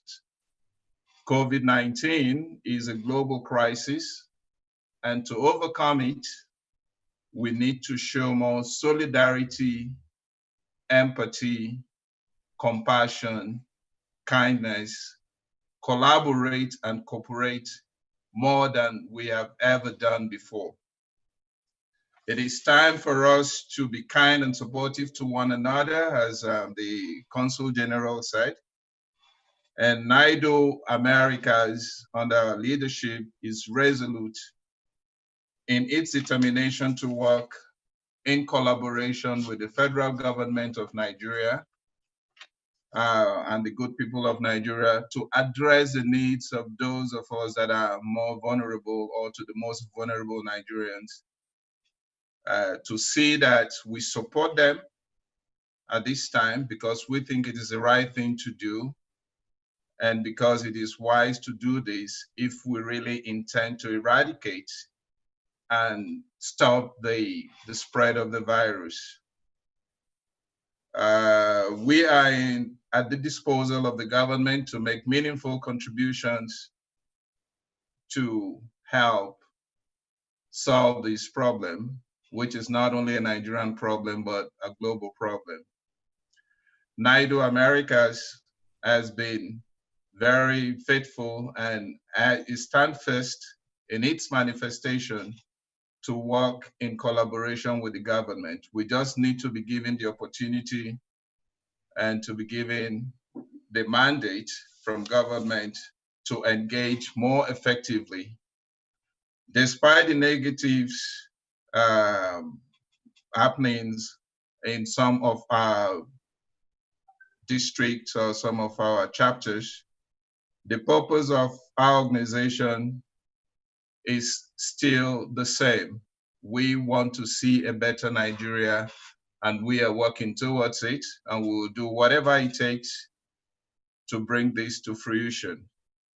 There is no gainsaying that Nigeria has made remarkable improvements after independence, and this has put us in a position of leadership for many decades on the continent of Africa. We want to continue with that. We want to work hard. There are difficulties, there are challenges, but working in cooperation, in collaboration with government, we think we'll be able to achieve it. So this is our message from NIDO Americas, and we thank you very much for giving us the opportunity. Thank you all. Thank you very much. And we have one more representative from NIDO Americas.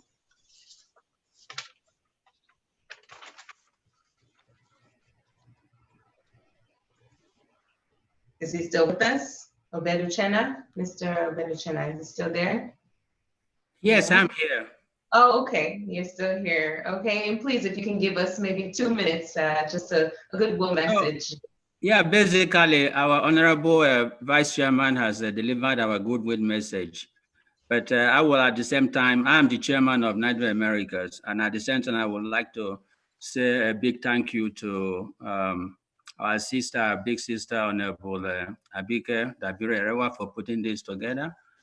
This is the first of its kind, doing it virtually. By this time, we would have been in Nigeria, if not for COVID. We are all an integral part of this, going so many years back. So at this time, I would just say thank you and congratulations to everybody for making time to attend. Thank you. Thank you so much. Again, we are really grateful for all of the input and the goodwill messages that have come from NIDO Americas. And we are looking now to move forward in our program. As we're starting to wind down, I can't believe this is almost over. We've been having such a good time, so much great information.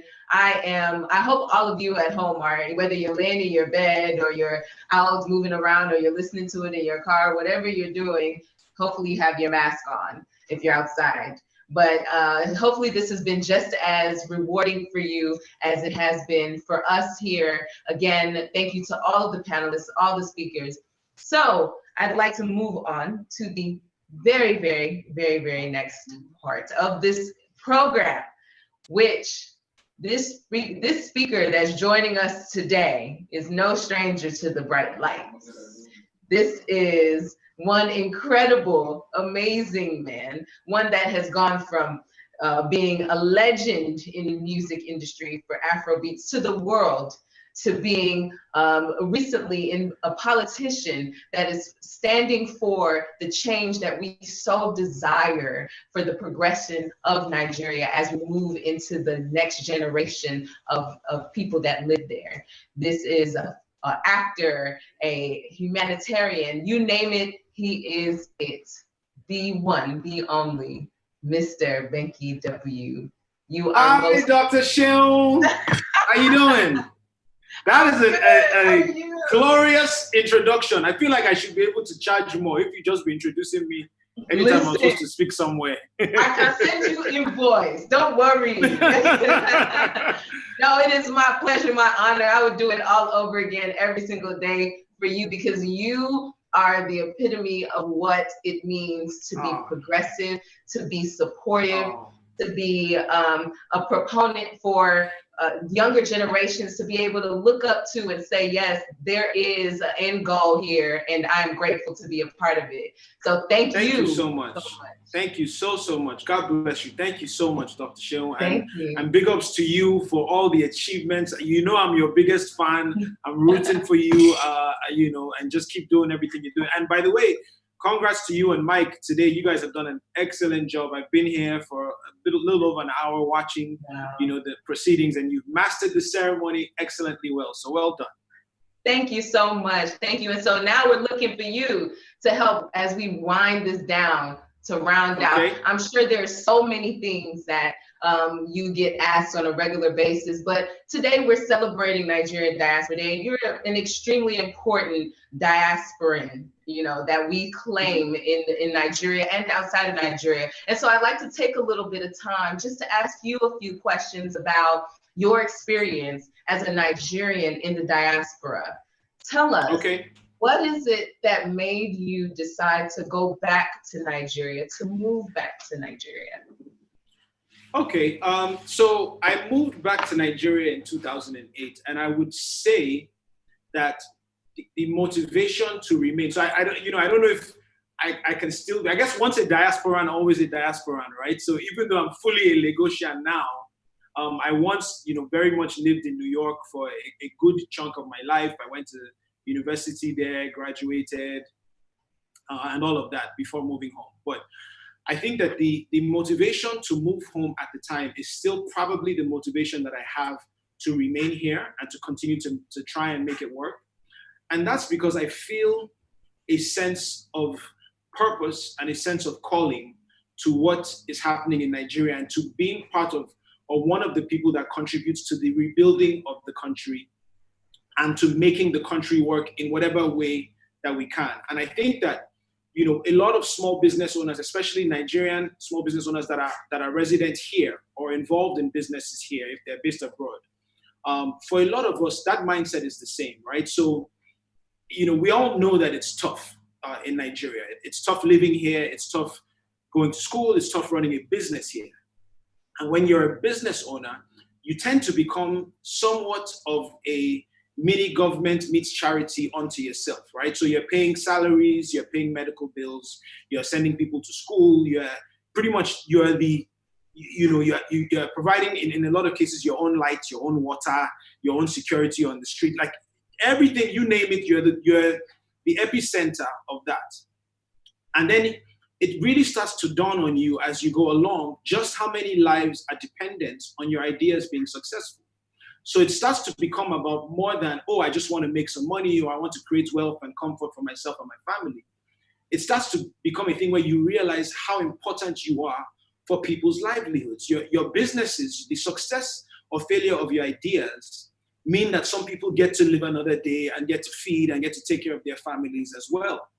And so that sense of a calling or a responsibility, success is that's what it is. It's a calling, it's a responsibility, it's a need. It's not just a desire or a luxury that you're hoping for. And because of that, you then feel a push and a drive to keep grinding. You feel a drive to keep going, to keep pushing. Listen, if we look at our rapidly increasing population numbers, right? And then you combine that with the fact that there are just no jobs, you start to realize that unemployment is the biggest threat to our national security in the country.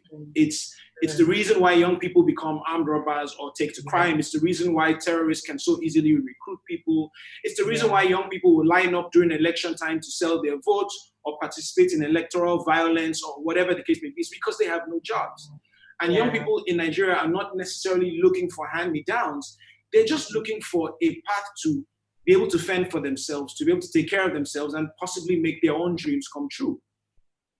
And I believe that the solution to unemployment lies in our ability as a generation to be innovative enough and creative enough and just smart enough or hardworking enough, or whatever term you want to put it, to make our ideas work. So that solution to unemployment is going to lie in the private sector and specifically in small businesses, because big business has done what it's going to do. You put all the banks in Nigeria together, that's not 500,000 jobs in a country of 200 million people. And so our ability as a country to battle unemployment is directly tied to our ability to empower small businesses. It's about, can one person start a business that hires 5 or 10 or 20 or 100 or 200 people? And then that chain starts to go on. And so for me, whether it's in Suya Bistro and the 50, 60 employees we have, or EME and the employees we have, or as a musician or as a filmmaker, and Nollywood is the second biggest employer of labor in the country. Nollywood provides over 1 million jobs, right? Wow. And it's all small businesses. It's all small filmmakers and directors and production companies putting it together. So for me, that's what it is. It's in saying, man, I have this idea in the food business or in marketing or in media or in music or in film. And if I can make it work, then maybe I can be a stepping stone to somebody else's success, or a source of livelihood to a family, or an answer to somebody's prayer. And that's really what it's about. And that also, I mean, that's why we do Lekki Food Bank, and all the things that I do are tied directly to that, to wanting to be part of the solution and not just be one of the many people that is just talking about it and tweeting about it, which seems to be a thing that we're very good at as a generation. Sorry, I talked for a long time. One question. No, you're fine. And I mean, and thank you, because I know you recently with Lekki Food Bank, you were boots on the ground during COVID for a lot of the families who needed food, because a lot of people were hungry, especially on the mainland in Lagos, and you were there, you were there supplying these individuals with food. And I mean, we thank you for that. And I'll ask, 1 or 2 more questions, but as someone who has been exposed to a Western way of living and seeing, what types of procedures or protocols work in a Western system, how do you feel like that exposure has been important in your move and your new missions in Nigeria as a business owner, or even just as a local resident? Yeah, so my exposure outside of the country has definitely helped. I would say unequivocally, my education really, really contributed to the person that I am today, right? So I am a musician, but in starting out as a musician and a record label executive, we were already positioning ourselves years ago to pivot into what we're doing now, which is more of a media agency, which is more of a marketing company. And the skills that I picked up while going to school and just studying and researching and understanding life outside of the country are the things that I'm putting into place here. I'll give you a perfect example. My very first job in life was making minimum wage at McDonald's, which for the people that are in Nigeria, that's like working in Mr. Biggs. But this is a diaspora call, so I'm sure everybody, is from that side of things. But that was my first job in life, was minimum wage at McDonald's. But in working at McDonald's, I was able to kind of learn that business and understand what it took to do an assembly line in the kitchen and how it runs, and just all the things with the restaurant delivery service. And those are the same skills and tools that I'm using now with myself and my illustrious partner Olamido, and the way that we're running the Suya Bistro business now. So I think that's what it's about, is about whatever experiences that you have, even when you're just starting out or working an odd job, just keep learning and then figure out how you can use that to build, and how you can use that to grow and evolve, and use those tools, to do the things that you're doing now. And so it definitely was a blessing. Absolutely. And we can ask questions. I can ask questions with you all day for sure, but I want to wrap up with just this one question, and it'll be a multifold question, but I'm really curious, and I'm sure many of the other people who are listening in today from your perspective are wondering, from your experience, how important is it for Nigerians in the diaspora to be involved in current events for the country? And secondarily, how do you see Nigerians in the diaspora playing a role in the future development of the country? Okay, it's a fantastic question. I think the Nigerians in the diaspora have an extremely important role into what's going on, because, listen, the Nigeria that we have is the only one that we've got. And so we can all just decide to, sit back and watch it all burn and watch it, fall apart. Or we can decide that in whatever way, we're going to try and play our part in making this the kind of country that we want to see. And that's probably the message that I think I would like to leave with. And so that's a great final question. because we have to try. We can't, it's not enough to sit in New York or London or whatever and just tweet and retweet and post memes and all of that. It's about saying, okay, where I am, what can I do? Can you contribute to a charitable effort? Can you contribute to an election campaign of a candidate that you believe in? Can you contribute to raising awareness about some of the issues back home?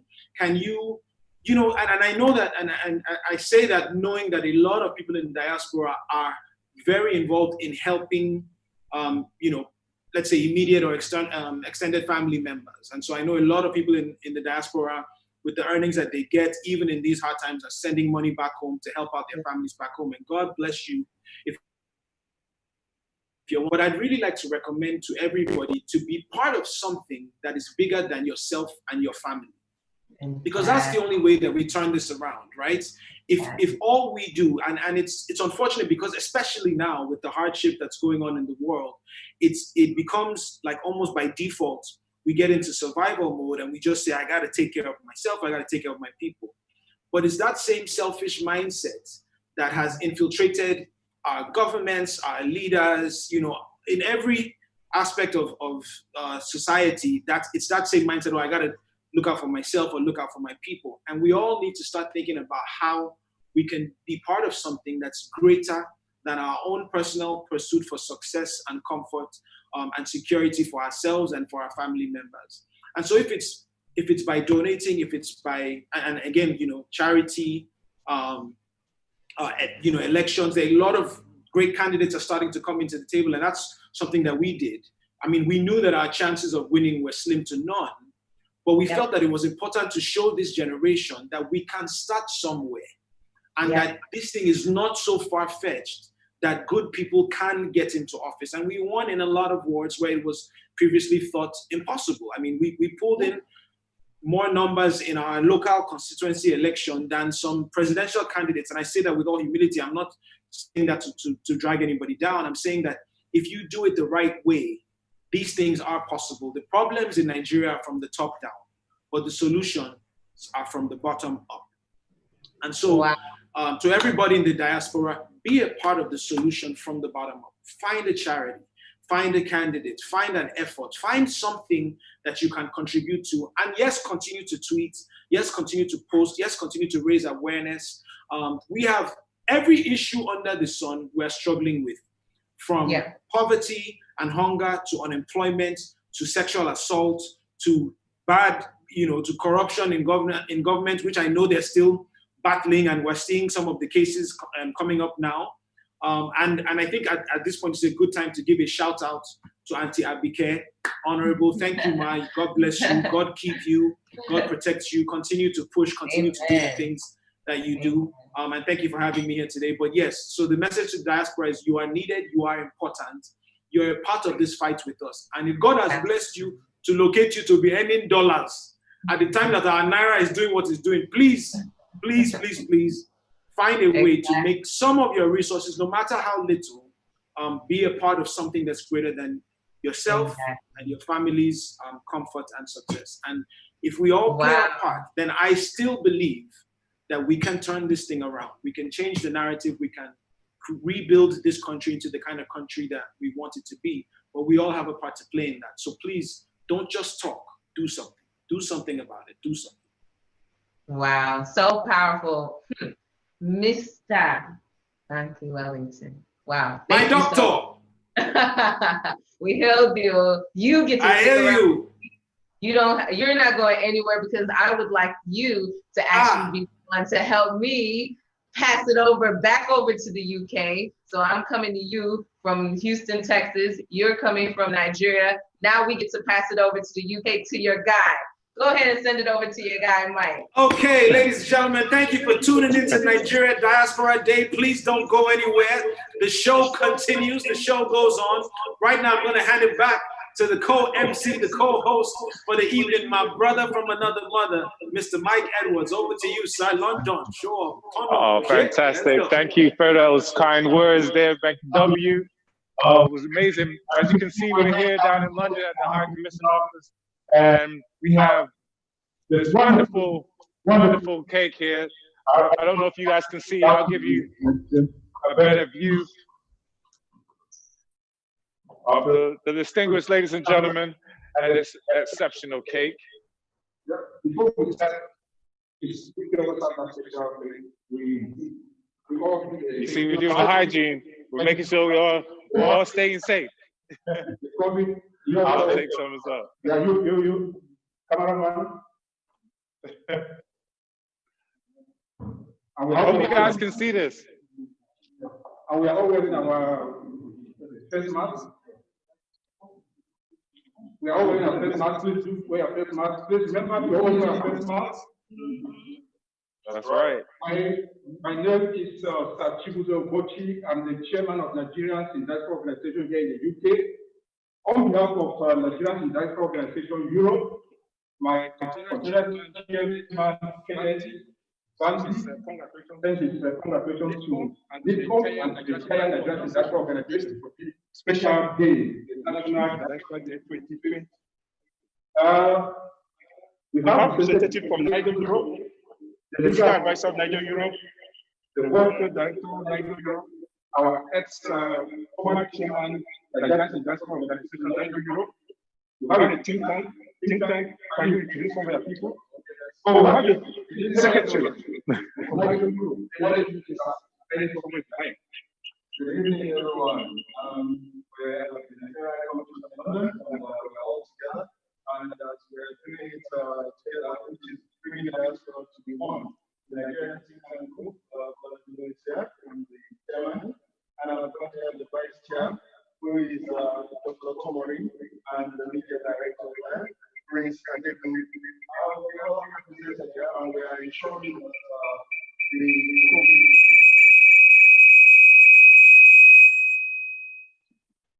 We're ensuring that Sorry, excuse me.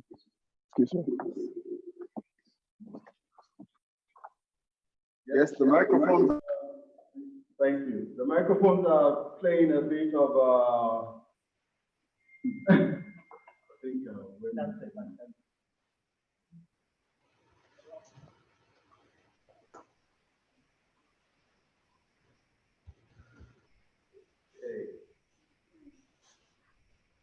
Fantastic.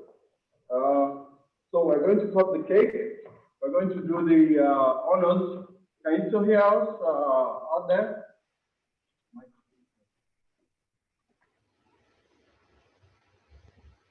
You want to cut your mic? Turn it. Yeah, can you hear us now? Can you hear us? Yes, we can hear you. Okay, great. Thank you. Fantastic. We're back online. So we're going to do the honors by cutting the cake. The Diaspora 2020 is such an auspicious one. It's very different, and that's why we're doing it in a different way. May I call on the ladies in the house to do the honors for us, please? Yeah, as they do it, I just have to remind us that UK is the capital of the world. UK is the capital of Nigerians in diaspora, so that's why we are doing this here.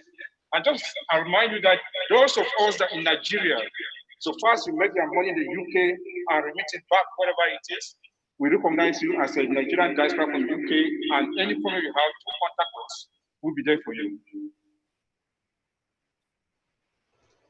So we take the cake cutting session and we say E R E W A. What is that, everybody? Everyone. Everyone. Thank you. Cut the cake.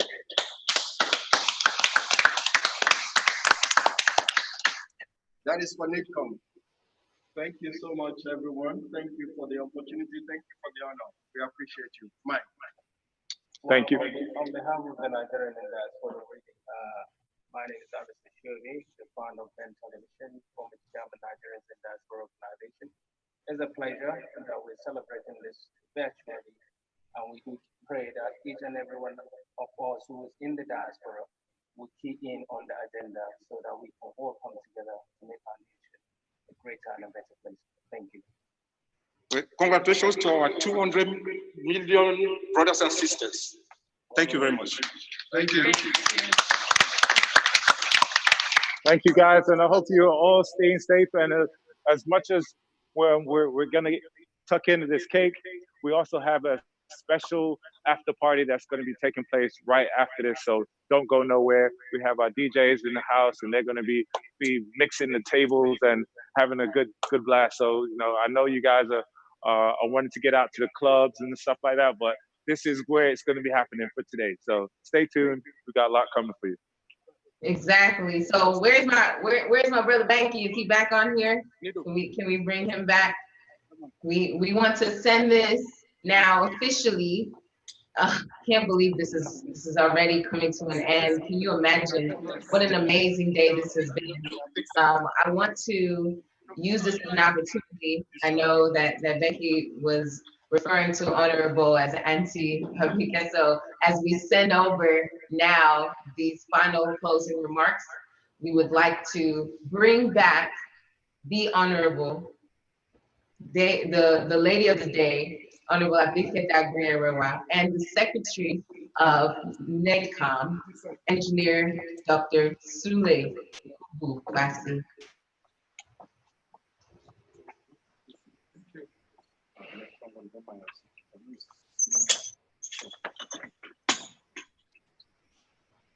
Congratulating all Nigerians in the diaspora on this auspicious occasion of the 15th National Diaspora Day celebration. We thank His Excellency President Muhammadu Buhari, GCFR, for his recognition and appreciation of all Nigerians in the diaspora and their contributions to national development. His three-point agenda for the diaspora is up, and I repeat it. 1, you are ambassadors of life. You should represent Nigeria well by your character, comportment, and actions. 2, in whatever you do, be the best and excel. And 3, do not forget home. Remember to give back.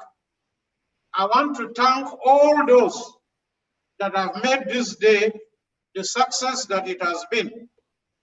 Our sponsors, members of the National Assembly committees on the diaspora, His Excellency, the Minister of State for Foreign Affairs, Ambassador Zubairu Dada, all our resource persons and contributors, especially the Managing Director of the Federal Mortgage Bank of Nigeria. He has announced a great program for the diaspora in terms of the new National Diaspora Housing Program. We want to also thank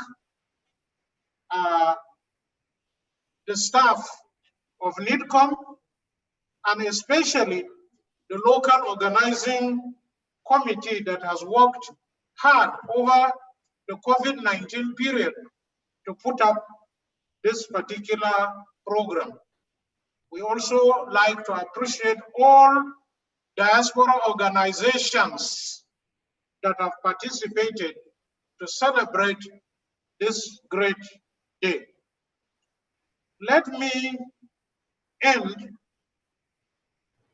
on a very sober note by letting you know that on 1st July 2020, we lost one of our illustrious diaspora sons, Ambassador Vincent Soni Okobi, a trustee of the Nigerians in Diaspora and Alumni Network. May his gentle soul rest in peace. On this note, I would like to end by thanking our chief host, who has acquired 2 additional names in this particular program. We in the Diaspora Commission know her as the authentic Mama Diaspora. But as you heard, the Association of Bureau de Change of Nigeria have told us that she is Mama BDC. And also our dear sister, Erika Barnett, has told us that she is Lady Diaspora. So I'm sure we'll have to cast a vote to decide on which of the names is most appropriate. Our dear Chairman, Mark, we thank you very much for being the chief host of this particular program. The Lord God Almighty will bless you and the energy and drive that you've brought to the programs of the Nigerians in diaspora for national development. We want to thank you and to say the celebration continues on a softer and lighter mood. Have a blessed National Diaspora celebration. God bless all Nigerians in the diaspora. God bless the Federal Republic of Nigeria.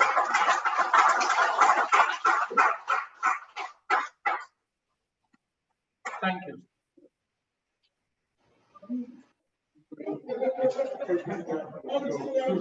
And now, for our closing remarks, would you please do the honors, Mr. Rankin, of introducing our chief host of the day? You want me to do the honors? I lost you for a second. Of course. Oh, Who better than you?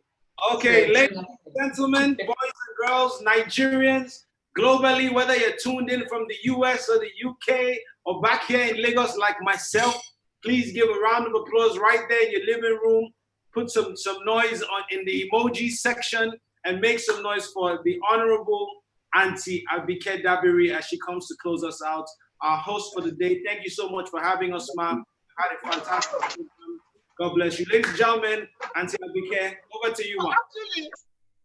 Thank you, W. Thank you very much. Thank you, our host. I'm not supposed to say anything anymore after the vote of thank you. It's been a great day. I thought you were calling on Two-Face, not me. And as for the name, I think we'll cast a vote in the Nigerian diaspora. Somebody said they want BDC. But thank you all. Masawu Ujiri, in fact, the message we'll be getting is how proud we are as Nigerians abroad, of being Nigerians. Look at the army of panelists, it's amazing. We are the best in the world. Let's celebrate ourselves and bring the best of ourselves. Thank you so much.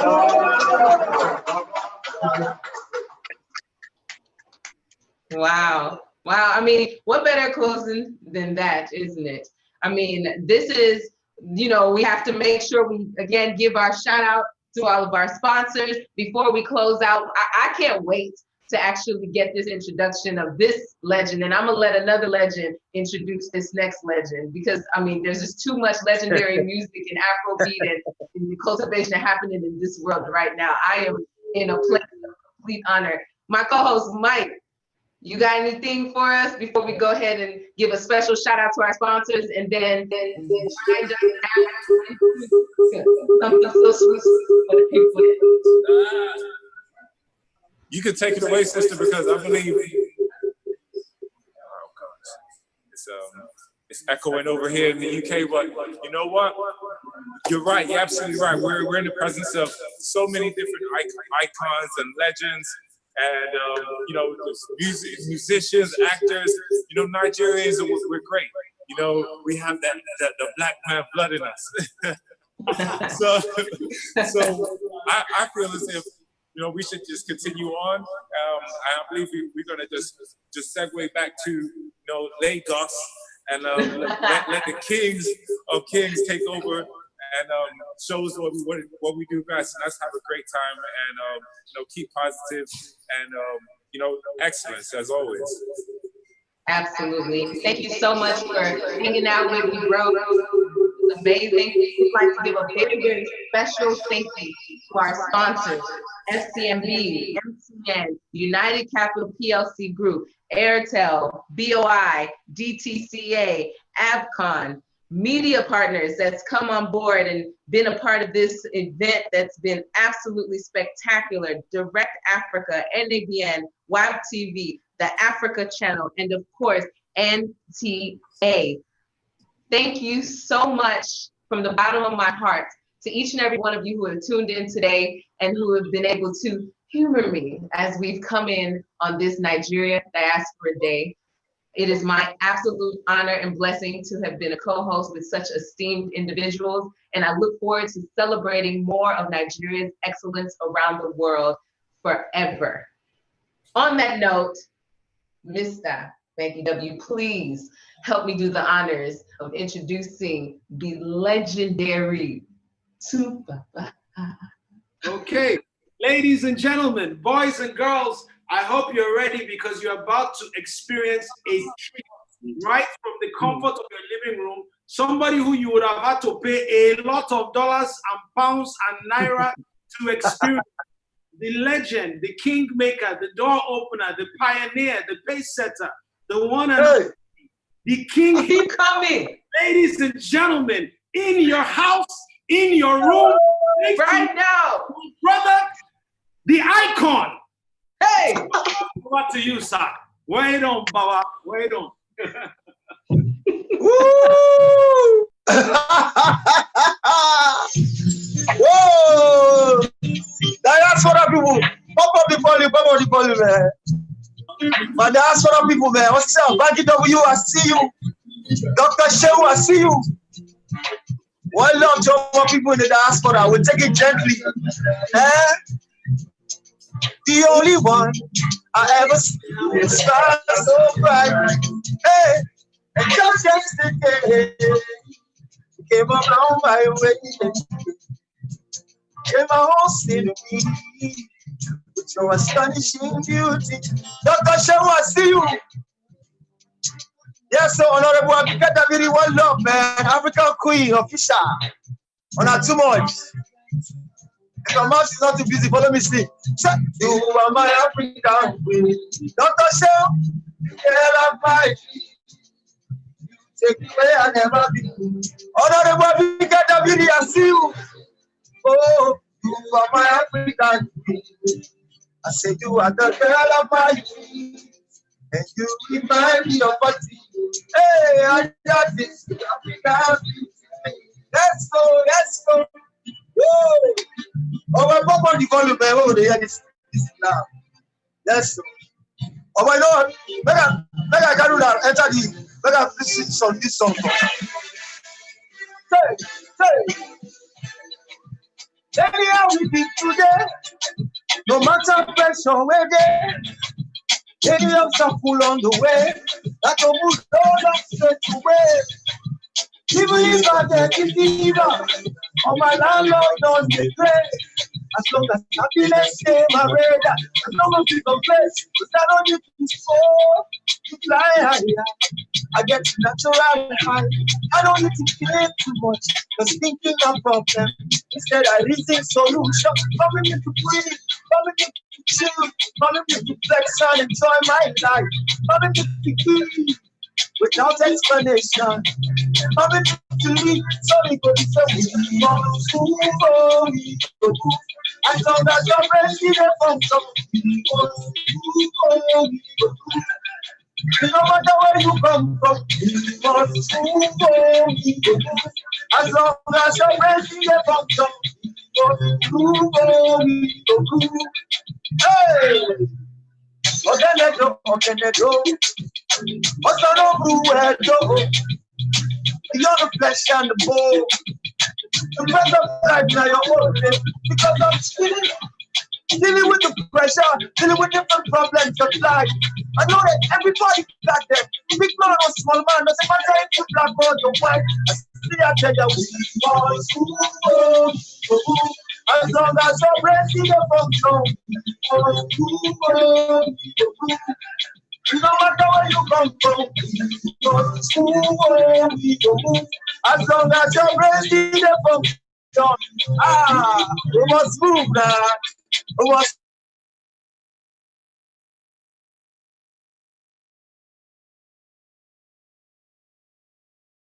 For that place. Any amount for that place.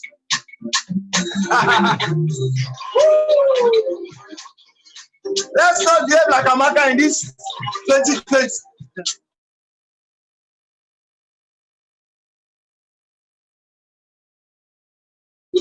I like truth and I don't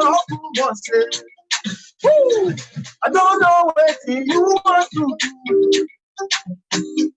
But make you let me know if you go show up with hey, because I don't buy you, I don't buy Shayo for God. I don't call Gaga, I don't call my guys around. I don't call my mama, I tell her say you bambo. I don't call everybody, I call everybody. But I see you boys, say you name bad. But anytime I holler, you go say you name my area. I say no bad, but I don't get wait you tired. I don't wait you Sunday, I don't lose weight. Amaka is a boy. You get confusion. Amaka is a boy. You don't get disappointed, no. Amaka is a boy. Don't get confusion. Amaka is a boy. Oh, there's no Amaka in that place. That's what people see me as your brother. I see you as my sister. Naija in diaspora not too much, man. Don't shake it. See me as your brother. See me as your brother. Look like your sister. Hey, now remember this song? Hey, brother. Remember this song? As you see me, so I don't say the boy. But that one no me say, you know they wish you well. Yo. I mind my own business and I don't give a, but I still the bills to go. Cause we are one, we say one struggle, muscle. Cause without you, there will be no one to call my brother. I said without you, there will be no one to call my neighbor.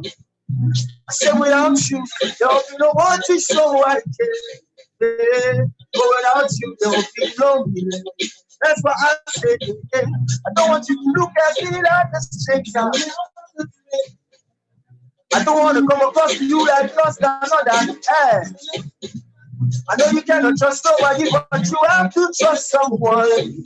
Oh, that's why I want you to see me as your brother. Sing along, say, hey, hey, brother. Sing along, say, hey, brother. Sing along, say, hey, brother. Sing along, say, hey, brother. Hey, everybody bless you. Everybody bless you. Bless all of you. My people in the diaspora, bless all of you. Bless all of you. One love to everybody in the diaspora. You guys are too much. This is some wonderful events today. Big ups, maximum respect to Honorable Abike Dabiri. Maximum respect to everybody that has, had a hand in putting this event together. You guys are wonderful, man. Stay cool, stay blessed, and one love from Tubaba, from Lagos. Diaspora, not too much. Hey!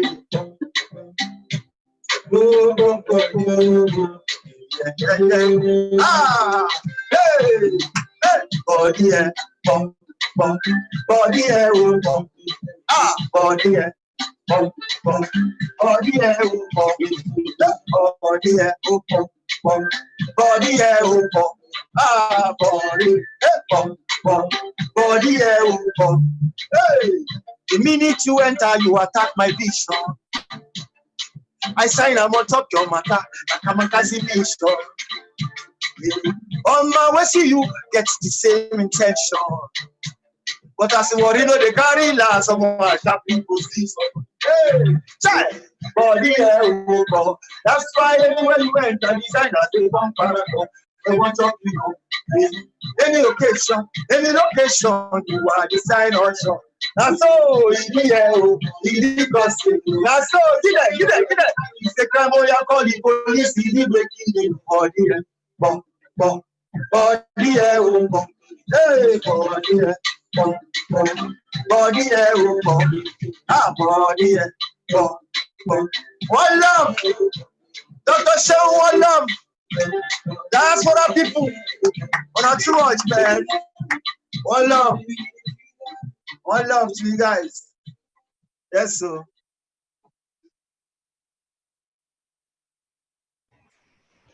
Thank you so much to the legend, to Baba. Hey, we appreciate you for the jams, for the vibes, for the years of excellence in Afrobeat and music and cultivating the culture.